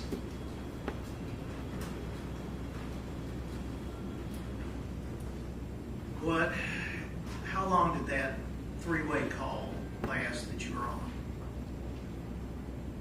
No more than 2 minutes. At that point, I think the call might have dropped or something of that nature. Sort of say, did you hang up or? No, I didn't hang up. She was no longer on the phone with me after 2 minutes. Before you said this, did you have any idea at that time what was going on? No, I didn't have any idea as to what was going on. Just there was two people I knew in distress. Did you call 911 or? No. And why not? What you have told them? I really don't know what I would have been telling them to do had I called 911. I didn't really know the severity of the situation.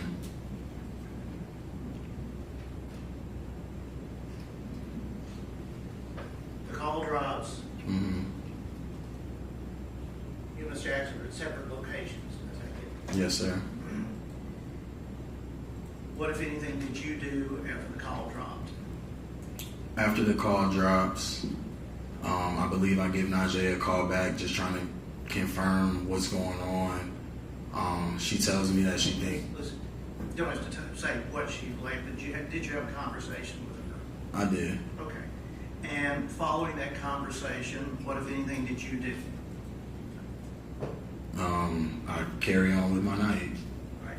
At that time, did you have any idea if there was anything that you could do or needed to do? No, except be there for support. Well, I'm going to get to that part. I'm talking about when you finished the call,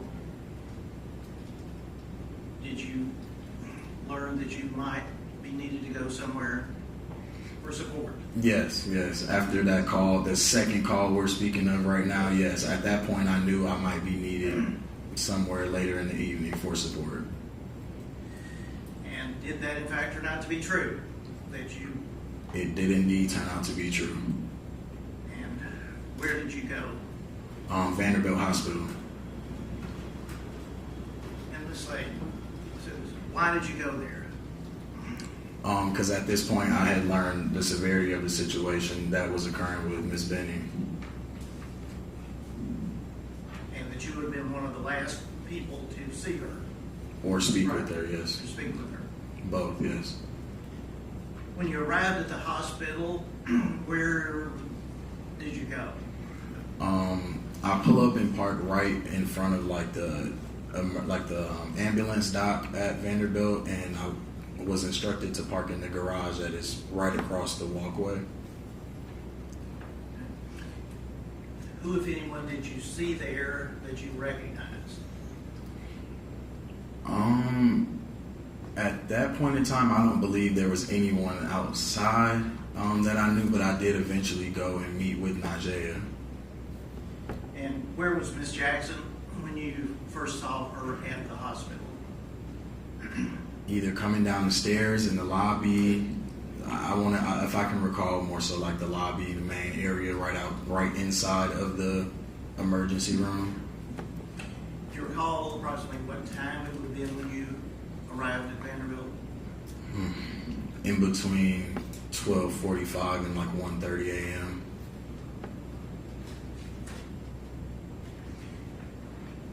At any time while you were there, did you see the gentleman that you had met earlier in the evening?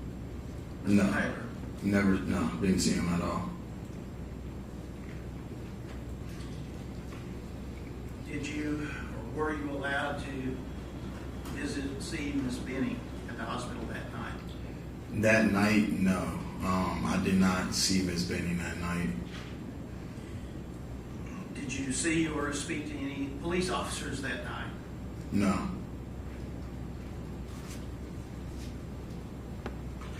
As the days went on, did you go back to the hospital?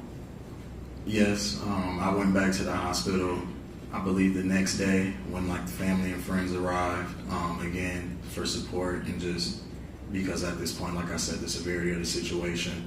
And then I believe I went back a final time for her birthday. Was that a larger family gathering? That was the day that it was decided that the plug was going to be pulled.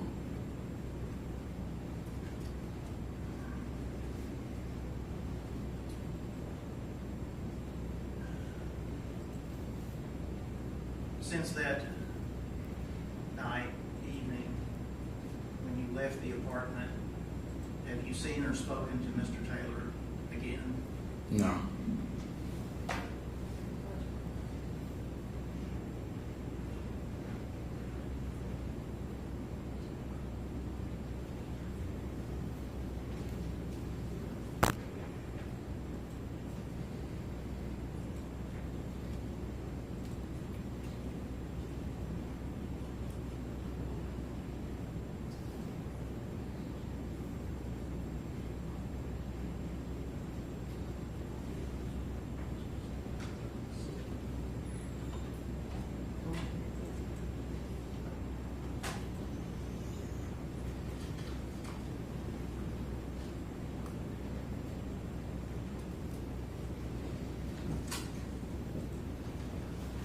What I was getting around to is being personally in the presence of Mr. Taylor, that's not occurred, has it? No. Okay. As far as, ask about phone calls. Mm-hmm. Were there any telephone or cell phone communications where you were involved that Mr. Taylor was on the line? I believe on 2 instances the night that, things transpired on February 25th. Yeah, okay. And that's what you're around to. Those conversations, how did that work? Let's talk about the first one. So the first one was that initial phone call when I was told that, you know, something was going on.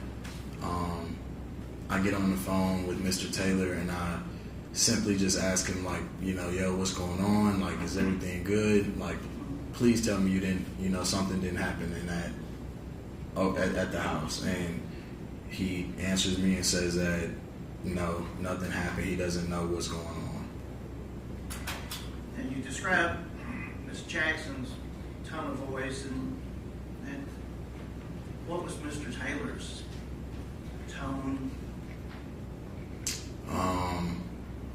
I could sense a little bit of panic in his voice, kind of just, I don't know what type of panic, but there was some sort of like panic in his voice. Now, was there a second communication? Yes, so Mr. Taylor? the second line of communications happens while I'm at my friend's house. I think Najee calls me back and I can hear her and Mr. Taylor, like, you know, going back and forth with each other. This is now currently while they're at the hospital. Again, I'm not there, but I'm at my friend's. And I hear them going back and forth with each other. I think she's telling him, like, stay away from her, X, Y, and Z. And so I ask her at that point, like, put him on the phone. And when he gets on the phone, I ask him again, I'm like, yo, listen, like, please tell me you didn't do something to that girl. And he again states that he didn't. He doesn't know what's going on. I again reiterate that question and say, bro, please tell me, like, you didn't do anything to the girl. And again, his word is that he doesn't know what's going on. He didn't do anything. He didn't do anything to her. He swears on it. And what was his tone or demeanor? Again, like, there seems like a little bit of uncertain panic that's going on in his undertone. Like I said, I'm no detective or anything, but like I said, I feel like there was some sort of panic that was perhaps in his voice. And is that the extent in the final conversation that you had with Mr. Taylor? That would have been the last time I spoke with him, yes, sir.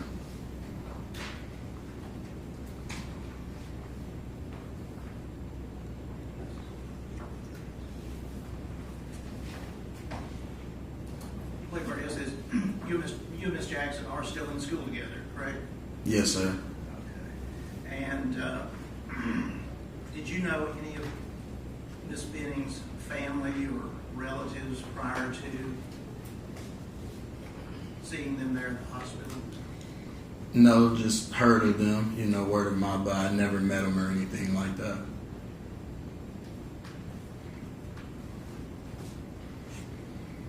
Those are my questions, Ryan.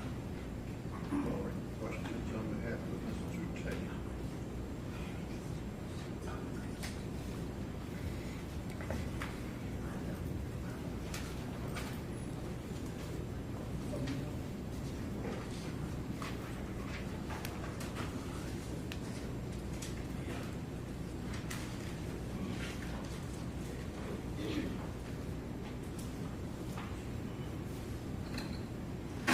Good afternoon.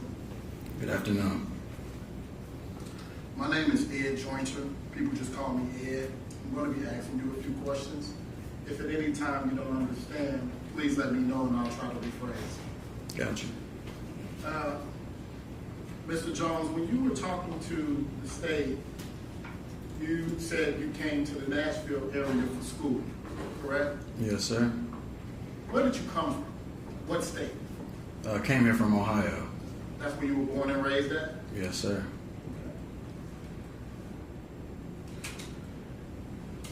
And just I want to clear up a few things. You also said that you began Meharry Medical School in the fall of 23? Well, I was in the online master's program in 2022, and I started actual campus classes fall of 2023. Yes, dental school in fall of 2023. So, fall of 2023 will begin when? We actually have a MAPS program that begins in about this time. Actually, orientation was just yesterday. But actual on-campus classes start the first week of August. The first week of August. So, the incident that we're here for is February of 2023, correct? Yeah. So in February of 2023, where are you in terms of your enrollment? Are you online? What's the deal there? In February of 2023, I would have been in person on campus, a dental student at that point in time. Okay. And there you met and knew Miss Jade Jackson. Yes. And you all were friends. Yes. And so I want to talk to you about before you went over Miss Benning's house. Okay. You stated on direct examination that you had planned to go out that evening with your friends. Yes, sir. And at some point you were invited by Miss Jackson to go to Mrs. Benning's house. Yes, sir. And you also knew that Blaise Taylor would be at Mrs. Benning's house. Yes, sir, I believe so. And so, did you have any reservations about going on a date to Mrs. Benning's house and Blaise was going to be there? Did you feel like you were intruding is my question. I can't say at the time. I think, it was more so I knew that they were going to be having like couples night, so I'd say it was okay, like they could have their time together, but I was told that Jade wanted us to come. Right. Was it going to be like a double dating situation? No. What was your purpose of going there? Because I had been given the invite to come get food as well. And so, did you plan to stay long? No. So, you were going to get some food and then leave? Mm-hmm. 1 second. Can I have State's Exhibit 1A, 1B?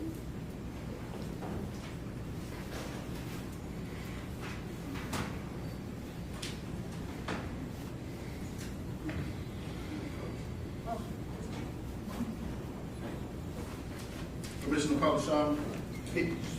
Yeah, it should be coming up there. All right.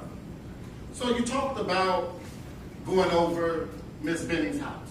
Mm-hmm. Does this look like Miss Benning's house as it was in February of 2023?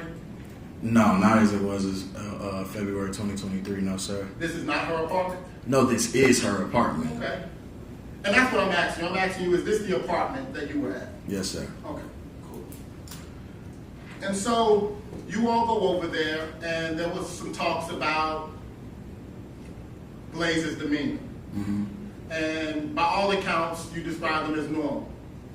Normal, yes, sir. Nothing was alarming about him. The only thing that was alarming, like I can attest to, is a comment about painting a black hole. It's the only thing that stood out to me. I agree. Let's talk about that.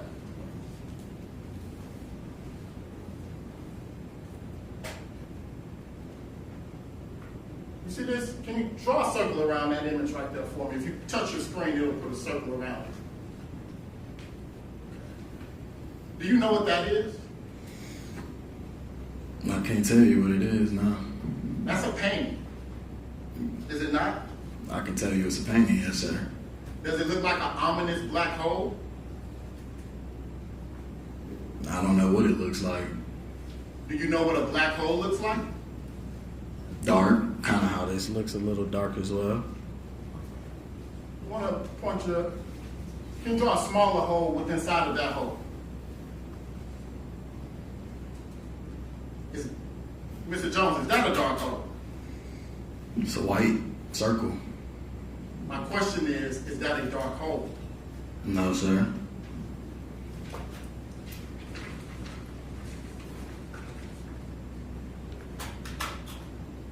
One other thing. They're going to clear that. Okay. Unless you want it still up. Thank you.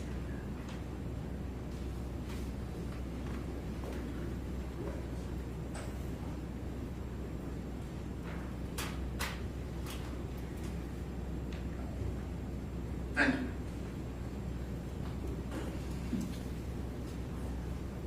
The state had asked you who was present there. And in this photograph, we see two people here in this corner. You see those two individuals there? Mm-hmm.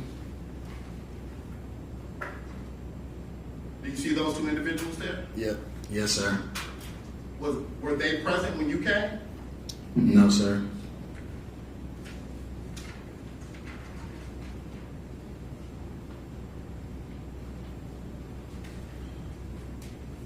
So, at some point, you and Ms. Jackson get your food and you all leave, correct?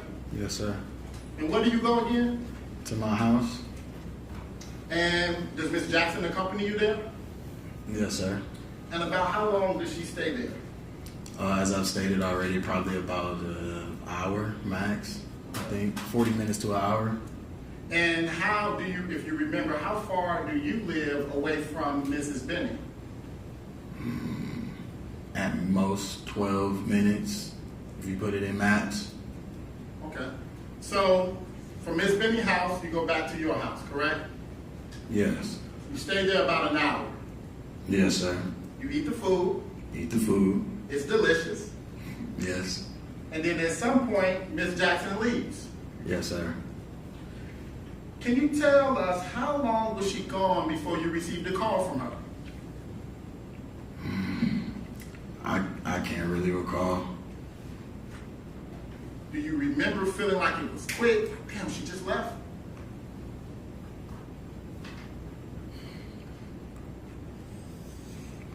I think it was probably about, again, like 45 minutes to an hour. Okay.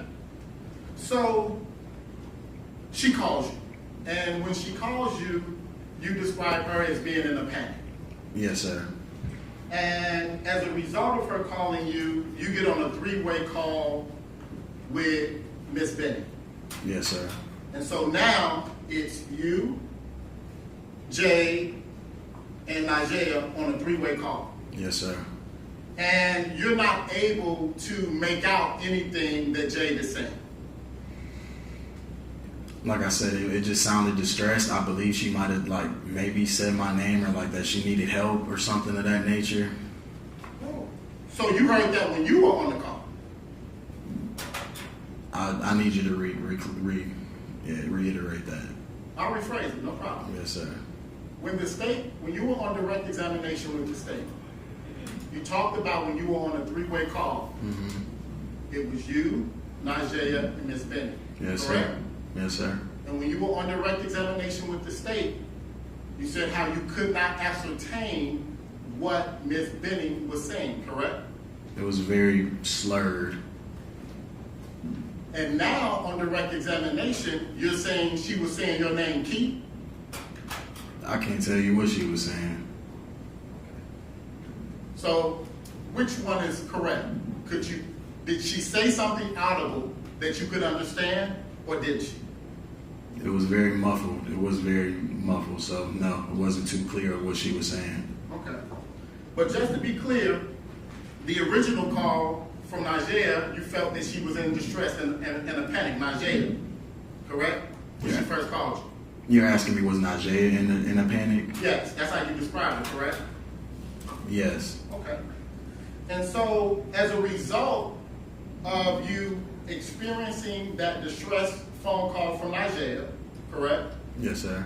And then being on a three-way call with Najee as well as Miss Benning, correct? Yes, sir. What you did after that was continue on with your day, correct? Yes, sir. You said you went out, right? Yes, sir. Did you change your clothes? At what point in the night? After the call, and when you got back home? Yes, sir. Did you change your clothes when you first got back home? To go out, yes, sir. Do you remember what you changed into? Nah, I couldn't tell you. So, at some point, while being out, you said you received another call or you made a call? I can't recall. I just know I was on the phone at some point, me being out. Okay. And as a result of you being on the phone, while you were out, you said you went to Vanderbilt Hospital. After me being out, yes. Right, because regardless of what you heard earlier, you still went out with your plans, correct? Yes, sir. And while you were out, you got another call. And that call led you to go to Vanderbilt Hospital, correct? Yes, sir. Now, did you get a visitor's pass that night? I don't know. I can't recall.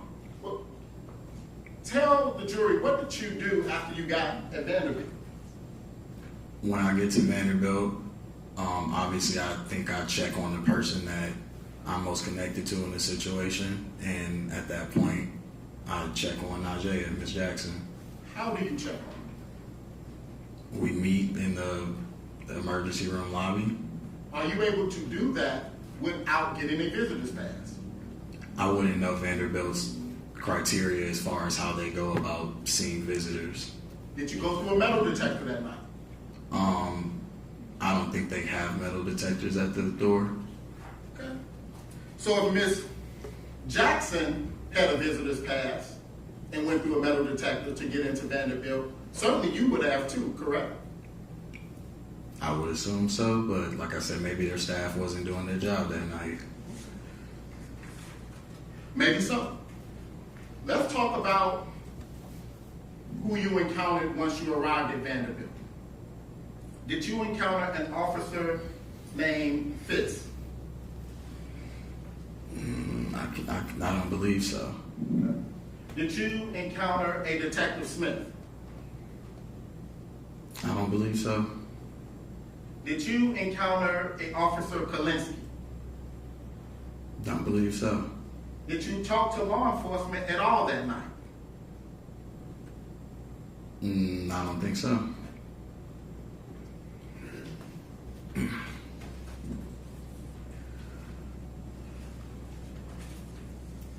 At some point during either call, when you were on the phone on the three-way, did you ever hear Blaise say he was about to call 911?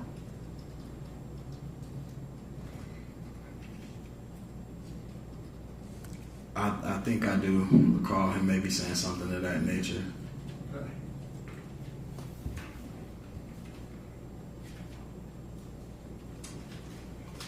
At any point, did you ever learn that the police wanted to speak with you? At that particular night, no.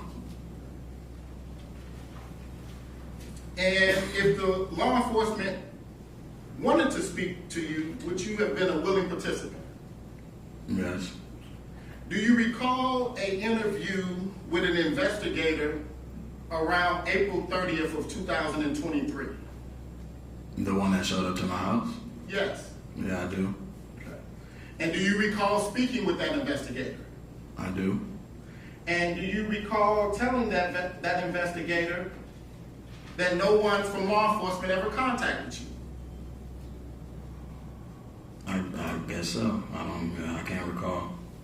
You can't recall? I don't recall that conversation. I think that was almost 2 years ago. Would a recording of that conversation refresh your memory and aid you in your testimony today? If you have it, yes, it will definitely help. Brief moment, y'all.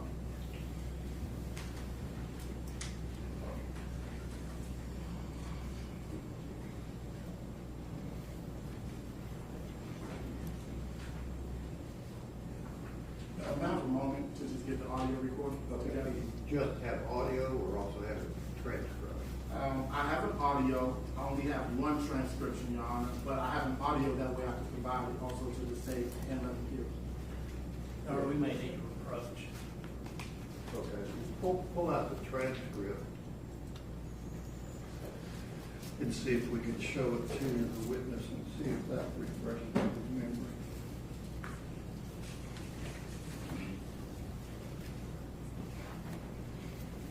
I have a copy of the transcript, Your Honor. Okay. Are you wanting to approach the bench? Yes, Your Honor, as opposed to asking for the jury out. Okay. You step up.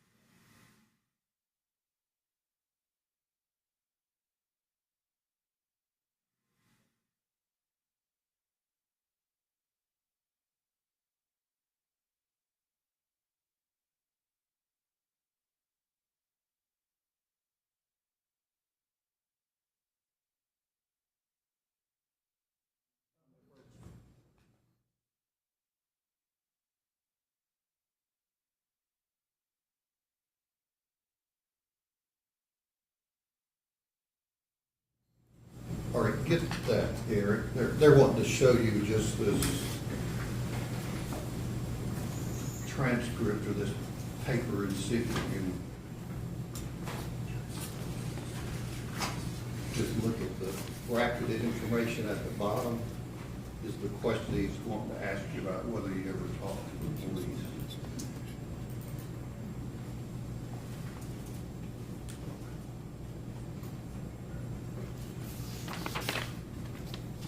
Does that refresh your memory as to what you told the investigators? Yeah. Okay. All right, then what is your question?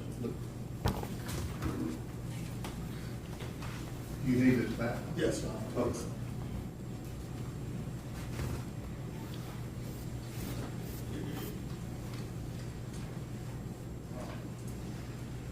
So, Mr. Jones, we were discussing whether or not you recalled having an interview on April 30th, 2023 with an investigator from Covert.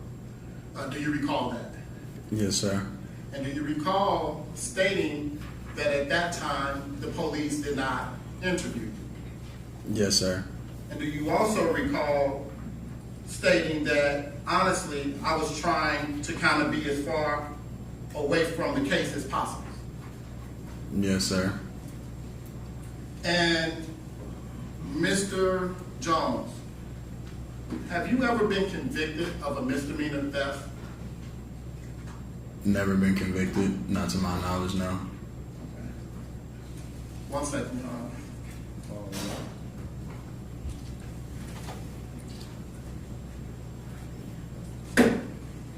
Not to your knowledge? Ask and answer. Okay. All right. Any other questions? Sure. I just want to make sure that I understand when you say no, that are you saying it never happened or you don't remember ever being in legal trouble for misdemeanor theft out of Ohio? Your Honor, I object to that. Okay, legal trouble. You asked him if he'd been convicted of a misdemeanor theft, and your answer is? Not to my knowledge, I've never been convicted for a crime. Okay. So, one second, Your Honor.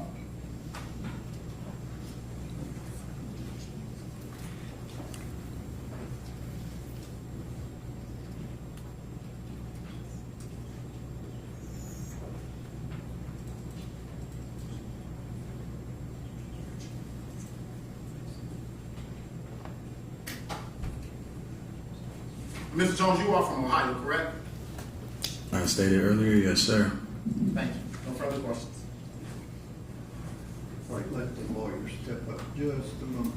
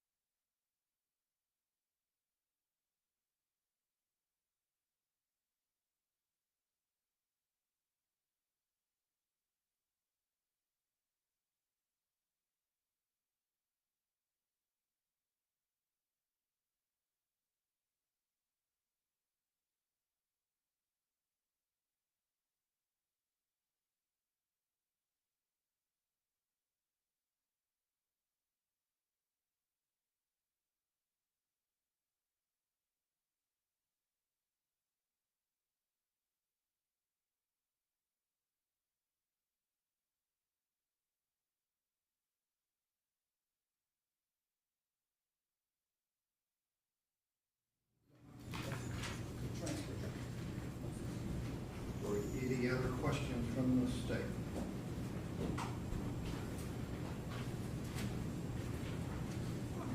Always reluctant to say just briefly, but I'll try to do that.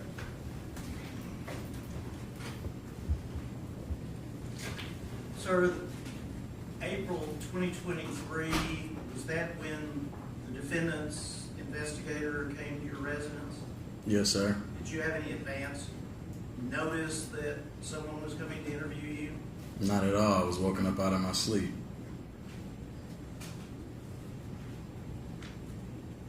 And this person identify themselves? Do you recall who it was? If they did, they didn't make themselves clear as to who they were, just that they were an investigator of part of this case.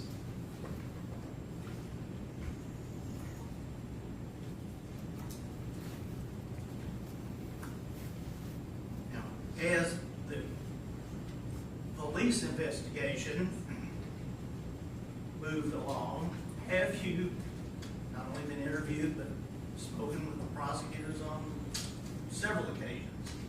Yes, sir. As far as, yes. In preparation for This case. trial? Yes, sir.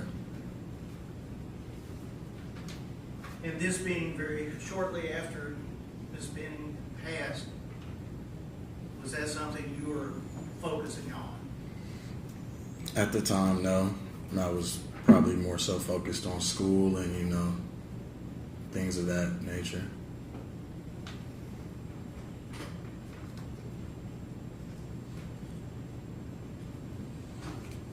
Yes, this. You describe hearing both Mr. Taylor and Ms. Jackson as panic. You use that word. Their voices, the tenor of their voices. Mm-hmm. Was there a difference between the two types of panic? There was a difference. Miss Jackson's, like as I stated, was more so of like a frantic, worried panic, and I don't know what language I'm allowed to use in here, but We're all adults. Mr. Taylor's was more so of like a no shit, I just effed up type of panic. Those are my questions. Any other questions? Sure. Mr. Jones, Yes, sir. that description that you just gave while the state was on redirect, oh shit, I fucked up panic.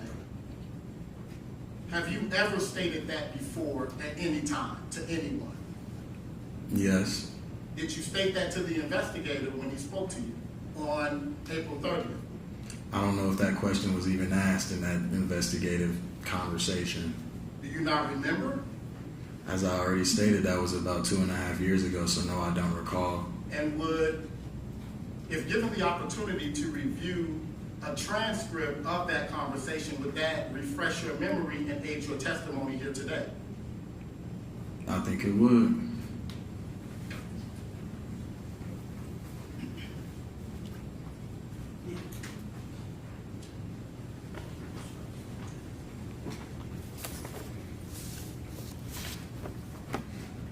Can I ask, sir, where would you like me to be reading, or should I read the whole thing? Take a moment, read all of it.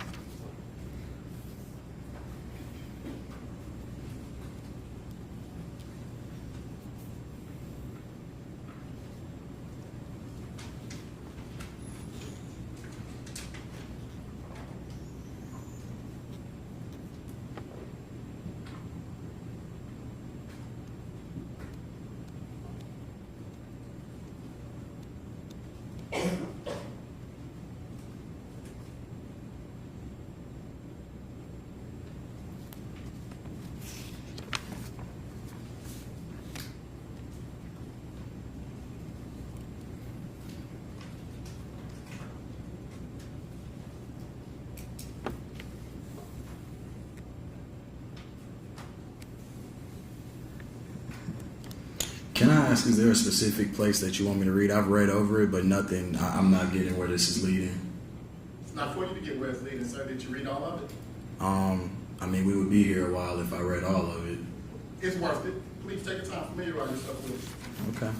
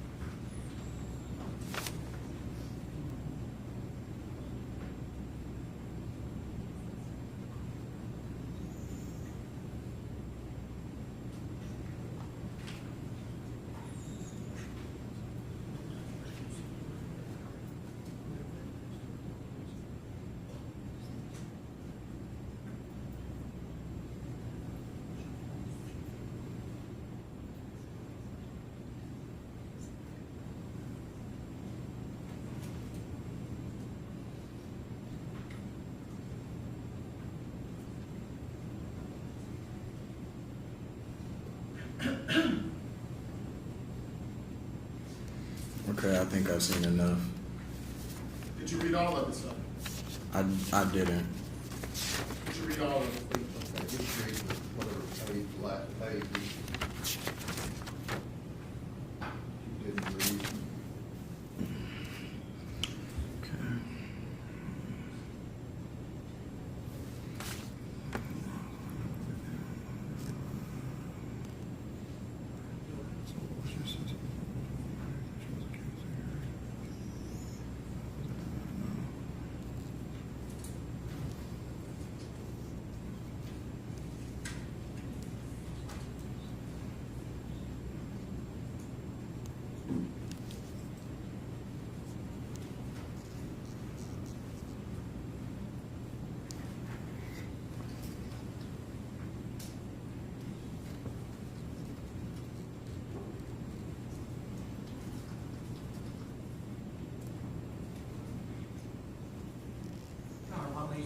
May we approach briefly? Okay.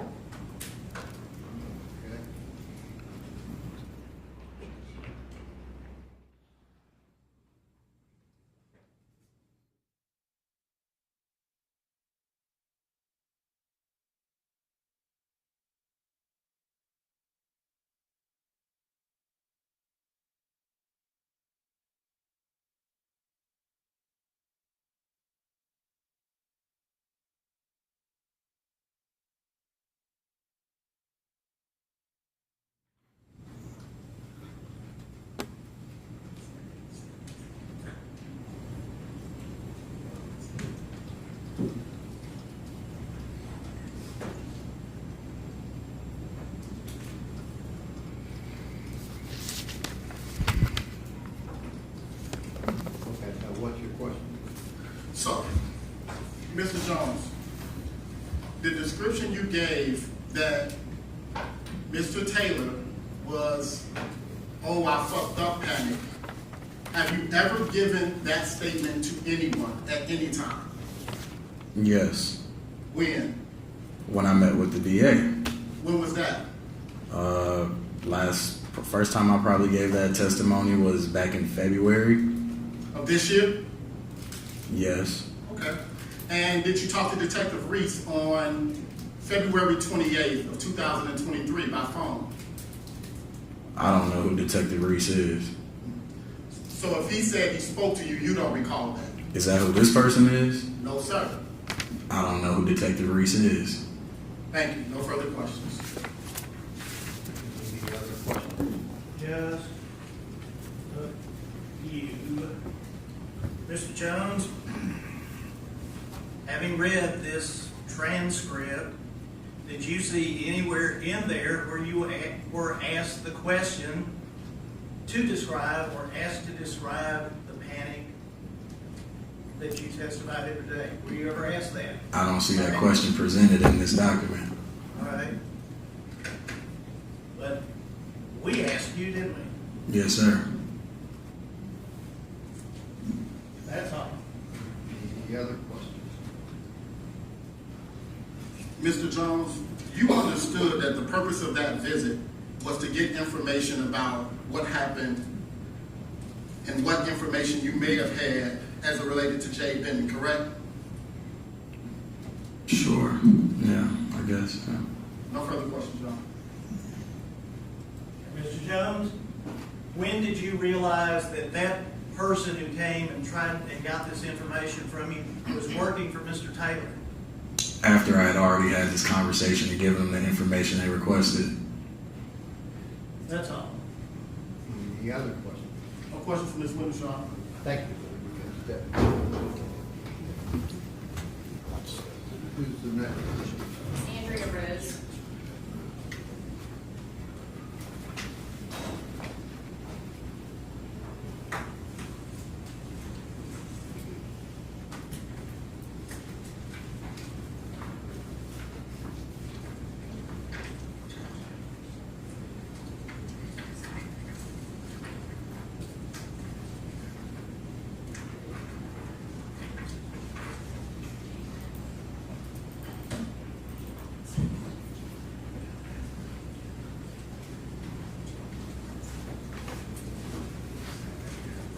Do you swear the testimony you're about to give the truth, so help you God? I do.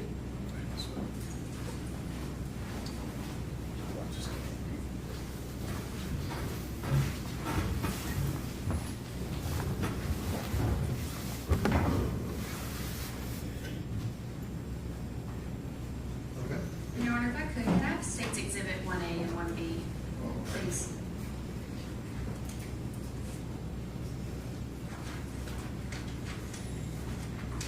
They're going to show you something that'll show up on that screen. Okay. Ma'am, could you please state and spell your name for the record? Andrea Rose, Andrearose. And Ms. Rose, where are you employed? Nashville Fire Department. And how long have you been with Nashville Fire? It'll be 4 years in October And how are you currently employed with Nashville Fire? as a paramedic. Okay, have you been in that capacity the entire time with Nashville Fire? Yes, ma'am. Okay. And were you on duty February 25th of 2023? I was. Okay. Did you respond to an incident located at 1522 Lebanon Pike, apartment 107? Yes, Was that here in Davidson County? it was. Do you recall what you initially were told you were responding to, what the dispatch was for? I believe it was an allergic reaction. And were you in the ambulance? Yes, Driver or passenger? passenger.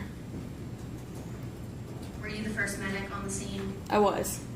Ms. Rose, can you describe to the jury what you remember when you first got there?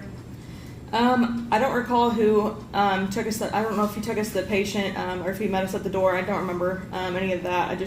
First thing I remember was seeing Miss Benning on the bed. Okay, I'm going to publish something for you.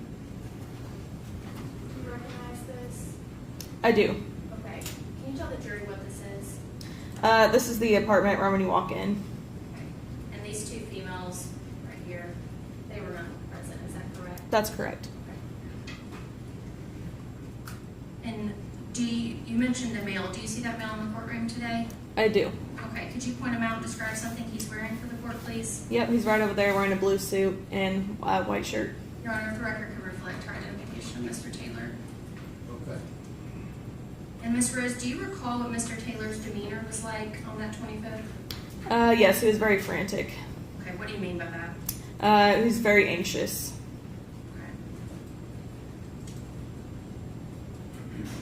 And what did you do when you got in that apartment? First thing, we went to Miss Benning, and we turned her over. What are we looking at right here? That's the bed that Miss Benning was in. Okay, and you can draw on that screen. Can you show the jury how Miss Benning was positioned on that bed? Yeah, she was laying long ways like that with her head this way.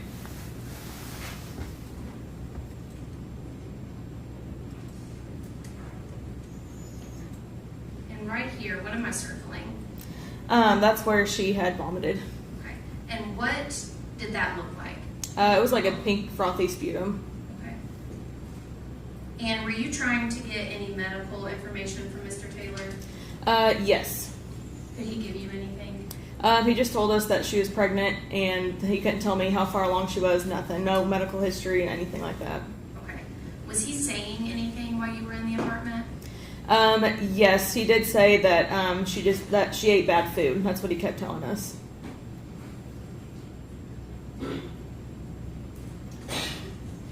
And was the scene considered safe?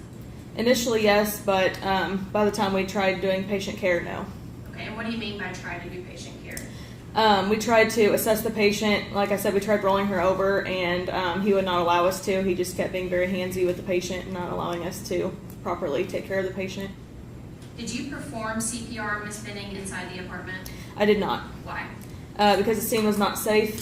So for the patient's well-being, it was better off just to get her to the truck. We call it load and go. If the scene's not safe, that's what we do. Mr. Wright, if I could get the computer, please.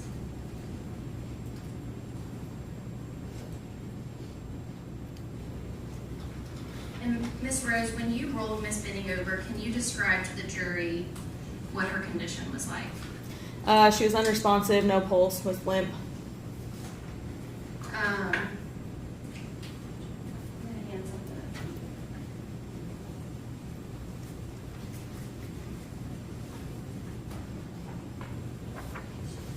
Thank you, sir. Miss Rose, do you recognize that? Yes, ma'am, I do. Okay. Do you create a report for every incident you respond to? Yes, we do. Okay. And what normally goes in a report? Pretty much a summary of what goes on with each call.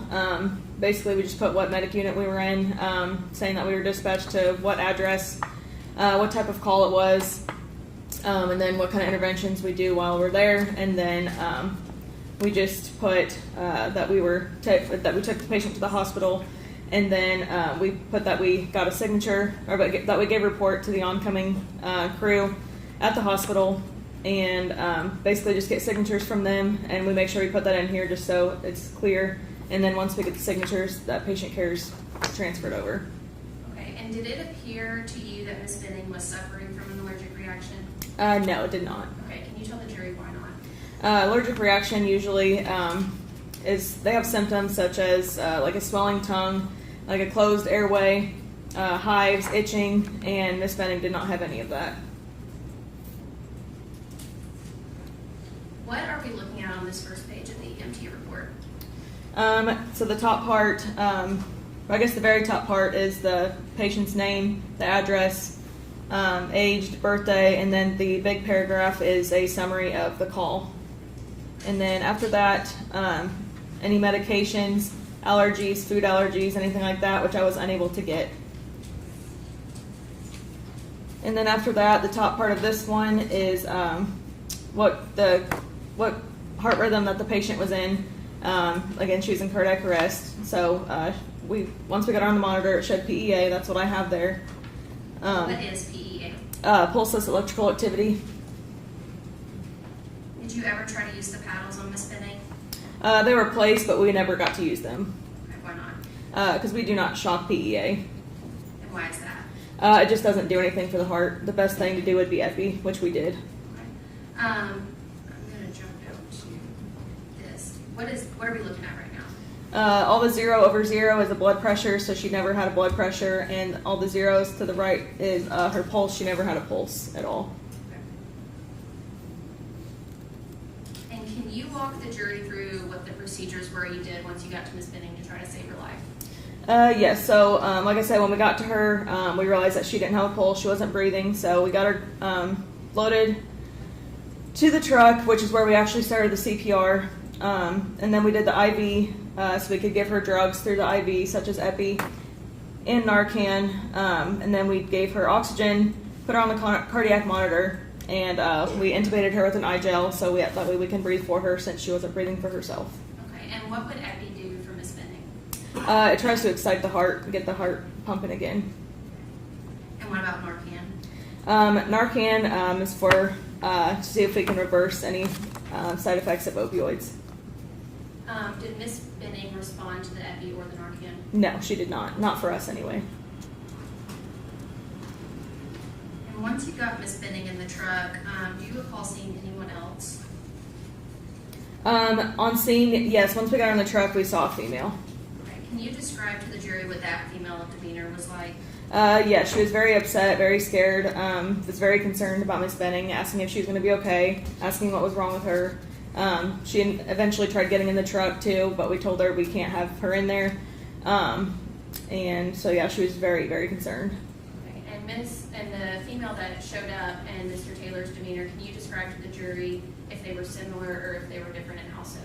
They were very different. The female seemed, like I said, very concerned for the patient. Trying to figure out what was wrong with her, and the male just felt like he was just more anxious and just trying to, like I said, be very handsy, like not wanting us to do anything, not wanting us to touch her, and he wanted to try to take over from us. Okay. At any point did you see Mr. Taylor crying? Never. At any point did Mr. Taylor ask you if Miss Benning was going to be okay? Never. At any point did Mr. Taylor try to get in the ambulance with Miss Benning? Never.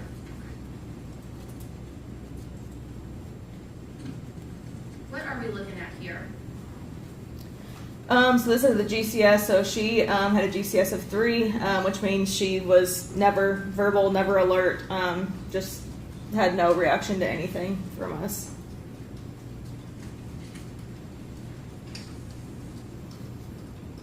And at some point during your assessment of Miss Benning, did you call Vanderbilt Hospital?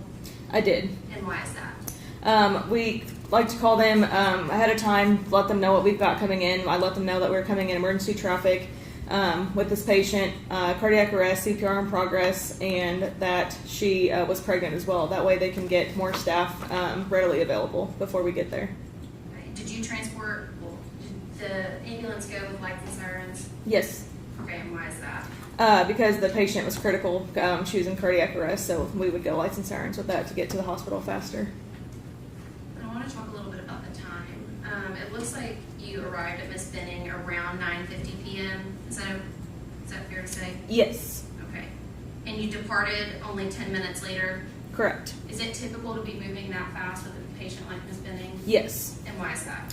Any critical patient, we try to get them to the hospital as soon as we can. We don't like to waste any time on scene.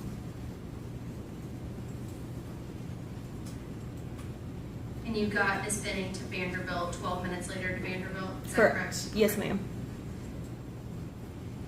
And am I correct in saying that all life-saving measures started once you got in the ambulance? Correct. Okay. And why is that?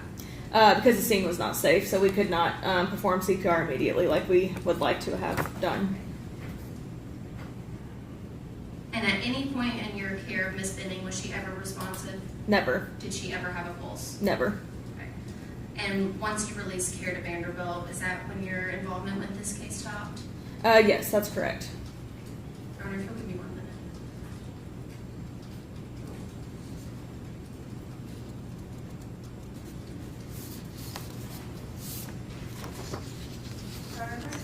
That is the state's next exhibit, D5, the EMT report. Okay, you give that to Uh-huh. them. And those are all my questions, Ms. Rose. Thank you. Thank you. Cross-examination. Yes, Your Honor. Happy to get started. I know it's 3 o'clock. I don't know if it might be a good time for It's 3:05, but go ahead. Breaking right after this with.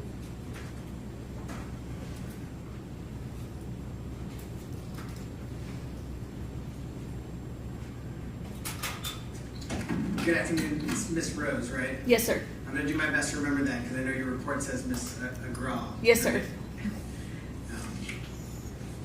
So I apologize because at the top of my notes here, I have Agrawal written on every page. And so Oh, that's okay. I hope I don't confuse that. That's okay. That report that you create that's been introduced, that's something you create in every case, is that right? That's correct. And so sometime, obviously not when you're in the middle of a call, but sometime later you collect all the information and everything you remember and you write it down in a report, right? That's correct. And it's important for you to be thorough and include all the information, right? Yes. And so, especially in a serious situation like this, where several years later you've got to come testify, is that kind of what you use to refresh your recollection? Yes.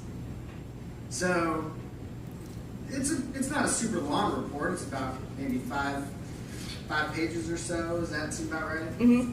But it's got a lot of like technical details in it, right? Correct. And a little narrative about what happened. Is that right? Yes. Were there other materials that you reviewed in preparing for your testimony today? Just the report. Just that report? Yep. Did you have like a real clear, independent recollection of this night? Yes, it was pretty clear. Very clear? Mm-hmm. Was there something about this night that allowed you to recall specifically 3 years later? I mean, losing a baby is pretty kind of traumatizing. Did you follow this case along afterwards? No. No. Okay. So how did you know that the baby passed away? I mean, I reached out the next day and got a report, but past that, no. Okay. So you did follow up the day later? Yeah, just a day later. But not a week later or 10 days later? Nope. Okay. And you've done some case prep? Yes. So you know that there was a murder charge that we're here, right? Mm-hmm. And Mr. Taylor's on trial, right? Yep. So went to the grand jury and there's been an investigation and all that stuff? Correct. Right? Okay. And you've met with the district attorney's office and prepared for your testimony here today? Correct. But the only notes or anything that you've kind of used has been this report that's been introduced? Yep. Okay. So, I'm going to ask you a few questions about kind of how you ended up out there, okay? Mm-hmm. Now, your initial call in this report is that you were actually dispatched for an overdose. Is that right? So I don't recall because the CAD kept changing. He kept telling dispatch different things throughout the CAD, or throughout the report. But that report, the very first line in your narrative says you're dispatched for an overdose. Is that right? That's what it says, but again, this was 2 years ago, so, I mean... So you don't actually remember why that is in that report? Whatever's in my report is all I remember. Okay.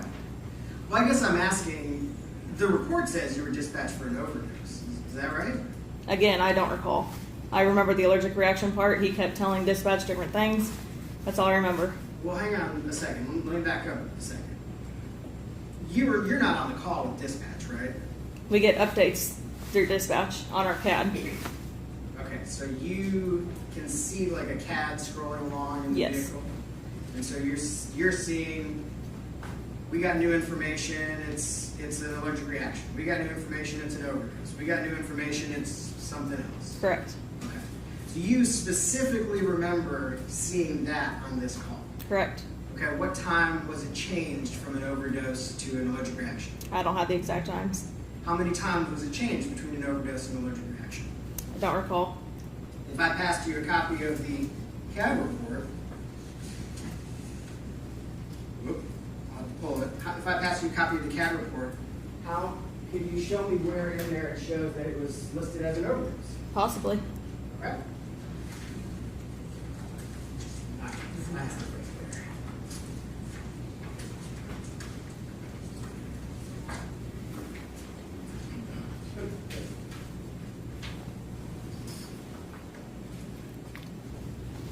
Thank you, sir. Mm-hmm.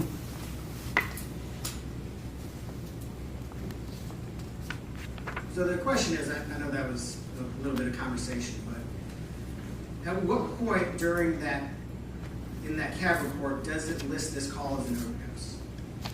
So this is not our CAD report. This is PD's CAD report. That's totally different. So is there another CAD report out there? There is.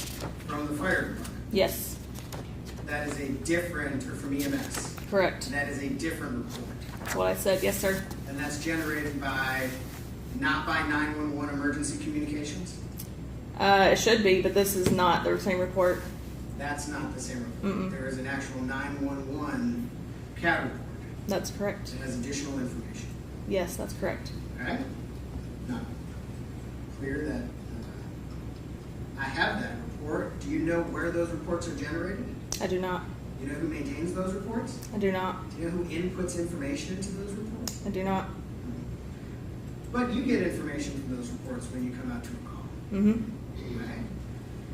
And so at some point you believe that there was information in that CAD report that says, this is an overdose, right? Mm-hmm. And that's what you wrote down in your report, that it was believed that this was an overdose.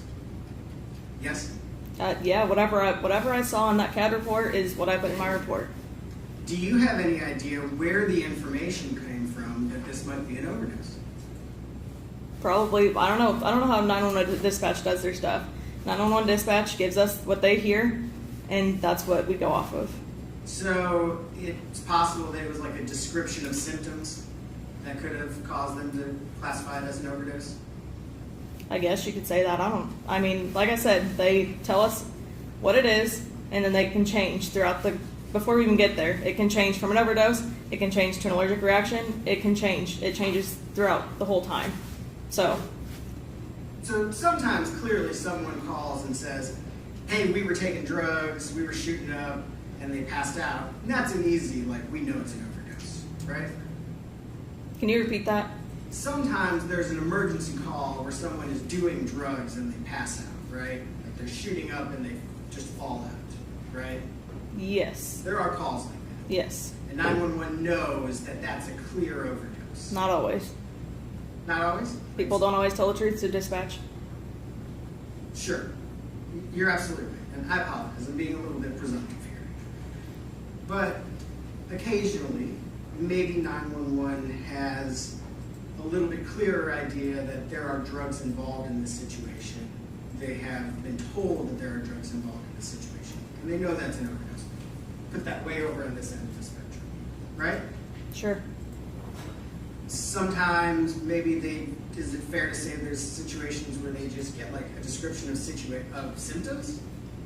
And then they're guessing that it's maybe an overdose? Sometimes. Just depends on the call. But you don't know from this situation, you don't have a memory in your CAD of why they called this an overdose? No. It must have been what he said to 911. I'm not sure. Again, that would have to be a conversation with 911, what they were told to dispatch. Okay, that's interesting. So, what you just said, it must have been what he said, right? Yeah, we don't know what callers tell dispatch. You don't know what he said, right? No. Did you receive any information during this case about what Mr. Taylor told 911? It's very vague. It says either what type of call it is, where the patient's at, the address, possibly the age. That's that. So do you have any reason to believe that any specific information that suggests that Mr. Taylor told 911 that Ms. Benning was overdosing? I'm not sure. You're not sure? So I clarified. The call maybe have come in as an overdose. I don't remember. You'd have to look at the 911 CAD, and if it changed to an allergic reaction, which obviously it did, we would know that on the CAD. So you're just assuming that he would have told them that it was a drug overdose? That's what the CAD said. That the caller said it was a drug overdose? Yeah.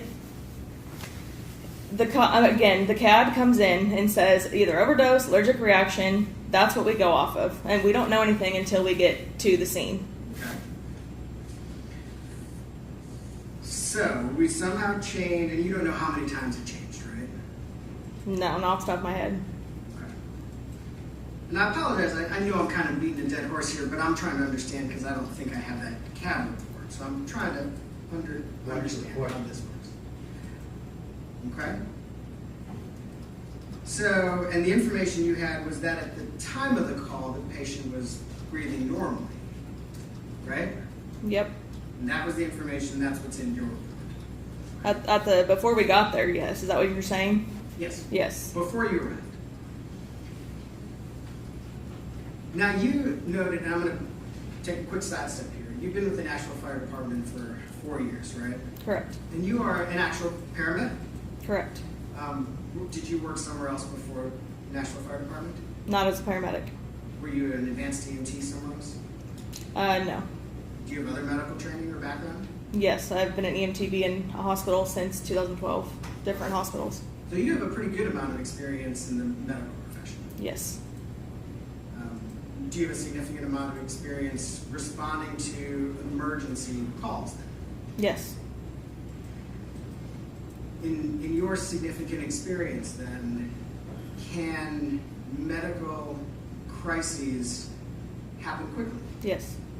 And can an individual's medical condition change quickly? Yes.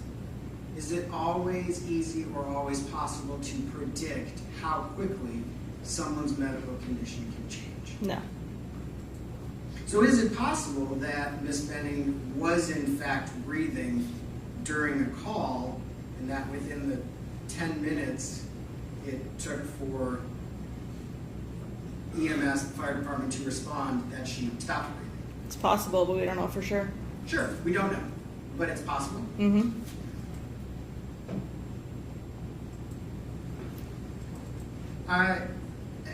I think you mentioned this. I just want to make sure while we're looking at this first part, you did know, Mr. Taylor did tell you guys right up front that Ms. Benning was pregnant, right? After we asked him, yes. Okay.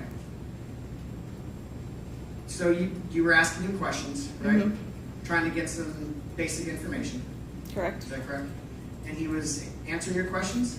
Correct. Well, we asked him about medical history, and all he could tell us was that she was pregnant. He couldn't tell us how far along, nothing. So that's the only thing he told us. Okay. And you don't know whether he just doesn't know a lot, do you? We don't know. He couldn't answer anything. Sure. Okay. But he did tell you that she was pregnant. Mm-hmm. Right? Okay. If I could see Exhibit 5, I think the most recently entered exhibit.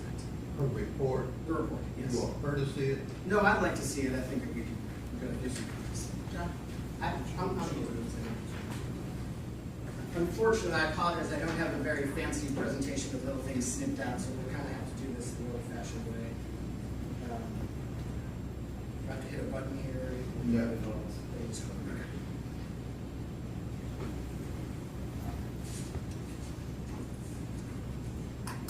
Let me see here.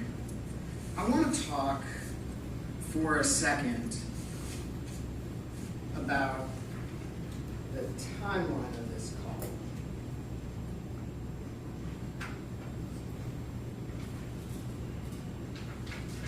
Let me get to this page.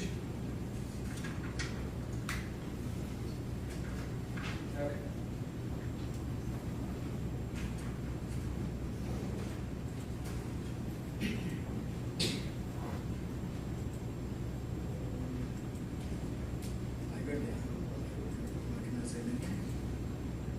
Okay. This portion of the report right here, do you recognize that? I do. Is it accurate to say this provides information about when various things occurred during the call? Yes. So the very first entry, what does PSAP stand for? I honestly have no idea. Maybe what time the call came in. I'm not sure. We don't do anything with the times until unit dispatched. So it's the very first entry in this report, right? Mm-hmm. And 2138, I'm so terrible with military time, but what's 2138? 9:38 p.m. 9:38. So potentially that's when the call was initially made to 911, right? Correct. The next entry is dispatch notified 2140. That's 2 minutes later, right? Correct. And is that the time between the call was made and they're finally dispatching you guys, telling dispatch we need somebody to get out on the road? Unit dispatched is what time they contact us.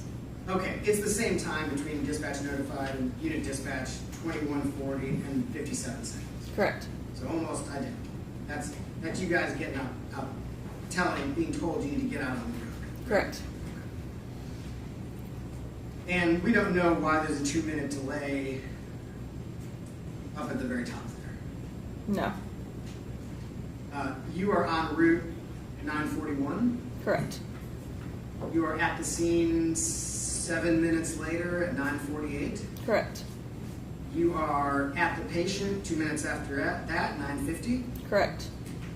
You depart 10 minutes after that at 10 o'clock. Correct. And you get to the hospital 12 minutes after that. Correct. Right? That seems about accurate to your recollection of that night. Yes. One thing I wanted to kind of clarify from your testimony before is you had sort of discussed this set of readings that you had, blood pressure, pulse, all this stuff, right? Correct. And this is the only set of readings that's included in your report. Correct.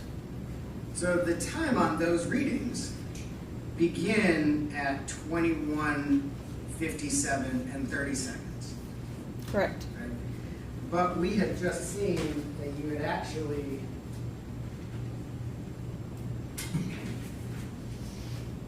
arrived at 21:40 and gotten to the patient at 21:50.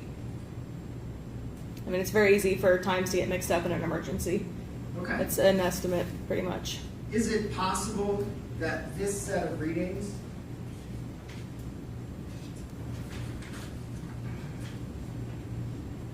starting 7 minutes later is from when you got Miss Benning into the truck? Possibly. So we're not totally sure what her blood pressure, pulse, all that other stuff would be like the minute you got there and got to her at 12:50. We do know because I manually checked it. Well, let me ask about this. There is a note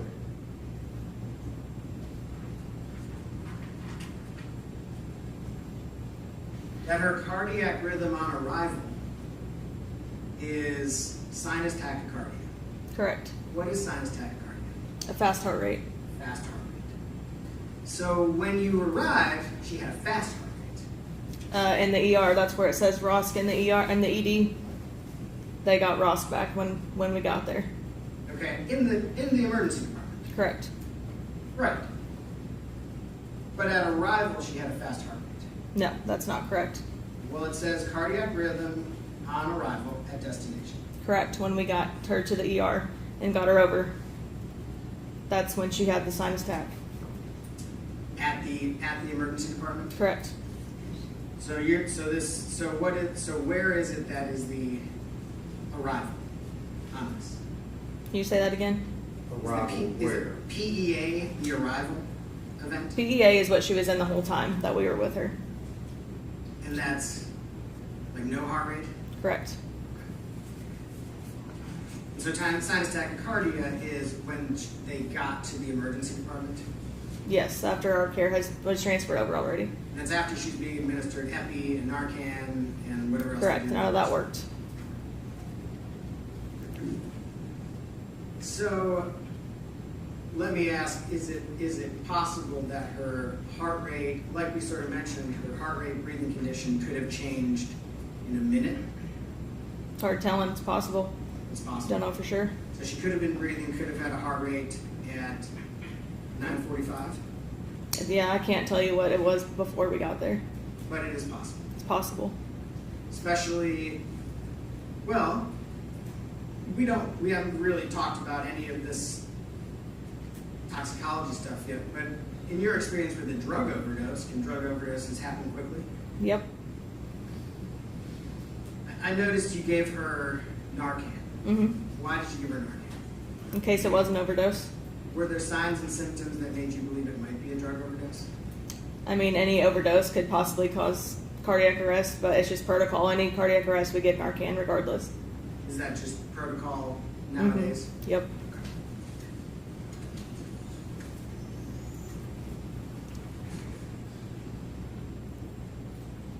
In your substantial experience dealing with medical emergencies, serious medical events, do the people who are present for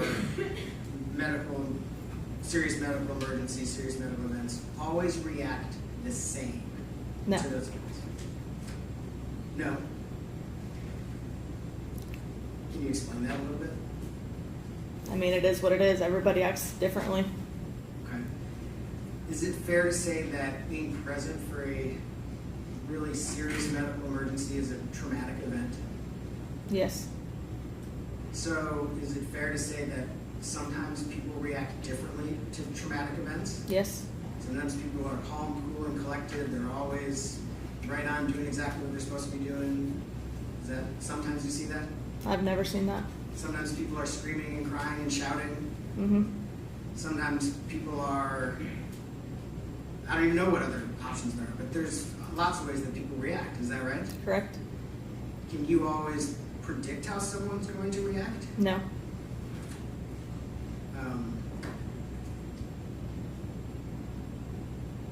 I know that you testified about Mr.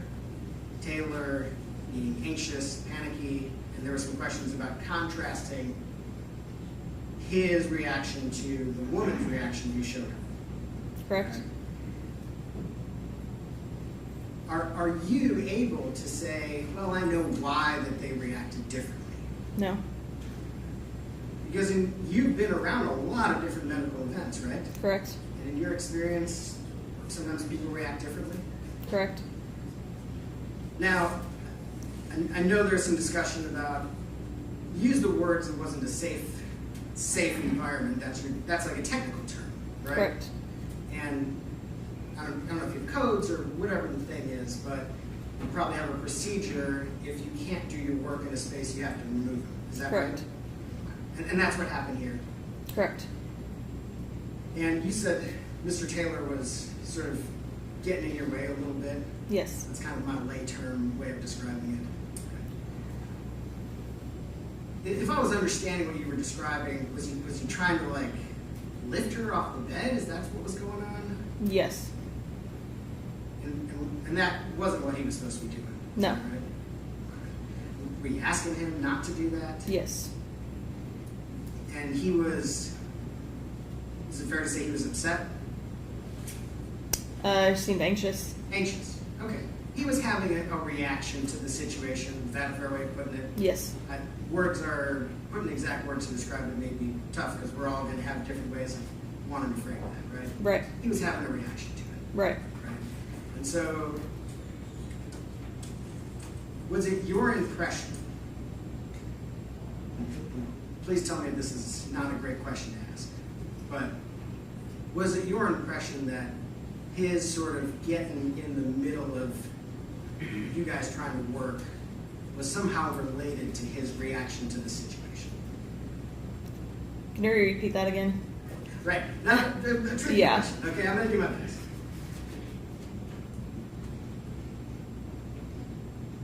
Do you think, just by what you saw, what you experienced, you kind of being there in the moment, that his getting in the middle, trying to lift her off the bed, not listening to you, the things that you've described, did it seem to you that that was related to his reaction to the situation? Possibly, could be. I don't know for sure. That's fair. I appreciate that.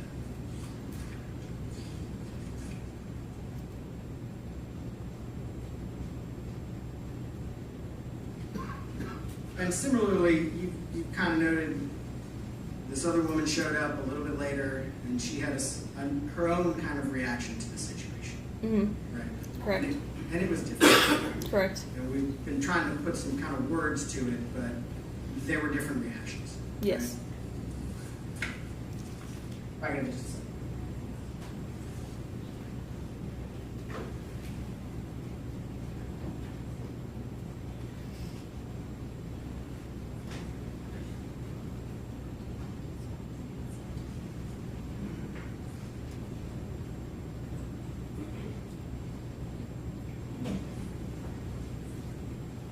So, if I could just ask,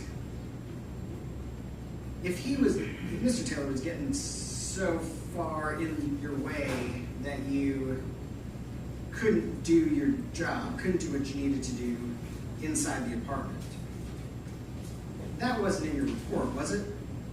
No, I don't believe so. Why wasn't it in your report? It's easy to forget things like that in a report. There's a lot to try to remember to put in there. Okay. All right. Thank you. Yes. Sorry, Yes, sir. Ms. Rose, you did put in your report that he was not listening to you. Did I? I don't have my report anymore. You said, and would not listen to Ian. Okay, yeah, that's correct. And acting hysterical, yes. And we talked a lot about the CAD. The info from the CAD report comes from the 911 operator, so the 911 audio would be the basis for that CAD report. Is that fair? Correct, yes. Okay. Mr. Brand also talked to you about, is it possible she hadn't been breathing for just a few minutes? Is it also possible she could have not been breathing for 20 minutes? Correct, it is possible. Okay. He also noted about the timing that CPR didn't start until 9:57, 7 minutes later.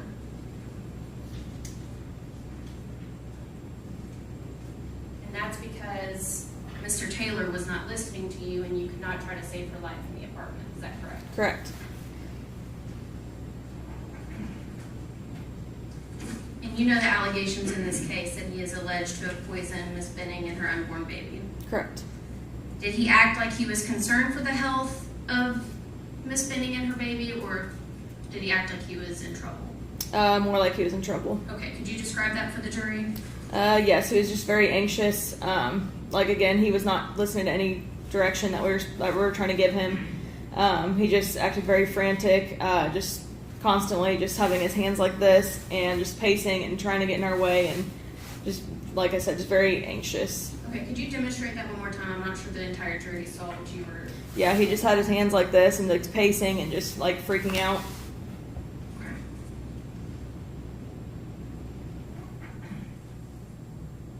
And when you rolled Miss Benning over, well, I guess, let me ask you this way. At what point was Mr. Taylor trying to touch Miss Benning?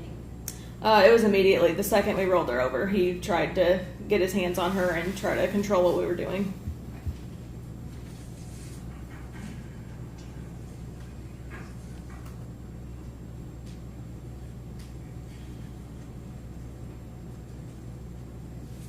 And when you rolled Miss Benning over, is that when you saw the pink frothy stuff on her mouth? That's correct, yes. Okay. And was it also on the comforter? Yes, it was.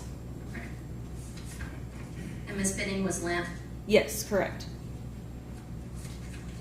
Those are all my redirect questions, Roman. Any other questions? Yes, thank you. Ms. Rose, control what you were doing is a very strong word. Was he removing your hands from her body? Every time we tried to touch her, he would grab exactly where we were trying to grab. Okay. Was he removing your hands from her body? He never physically touched me, no. Never physically touched you. Was not removing your hands from her body? No. Okay. Was he pushing you away? No. Was he getting in front of you to keep you from touching her? Yes. Standing between you and Miss Benning? Yes, he was trying to touch her while I was trying to assess her. Was he standing physically between you and Miss Benning? Next to her, yes. Was he standing physically between you and Miss Benning? No. No. Thank you. Were you able to lift Miss Benning off the bed? We tried to, and we had to wait for our firefighters to get there. Okay. So you and your partner, Ms. Baldwin, Mhm. is it correct you were not physically able to lift her off the bed? Correct. Did Mr. Taylor lift her off the bed? Yes. I know he wasn't supposed to, but did he? He did. Okay. So when you say he was putting his hands out there, like, as if he was trying to be helpful? No. Misguided, but as if he was trying to be helpful? No. So he's like moving your hands off? I told you he did not physically touch me. Okay. But he's getting his hands in the way, but he's not Yes. shooting your hands off, is he? Yes. We told him not to do that so we could do our assessment, and he did not listen. He kept touching her. But he's touching her, he's not shooing your hands off, right? Correct, that's what I said. Okay, so he's touching her, which he's not supposed to. So let me ask this question, because you've sort of testified that he has, is anxiety as a guilty person's anxiety as opposed to a worried person's anxiety, and I want to explore where you are drawing that opinion from. So, a worried person who's not listening, how would a worried person who's not listening be behaving in that situation? Again, it's hard to tell. She asked me my opinion, so I told her my opinion. Sure. Yeah. Well, let's get the basis of that opinion. So, he's touching her, he's not listening. If he was a worried person not listening, how would that be different? I feel like if he was worried, he would have let us do our job to try to save her. Okay, but you said people react in all sorts of different ways to trauma, right? Correct. Okay. So a worried person reacting to trauma and getting in the way and just not listening, how would that be different from someone that you're testifying is kind of nefariously doing it? Can you repeat that?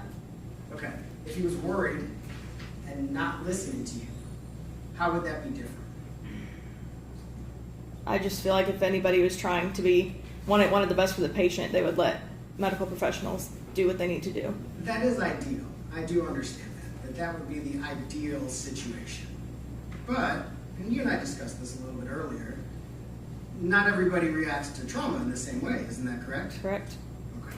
Sometimes people are hysterical, sometimes people are screaming and crying, all sorts of different ways, right? Correct. Okay. Do sometimes people not listen to you when they're reacting to trauma? Well, I've never personally experienced that, but maybe it's possible. In all your years, you've never had someone not listen to you? Not when it comes to family members and bystanders, no. Okay.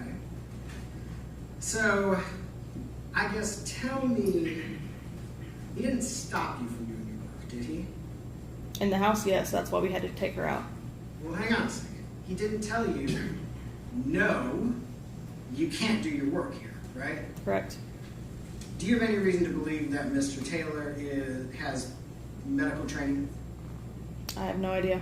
Do you have any reason to believe that Mr. Taylor has knowledge or experience with paramedic or Nashville Fire Department protocols? I have no idea. Do you have any reason to believe that Mr. Taylor would know or should have known that if he tries to help, you can't do your work? I have no idea. Okay. So, when you say he was trying to stop you from doing your work, why would he have any reason to believe that his misguided efforts to help would stop you from doing your work? I'm not sure. So, then help me understand when you were saying his anxiety is like this, and that kind of looked like seemed like he was caught or he was guilty, whatever the words that you used, I can't remember what they were. How does this to you, or whatever his facial expressions were, seem like he was somehow conveying guilt or something? I just said he looked anxious. Anxious, right. But when you were on redirect examination, you had a different description for it. It's not just anxious. Like you thought he had gotten caught or something else? What were the words you used? I don't recall. She was asking me, and I agreed. I mean, someone who walks around like this looks anxious, and to me, I don't know. Mm-hmm. Okay. But can't that anxiety just be like, oh my God, the person I was just with just passed out and is now being taken away by EMS and an ambulance? Could be. Okay. Doesn't necessarily mean they did anything, does it? Can't tell. Okay. So your impression is that it meant something bad? All I said is that he looked anxious and hysterical. Okay. And you have no idea, you've never met Mr. Taylor before, right? Nope. You've never seen him respond to an emergency? Nope. You've never seen him respond to a medical situation? Nope. So you don't know how he reacts to a medical emergency? That's correct. You don't know if that is his perfectly normal, natural reaction to a medical emergency? That's correct. Right? And so you don't know if that is his absolutely 100% normal reaction to a medical emergency? Nope. Not sure. Right?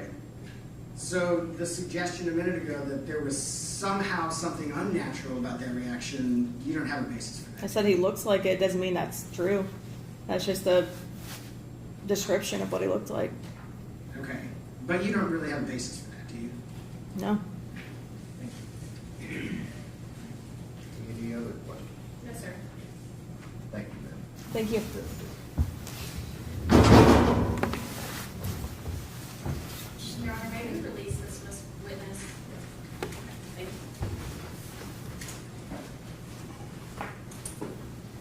All right, ladies and gentlemen of the jury, if you'll step down the hallway, we'll take a short break.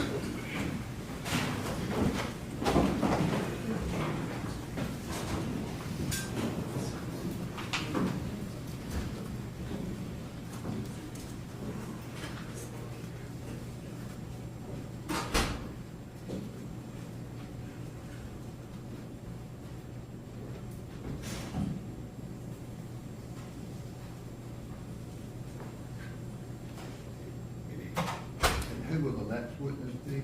Officer, pardon me, Officer Jack Pfeiffer. Okay. All right, we'll take a 15-minute recess. Court's in a 15-minute recess.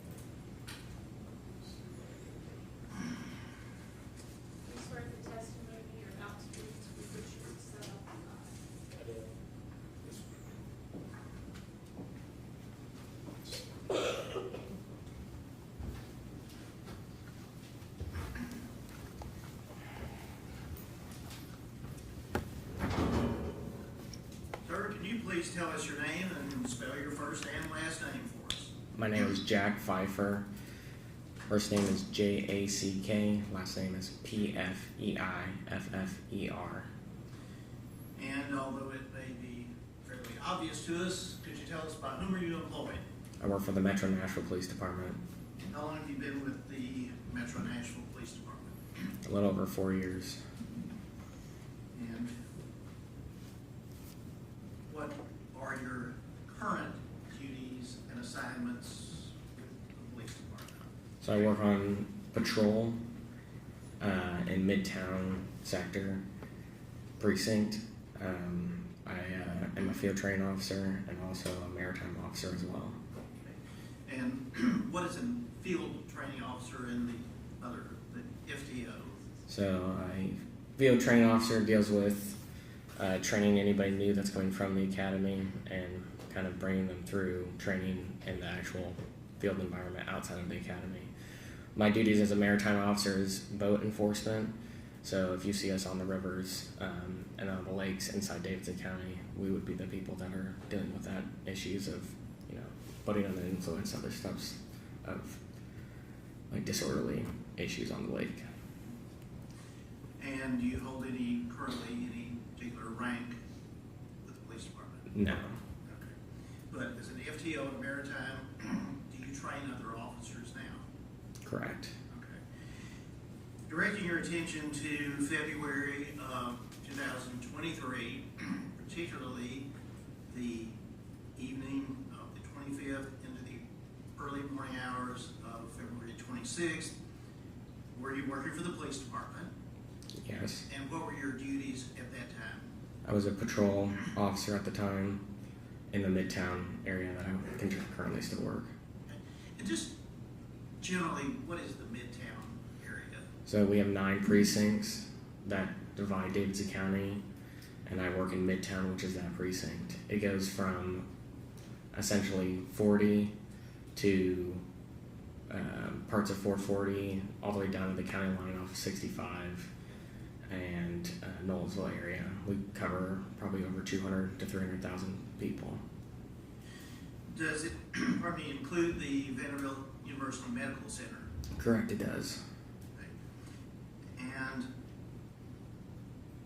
back on, again, the evening of the 25th, morning of the 26th, were you dispatched to a call at Vanderbilt University Medical Center?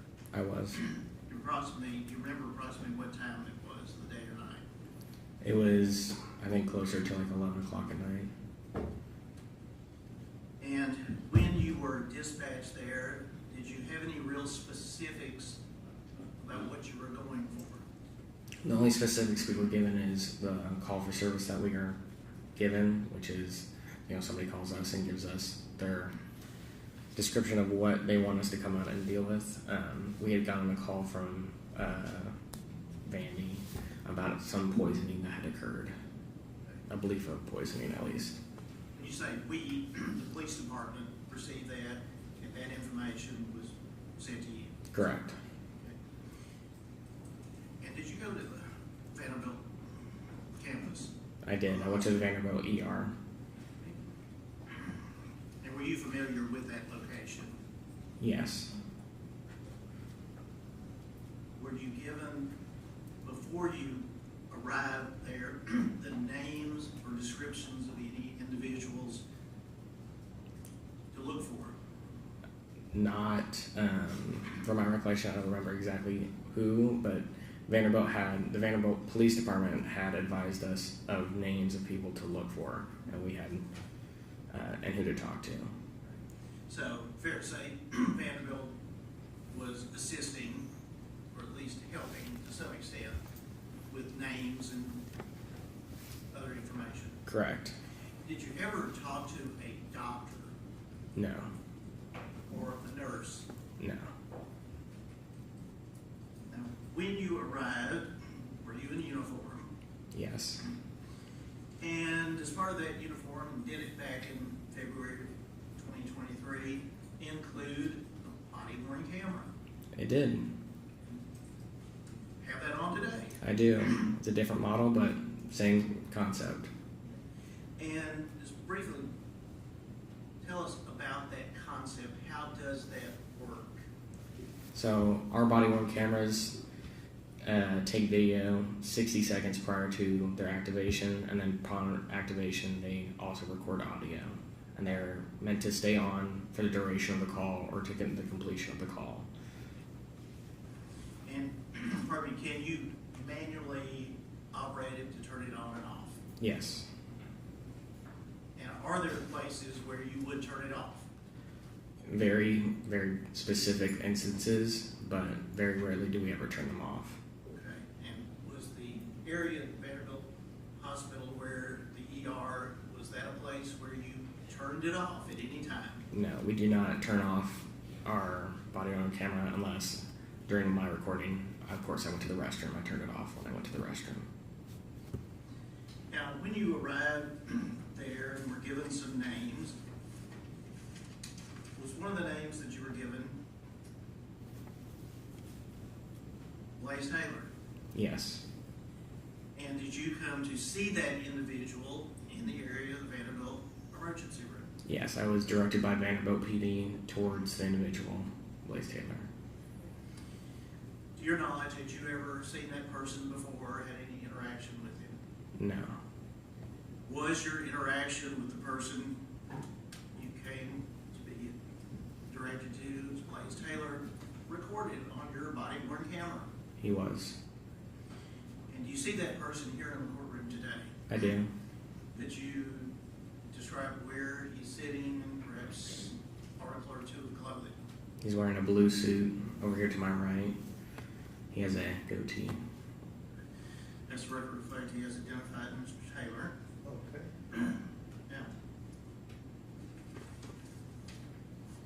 have you had an opportunity to review that body-worn camera video? I have. And have you had an opportunity to review a transcript of the conversation that you had with Mr. Taylor? I did. And Your Honor, with the court's permission, may I have the officer handed a copy of the transcript, which has been provided to counsel, but I have another copy. May have some extras left over. Okay, show that. Along with the USB. Those could be passed up. Officer Pfeiffer, you're being handed a manila envelope that contains a USB, and if you just open that and just take a look at it.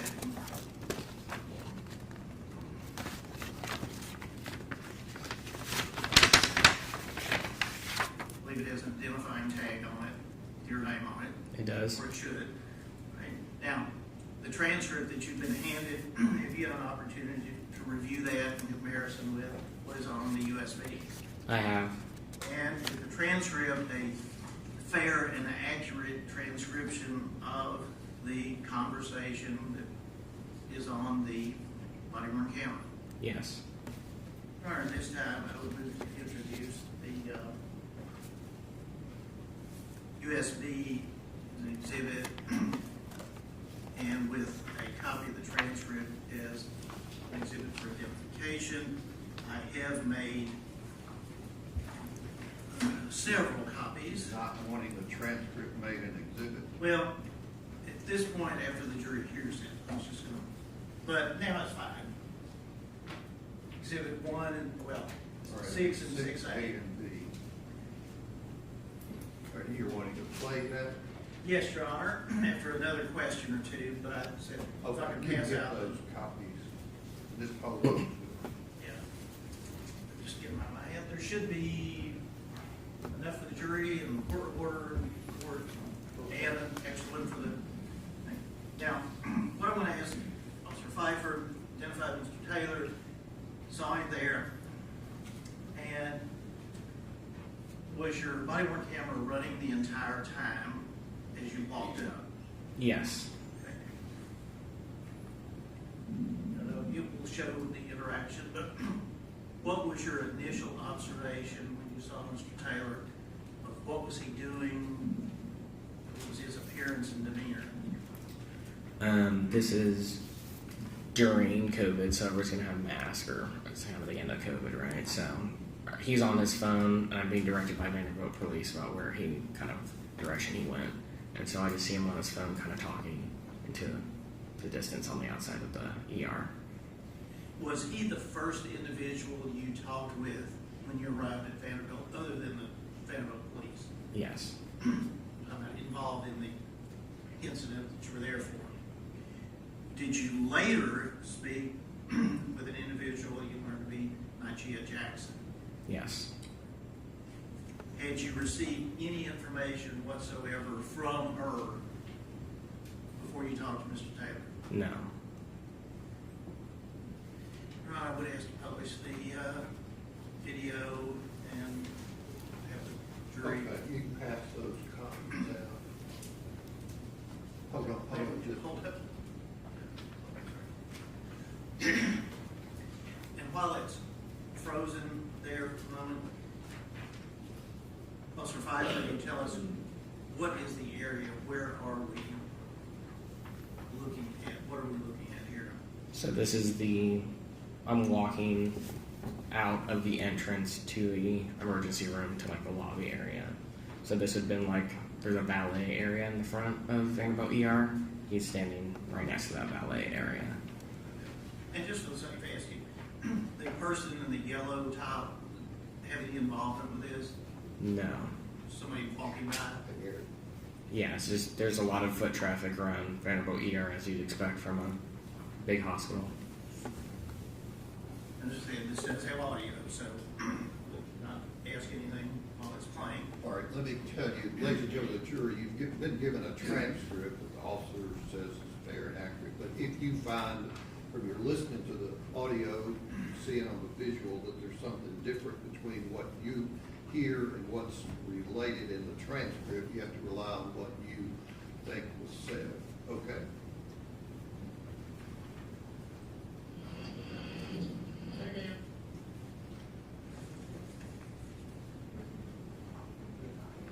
Do we need Mike?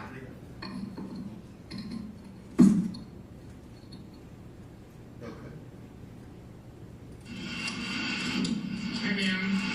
What's happening today?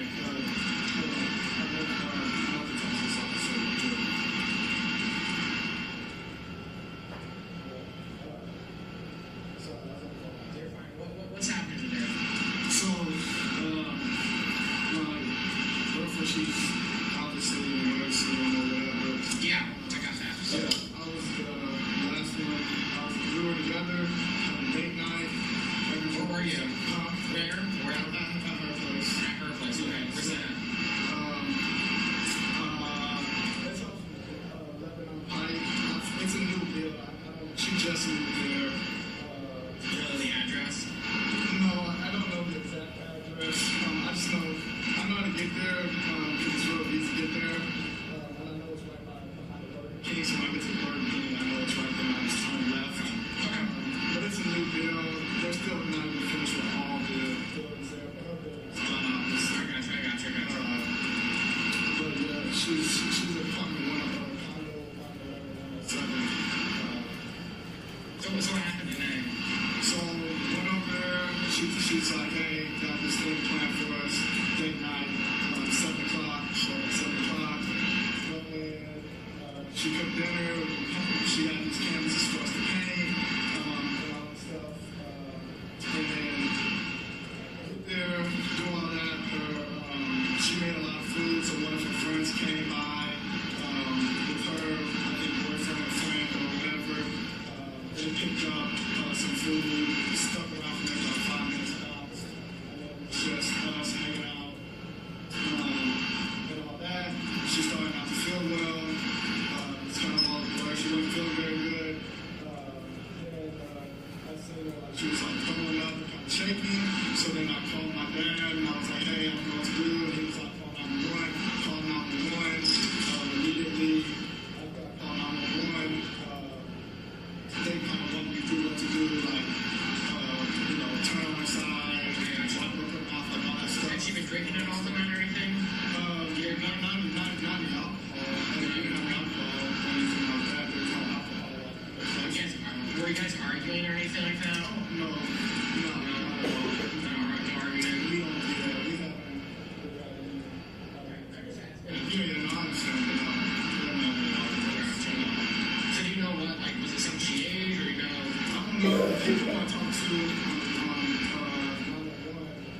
just told me that they thought it was stop motion time to reaction. So they were asking me a lot of medical questions, but I didn't really know. They were asking me to check out the pain, but you know, just allergic to stuff. I don't know. I got that kind of stuff.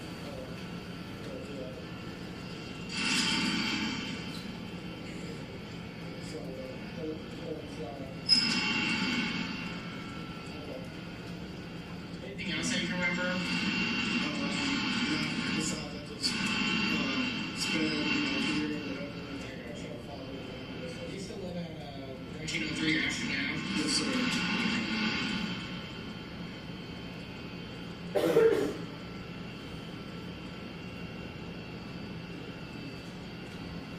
So overall, there's no like violence or anything like that, threat violence, stuff like that. Oh no.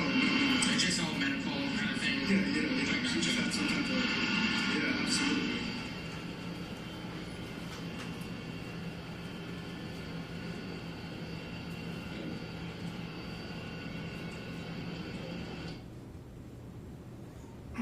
All right, you can pass those transcripts back down this way, ladies.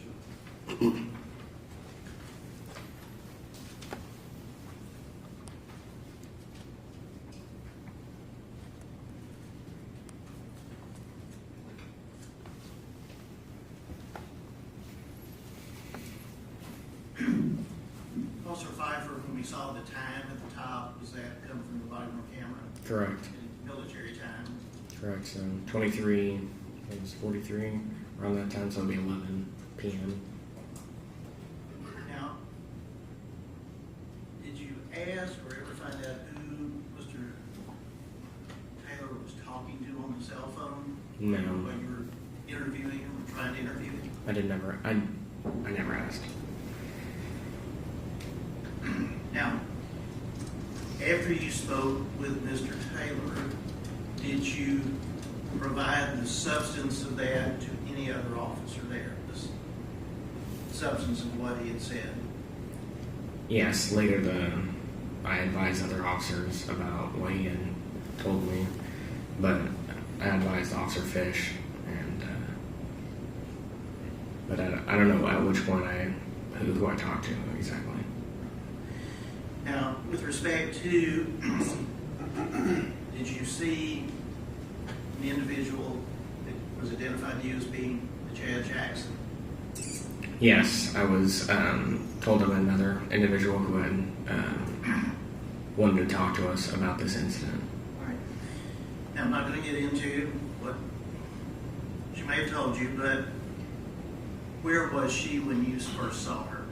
She was also outside in that same area, just a little bit farther off, closer to the street. Drew's obviously seen the video of Mr. Taylor, but what was Ms. Jackson's demeanor or appearance when you initially saw her? She seemed very worried. Was she by herself at that time when you spoke with her? Yes. And the information that she relayed to you, was that then also passed along to other officers? Correct.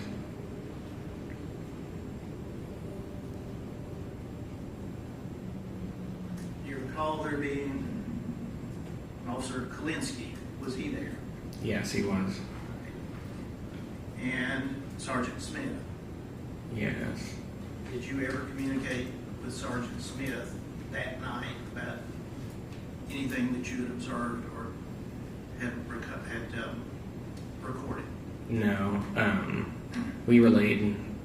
I relayed all my information to the primary officer on the scene, who then relayed it to the detectives. Okay.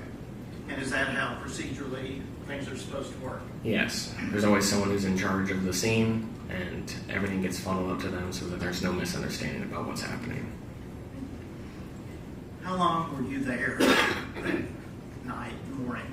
A couple hours. Were you assigned to do any follow-up investigation or duties, responsibilities about this matter? No, that would be outside the scope of patrol.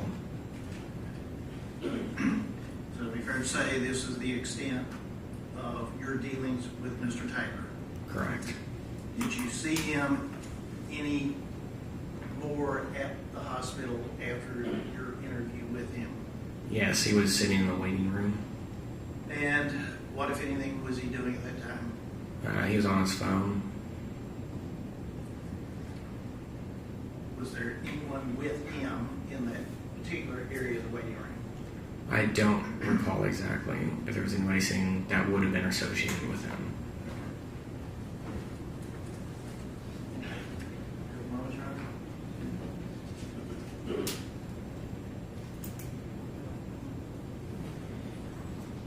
Those are my questions. All right.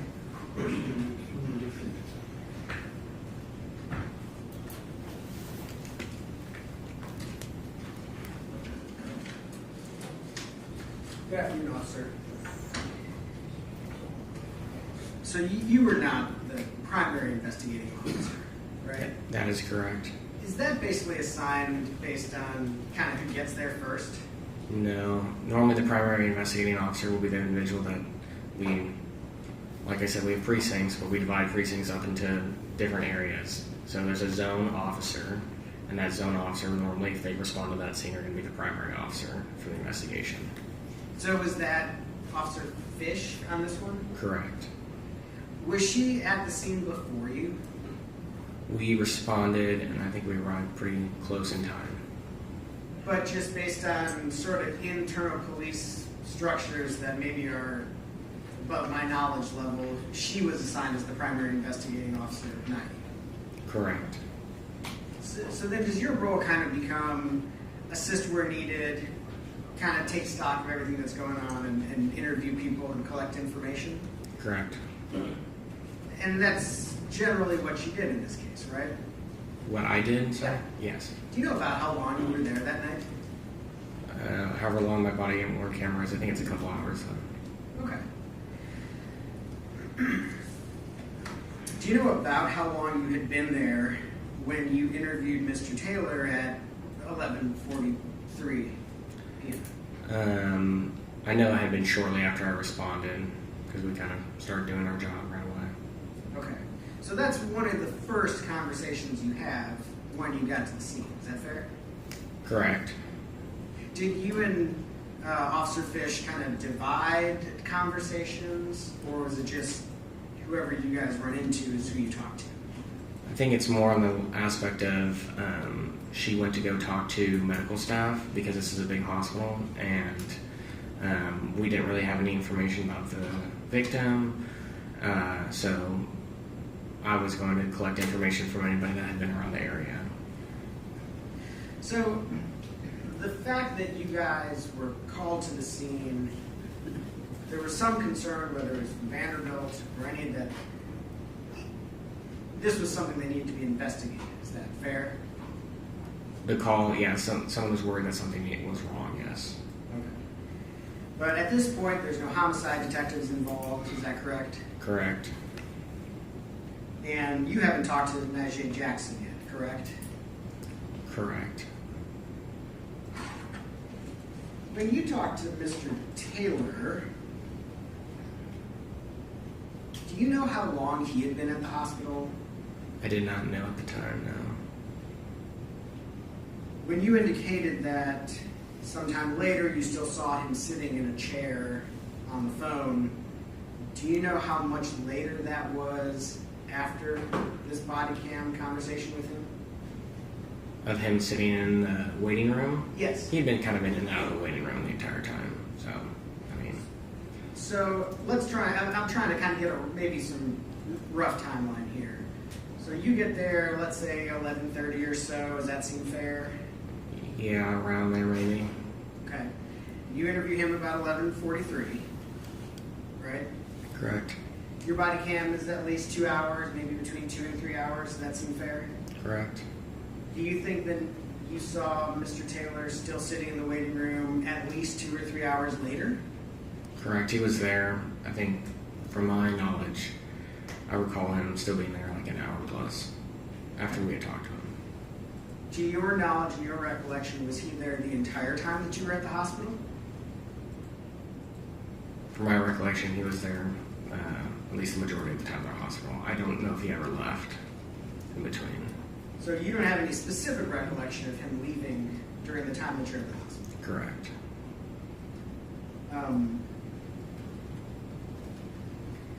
And during that conversation that you had with him, obviously we watched it, right? Right. That's the only conversation you had with him, right? In depth, correct. Maybe there's something brief in passing. Yes, I may have missed some information. How to make sure I had some demographic information if I missed anything. And other than him kind of being on the phone and quickly picking up another phone call, he answers your questions, right? He does. He provides you some information about what happened that night, right? He does. And it's at this time, it's not your responsibility to do like a full interrogation of anybody, is it? No, we do preliminary statements about what's happening and kind of figure out what the general idea of the scene is. Yeah, just kind of getting the lay of the land, right? Correct. Figuring out who the players are, right? Correct. Kind of knowing what everybody's saying happened, right? Correct. Just very brief, right? Mm-hmm. It's intended to be brief, is that correct? I mean, unless more information is coming up from previous stuff, we may ask more specific questions, but normally there's a follow-up, and we'll follow up if there's more questions to be had at the time. But sometimes we leave that for detectives because they are the ones that have the ability and means to follow up at a larger extent. Okay, that's fair. But this interview with Mr. Taylor, this was just the initial interview, right? Correct. You hadn't gotten to any kind of follow-up interview or questioning, right? Correct. So it's kind of almost intentionally brief. Is that fair? I wouldn't say that I'm intentionally making it a brief conversation. I would say that I'm making it as long as it needs to be. Okay. But I guess maybe what I'm just trying to understand, just maybe for myself and for the jury, is it wasn't unusually brief. Is that fair? I mean, he gave me the information that he had at the time. There wasn't really much specifics to what he gave them. Okay. During that conversation, he does note at one time that it's kind of a blur. Is that right? He does say that. He does refer to Ms. Benning as his girlfriend, right? Correct. He does indicate that during the 911 call, they asked if it might be allergic reaction. Is that right? Correct.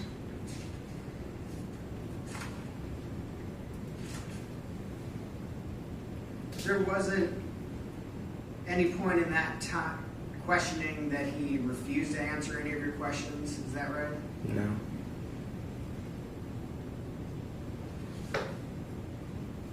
At some point in time during your time at the hospital, did you interact with a social worker? I don't recall if I ever interacted with a social worker.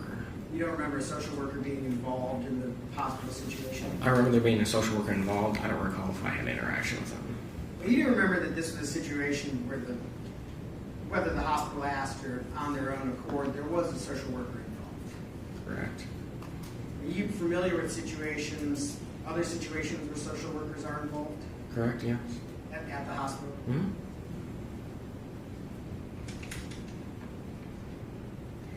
So you've been an officer for 4 years now? A little over 4, yep. It sounds like you have sort of a variety of things that you're involved with in the police department. Yes. And is it fair to say you respond to, at this point in your career, a pretty large number of calls? At the point I am at now, or the point that I was at? Now. Yes. Some calls involve medical emergencies. Yes. Some calls involve various allegations of criminal conduct. Yes. Some calls involve injuries or death. Is that right? Yep. So you responded to a kind of wide variety of situations where the police might be involved. Yes. In your experience, do all people in those situations, friends, family, whoever, witnesses, do they all react to situations that you're responding to in the same kind of way? No. And obviously, I'm not asking you to describe all the different reactions, but can you often predict how a friend or family or loved one or even a witness is going to react to the situation where police is involved? No, I can't predict how someone's going to react to a situation.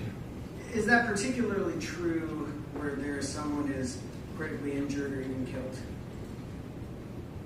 Yes, but a lot of times people will be pretty direct with you if they want to talk to you.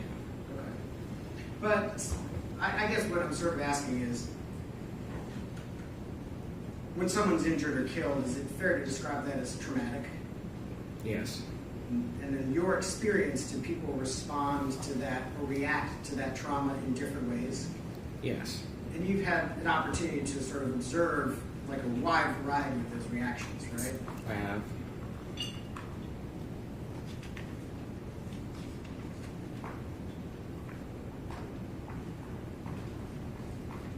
And you've never interacted with Mr. Taylor before, right?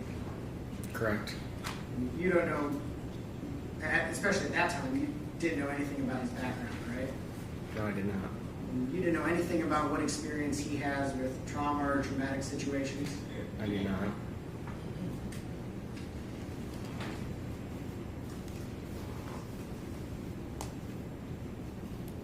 So your job in this case was really just collecting information, right? Correct. You weren't reaching any conclusions or anything like that, right? No, that would be up to the detective. Just one second. That's all, Your Honor. Thank you. You need to read your record. No, Your Honor. Thank you. Who's the next one? Jared Kalinsky.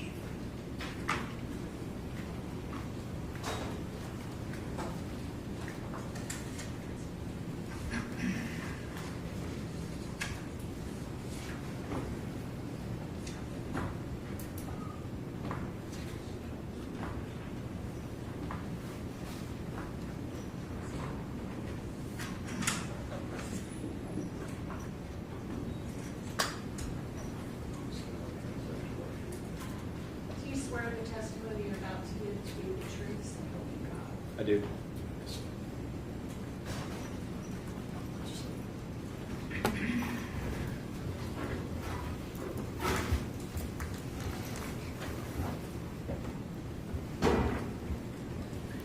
Sir, could you please tell us your name and spell your first and last name for us? I'm Officer Jared Kalinsky. First name's Jerrod. Last name Kalinsky, Kalinsky. And for whom are you an officer? I'm an officer for the Metropolitan Nashville Police Department. How long have you been so employed? I've been employed since August of 2020. What are your current duties with the police department? I'm currently a field training officer, still working in the patrol capacity.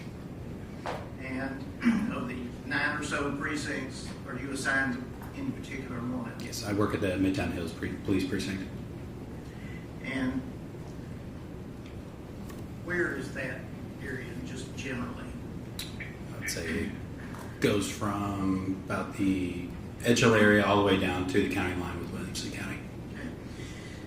Back in February of 2023, also Metropolitan Nashville police officer. Yes, sir. What were your duties and responsibilities back then? It was very similar. I was still working in patrol capacity. I was not a field training officer at the time. And what precinct then were you assigned? Yeah, I was still assigned to the Midtown Hills Police Precinct. And with the Midtown Hills Precinct, the late evening of February the 25th and on into the early morning hours of the 26th of 2023, were you dispatched to the Vanderbilt University Medical Center Emergency Department? Yes, I was. Do you recall approximately when you received the call to go there? I recall it was Later in the evening, it was kind of close to the beginning of my shift, closer to 10 or 11 p.m. is when we responded to the hospital. When you say we, did you have a partner that night? Me, myself, Officer Pfeiffer, and Officer Fish. All right. And did the three of you go together? Who arrived first, if you recall? I don't recall exactly who arrived first. I was I believe one of the last officers to arrive on scene, and I met with Officer Pfeiffer.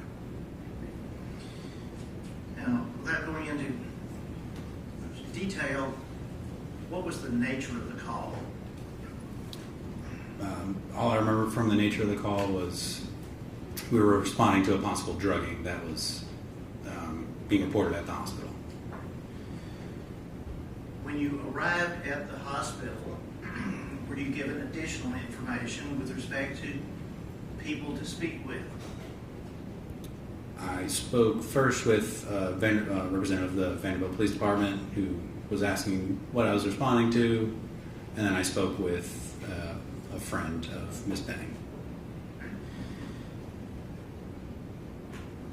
Would that have been the person you later identified as being Najee Jackson? That's correct, yes. Najee. Where was Ms. Jackson when you first encountered her? I believe we were outside of the emergency room, kind of close to ambulance bay. Now, how were you directed to her, or did you call out her name? Just how did it come about that you were? She, after speaking with the Vanderbilt officer, she was kind of approaching us to speak with us about the matter. Do you recall anything about that initial first impression of her appearance, demeanor? She seemed rather upset about kind of what transpired during the events that have happened that night. I asked Officer Pfeiffer about the body-worn camera, but as a patrol officer, you also have body-worn camera. Yes, sir. And is that activated when you're at a scene? Yes. And does it record? Yes, it does. Interactions. And was your interaction with Ms. Jackson recorded on your body-worn camera? It was. And preserved and available? Yes, it was.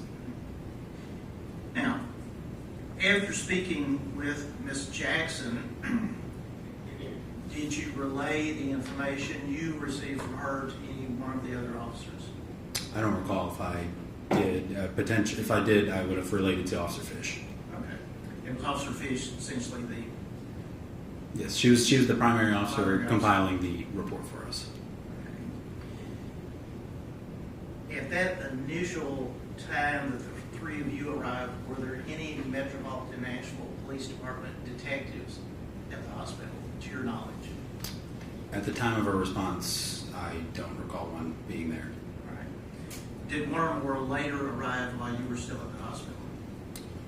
I don't recall if I was still present at the hospital when a detective arrived. I do know that one did respond. And the reason I ask that is, did you ever speak with a detective to relay the information directly to a Metro Police Department detective at the hospital? I don't believe I did. Okay. So Officer Fish was gathering the information. That's correct. After you spoke with Ms. Jackson, did you later encounter an individual you learned to be Mr. Blaise Taylor? I did. And approximately how long after your speaking with Ms. Jackson did that occur? Say it'd be about 5 or so minutes, give or take a little bit of time. You told us about Ms. Jackson approaching you and you're in conversation. Had you seen the person you learned to be Blaise Taylor there before seeing Ms. Jackson? I'm just saying visually. Visually, I did not. Okay. And after this time, you described of talking with Ms. Jackson, where was Mr. Taylor when you first encountered him? Mr. Taylor was still sitting in the waiting room, the emergency room. Okay. And were you directed to him? Yes. Someone pointed him out and said, that's Yes. Blaise Taylor, or words to that effect, correct? Correct. And did you then speak with Mr. Taylor? I did. And was that recorded on your body-worn camera? Yes, that was also audio and visually recorded. And have you had the opportunity to review that? I have. And have you also had the opportunity to review a transcript of the conversation? I have. And, Your Honor, if I could ask that the assistant counsels be passed.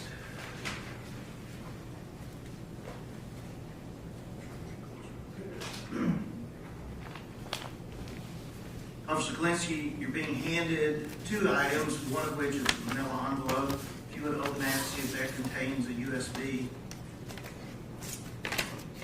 As your deputy. It does. And the transcript that you've been handed, have you had an opportunity to review that? And is that a fair and accurate transcription of what is on the USB recording? It is. Your Honor, I'll attend those as next collective exhibit and ask that it be published. And I have, again, made hopefully enough copies for everyone. Counsel already has theirs.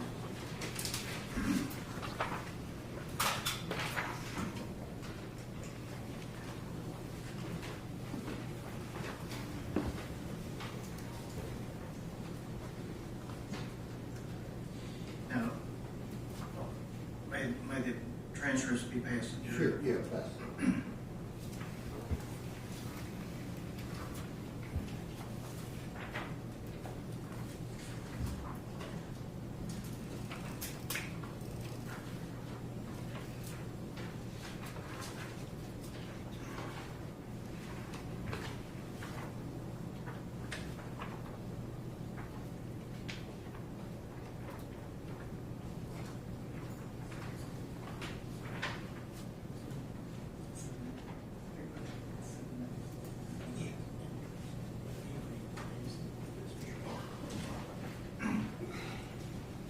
And Your Honor, with course permission, I publish this, but before General Norman hits the, I know Your Honor has something probably to say to the jury about the transcript. Yeah, it's the same instruction, basically. Again, if you find something different from the transcript and what you hear, then rely on what you yourself hear. Officer Kalinsky, while the screen is still frozen, who are we seeing in this screenshot? I believe in this screenshot I see Officer Pfeiffer and Mr. Blaise Taylor. Okay, now, could you identify what he's wearing, who Mr. Taylor is in this? In the screenshot, he's wearing a blue mask around his face with a gray hoodie and white shoes. Okay, and the individual sitting in the chair next to the wall, do you know who that is or was, and whether they had anything to do with this case? As far as I have no idea who that individual is. Okay, did you have any interaction with that individual? No, sir. Okay. And the date and time, military time, what is that? It says February 26, 2023. Looks like it's just after midnight. That'd be 12:01 and 51 seconds a.m. Yes. And Your Honor, if we could play that. Okay. You Blaise? Sure. I want to talk over there. Just curious, I haven't got to talk to you yet. What happened? So she texted me today, wanted to do date night. She didn't tell me exactly what I was going to do. Just like, hey, I'm March at 7, I got some plans for us. Cooked dinner, we ate, we had date night. Friend came over to pick up, she made a bunch of food, so friend came over to pick up some of the food we left.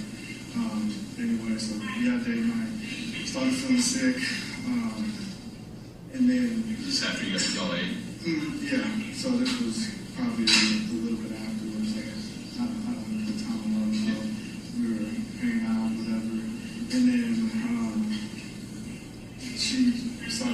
sick. I called my dad. I was like, hey, she's really sick. I'm not really sure what to do. And then he told me to call 911. I called 911. And then literally talked to the EMS people or the paramedics, whoever's on 911. I talked to them, and they were like, hey, you know, do this, turn on the side, all this stuff. And then I had to step out just because I didn't really know the apartment complex was a new apartment. So I ran outside, saw like the name, told them the name to get the address, and the address. But then outside of that, that's really what happened. And ambulance back and all that kind of stuff. It was just like, really, it's kind of just all been like blurred. Yeah, did she say anything to you while she was passing out? Or? Yeah, she was just really, it was just all blurred. She was just saying like she didn't feel good and stuff. And I was just trying to help her, and then I panicked and I didn't know what was going on, so I just called my pops, and I was like, Dad. And then he was like, hang up with me, call 911, and then that's what I did. So she was just like really kind of hectic and kind of blurred. I guess she was pumping and all that stuff, so it's just. And stuff between you two, nothing rocky or anything like that? Things have been good. I mean, I've seen her the last, I think 3 days in a row. I just got back in town, and so I saw her, because what's that, Saturday? So I saw her definitely the last 3 days. The last 3 days in a row, we hung out. So we had a date night tonight. Yesterday, we had Waffle House, a little brunch day or whatever, and then I saw her Thursday as well. So, gotcha. She don't have any medical conditions, you know? Not that I know of. I mean, she's pregnant, but outside of that, like, nothing that I know of. People, when I call 911, they kind of ask me that too. If she had like any allergies or anything around, I didn't know, so I kind of like scrambled to try to look for anyone, but I couldn't really find. I got you. Okay. Well, thanks. Appreciate it. Yeah, you could sit down. All right, thank you.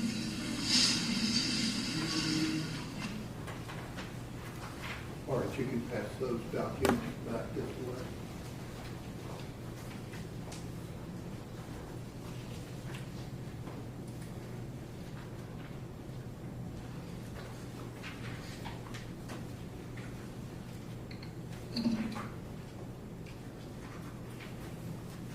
Okay.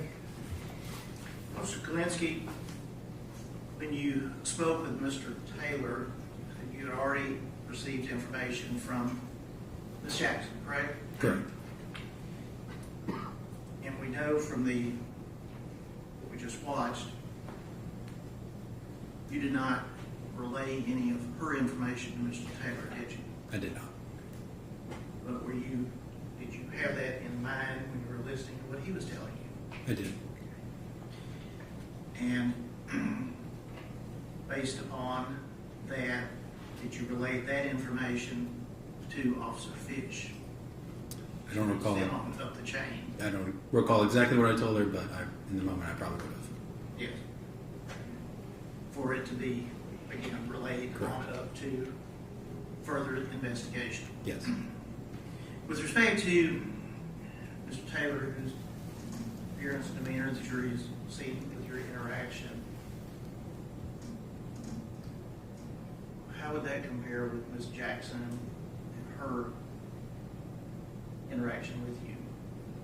Say I wouldn't say exactly opposite, but they were very different. In what way? Miss Jackson was very kind of upset and distraught, and I remember making the remark that Mr. Taylor even seemed a little nervous or even not as upset as Miss Jackson was.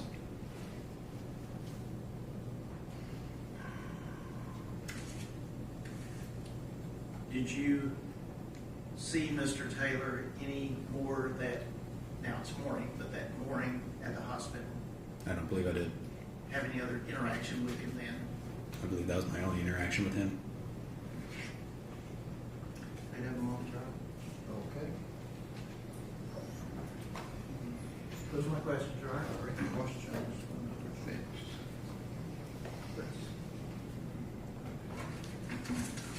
Good afternoon. Good afternoon. I don't want to, but I probably am going to mispronounce your name. Is it Officer Kalinsky? Yes, sir. My name is Ed Jointer. I'm going to be asking you a few questions. If at any time you don't understand, just let me know and I'll try to rephrase. Okay. I want to just try to orientate myself and the jury. Do you know at the time you asked to speak to Mr. Taylor if you spoke to him before your coworker did or after? As far as my knowledge is, I'm one of the people that speaks to him after. Okay. And did he interact with you voluntarily? Yes. Did you have the opportunity to watch the video, correct? Yes, sir. Did you notice that he had like a sticker on his side of his shirt? Did you notice that? Yes. Visitor pass? Mm-hmm. And you spoke to Miss Nigella Jackson that night as well, didn't you? I did. And did you get a chance to review your body cam video of that? Yes, sir. And did she also have on a visitor sticker on her shirt? If I recall, it did not appear she did. Okay. Now, was she alone when you interviewed her? Yes, it was just me and myself and Officer Pfeiffer. Were there anybody that she would have known lingering around her as well? I believe at the tail end, a couple of her friends did approach her at the end of our interview. And both of those friends were females, correct? Correct. And you never encountered a gentleman by the name of Keontae Jones, did you? I did not. And when you approached Mr. Taylor, he did cooperate fully, did he not? He did. No further questions. And redirect. No, Your Honor. Thank you, sir. And one other witness that was here. No, Your Honor. There was, but he left. He was going to be a rather lengthy witness. Okay.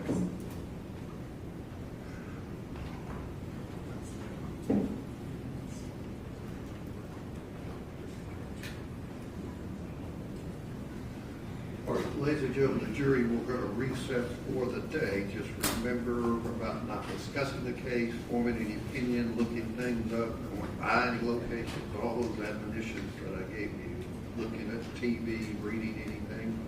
Those of you who are taking notes, you can leave those pads up here in the jury deliberation room. That room will be locked. No one will be looking at your notes. Tomorrow, if you'll report like you did this morning downstairs in the jury assembly room, 8:45, 8:50, we'll get you up here as a group and resume the trial. Thank you very much, and you can step out and report.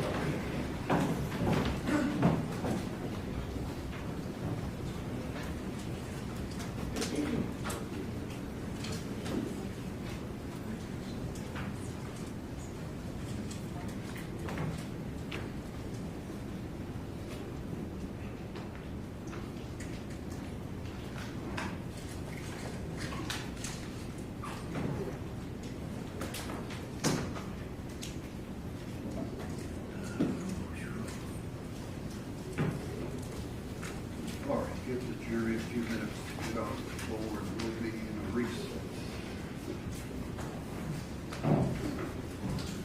Court's in recess to 9 a.m.